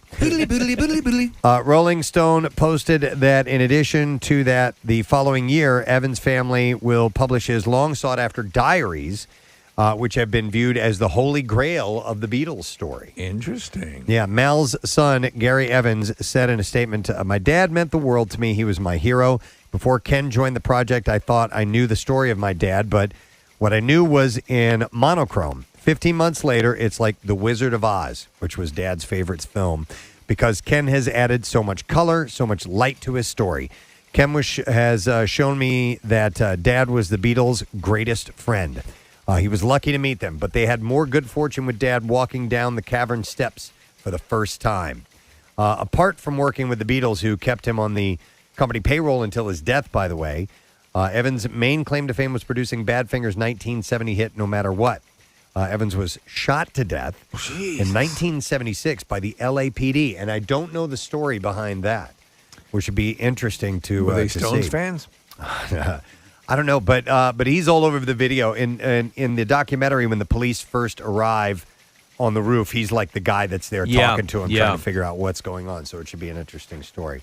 Super Bowl's in Los Angeles this year. Oh, yeah. It's a short drive to Vegas. We was wrong. All right, and we have day number 5 of Dave Grohl's Hanukkah song. Yes. And this one, his daughter sings. Man, does she have a good voice. I was like, are you kidding me? She's taking on an Amy Winehouse tune. No easy chore. Called Take the Box. And we're going to play a little bit of this for you. She's very talented. Here we go.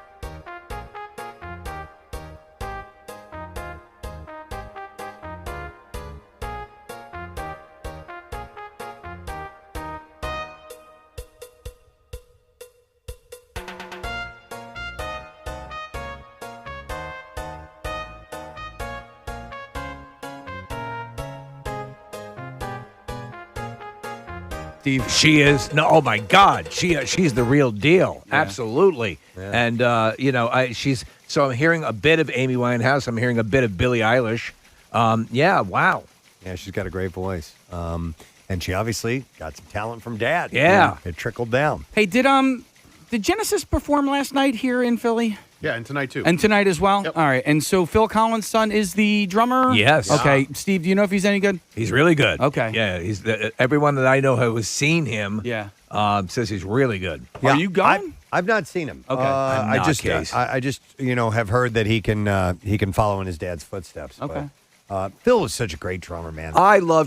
So much of he would do these things with Chester Thompson, who was, sitting at the kit while he was up front singing, and also studio work as well. And they do these drum things that were just awesome. I'm sorry. I'm sorry to interrupt, but there's a video of Phil playing drums for the Band-Aid. Do they know it's Christmas time thing? And it's it's a shot of just him playing drums. He's not doing any fancy solo stuff. He's just playing the rhythm, and it is like a machine. I mean, and that's a compliment for a drummer to be able to play that perfect time. Yeah. He's like a human metronome. He's just a great drummer. He's fantastic.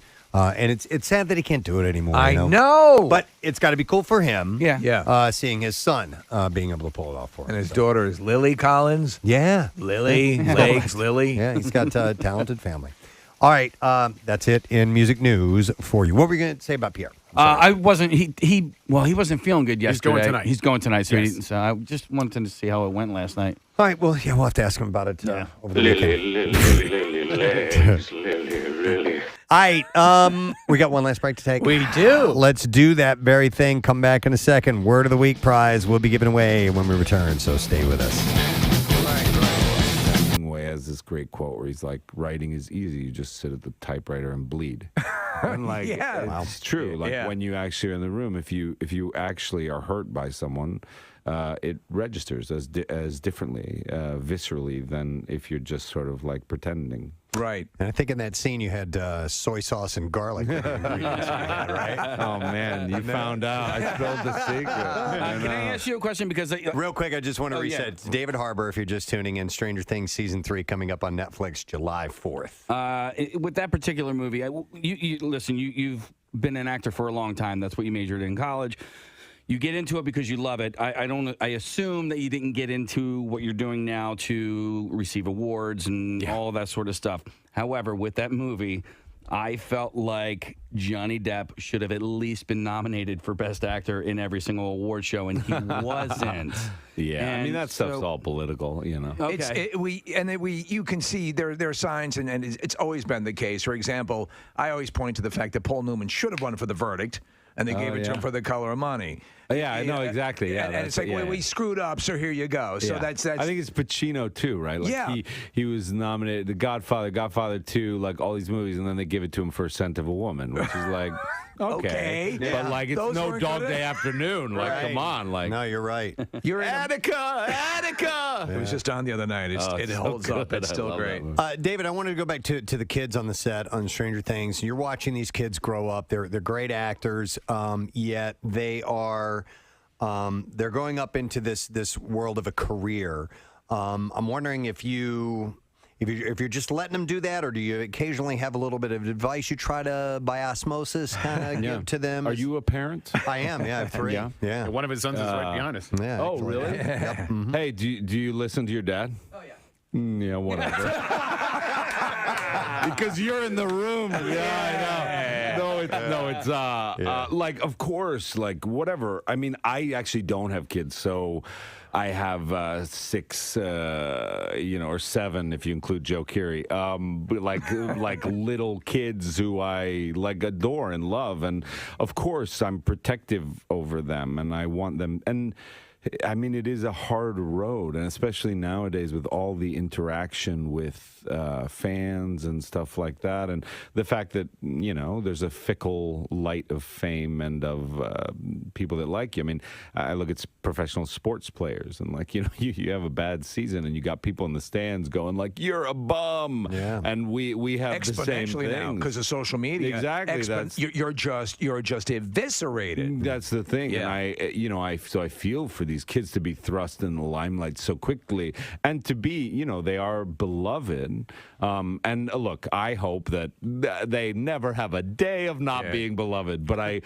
I will say I don't think that's the case. I don't think that's possible for any human being. I mean, we go up and down. The world loves you. They hate you. I mean, it's just the nature of fortune, right? It's like a fickle wheel. It just spins. It just spins. But you feel the hate more than you do the love for some reason. Absolutely. It's so true, right? Yeah. I mean, you have to learn, though, my dad years ago he would say, always consider the source. Always consider the source. And when you do that, it helps mitigate and tamp down that stuff. But it's hard, though, because you get into this because as you said, you go to the hairdresser. How am I doing? And you don't want to hear you're not. It doesn't look like it's going well. And you think that I think because we're on TV or whatever it is, like. I think it too. I mean, I've written things about people on Twitter, like celebrities and stuff, and you think that like those people are immune because they are so like, and then you're just like, no, like I'm just a human being like anybody else. So if you come up and say like, you're the worst, like, it hurts. I mean, you're like, I am. Yeah, I am the worst. But it is true. Like the amount you can just rack up love, and it just scroll through that. But the minute somebody goes like, I don't know, you're like your hairdresser. What? Yeah, exactly. Well, like I tweeted out OJ's on Twitter now, and I tweeted out. I did bring up the double murder thing, but I said he looked good. So I tried to. Okay. I still, even with OJ, I tried to do that. Going back to Stranger Things, I love the concept of the town of Hawkins. It's very Stephen King-esque, like Castle Rock, where there's just this area that's concentrated. Weird things are happening all the time. You've also got this cast that's growing up. This could go on for quite a while. And only you and the guy, the people that are writing this show know whether it's a definitive end at the end of season 3. We don't know, but this train could keep riding for a while, couldn't it? Yeah. All right. All right. Like a shaky witness, I'm gonna reach for the glass. We know take a sip of coffee. We know you got to run. Real quick question about Black Widow. You were indeed filming that. No. Yes. I mean, I don't know if I'm filming right now. Right. But yes. Okay. We are shooting that movie. Yes. I just wanted to make sure because reports and IMDb and no. There's a lot of misinformation on that as well. But I will say that Kate Shortland is directing this movie Black Widow, which I am in, and it is incredible. Awesome. We love the subject matter, Scarlett.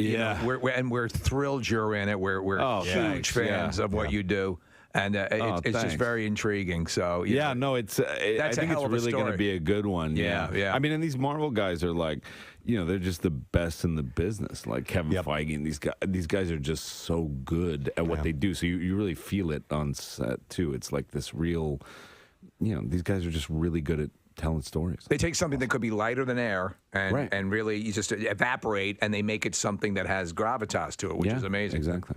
Stranger Things season 3 is on Netflix July 4th. Dude, I'm really happy that you're like a super nice guy. Oh, thanks. That's always nice to find out. Nice to talk to you guys. Thank you. We appreciate it. And enjoy the season. It's really, and I don't say this, I mean, I'm stand behind the hype. It's like, it's going to take your breath away. Love it. Excellent. All right, let's hear it for David Harbour. Thank you.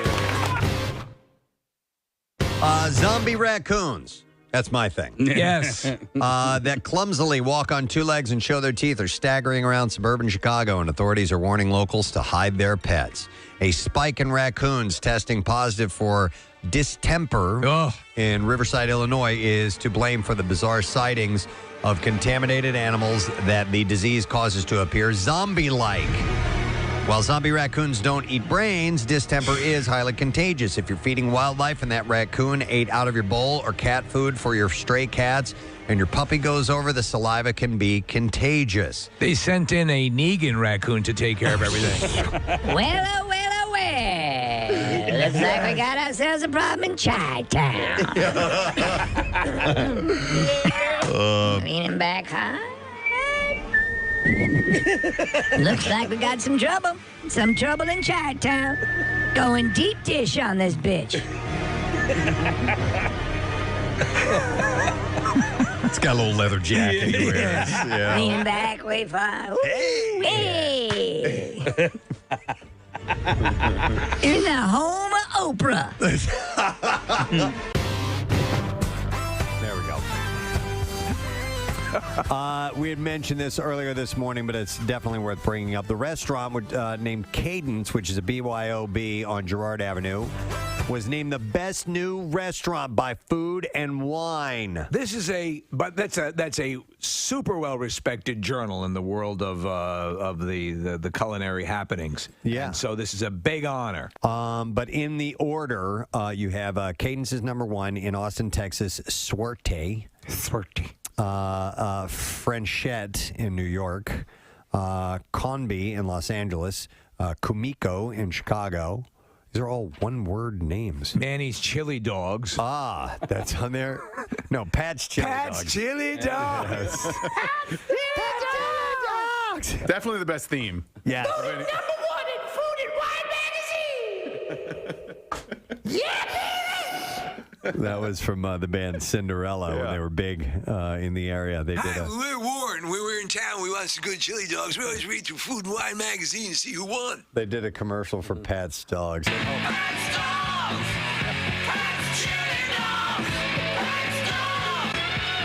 That'll be cool, man. Back there coming to town and in the summertime and playing the link and all that good stuff. So we, of course, will have full concert coverage for you here on MMR. I would like to thank Mr. Chris Porter for being here this morning. Chris is a great guy. He is at Punchline tonight and tomorrow, 2 shows each night. It's been a while since he's been here, so go see him. Yeah, and he was paying us some really nice compliments off air, too, which is always nice to hear, so we appreciate that.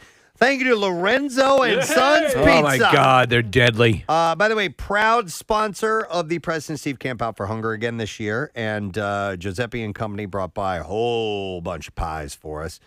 So we do appreciate that. And you want to take a look and stop by and get a bite to eat. Some of the best pizza in town. And you can visit, and by the way, they've been around for 5 decades.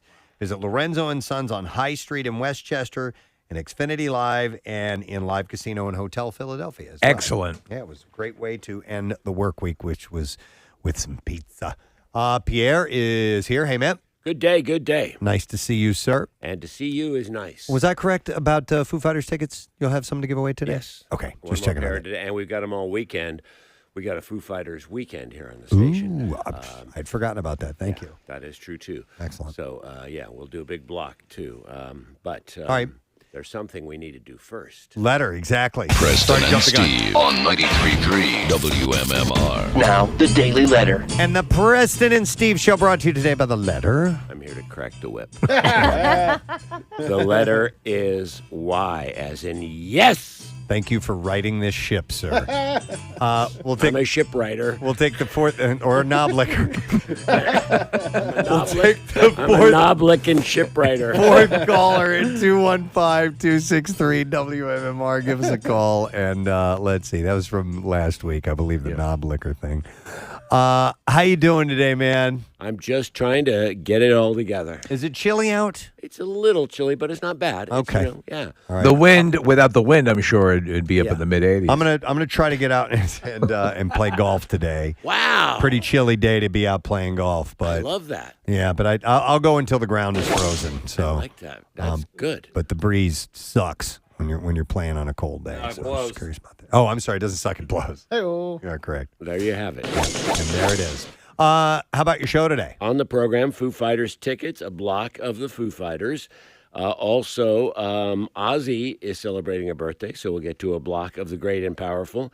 And Casey, who had asked about Genesis, they're on at 8:15. There's no opening act. Okay. I did not go last night, but I am going. Jason and I are going tonight. Hey, is there an intermission? Sometimes when there's no opening act, sometimes bands will have an I intermission. don't think so. Okay. All right. I don't know for sure, but I don't Okay. think so. I think they roll straight through 2 hours, maybe 2 hours plus. I pulled up some of the set lists from earlier shows, and there's an acoustic set in the middle, so they slow it down for a little bit, and then. But I mean, it was just hit after hit after hit. It really looked cool. So have fun tonight. Do you guys like intermission shows? Yeah, I when they don't have 'em? mind. I love them. Yeah. I think it's great. They did one of the ones that worked really well was Peter Gabriel not recently, but about maybe a couple of years ago when he was doing the full album. Yeah. So there was he played up front. I think you were at that show as I well. was, yeah. And he did the show, took the break, and came back and played the full album. Right. Yeah, that's right. Yeah. I forgot about that. That was, I mean, I saw it the first time. Yeah. It came through in '86, and wow, the production values were stuff that we had never seen at the time. The moving lights, those lights that were on wheels, and they chased him around. It was just brilliant. And then he rode a bicycle upside down. You saw that was a few tours later, Yeah. I think. And then the next tour was the Talk Tour, and he opened coming out of a phone booth. And he was singing into the phone. That was the Us tour. The S tour, right? And he had a song called "Talk." Right, Yes, right. That we were playing heavily, and Philly was the only town he could do 3 nights in because he was so popular here. And he walked down this runway singing into this phone, which was still connected to the phone booth. That's wild. It was amazing. Number of texts coming in. No intermission. Somebody else has said about 2.5 hours. Amazing. So, Wow. That's awesome. Yeah. Excellent. All right, let's get a winner. We're going to go to Michael. Hey, Michael, good morning. Good morning. Word of the week, sir. Honey. Great day in the morning. You nailed it, Michael. We're going to give you a Flyer Santa sack, and we've got some fantastic stuff. Gift pack that includes game tickets, 2021 collectible gritty, ornament, autographed items, and more. So hang on the line, buddy, okay? Awesome. Thank you. You bet. Have a great weekend. And don't forget, you can shop at PhiladelphiaFlyers.com to get your own Flyers Santa sack. I'm going to take this moment to thank our sponsors. Preston and Steve Show has been brought to you today by Dunkin', the official coffee of the Preston and Steve Show. Also brought to you by Iron Hill Brewery and the top-selling IPA and seasonal beers now available everywhere that craft beer is sold locally. Next week on the show, we have... You know what? I'm not going to tell you. You're not going to say. No.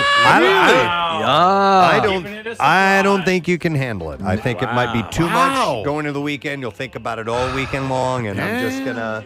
This kind of, you can't play with this because it could kill people. Yeah, exactly. So I don't want to freak anybody out. So Those are some I'm showing the camera what big names. is on the list for next week. Don't say Very anything. intense. That is it. I tell you what, though, I am a fan of Mr. Open. We are done. Ray John, have a great weekend, friend. We'll see you later. Bye-bye.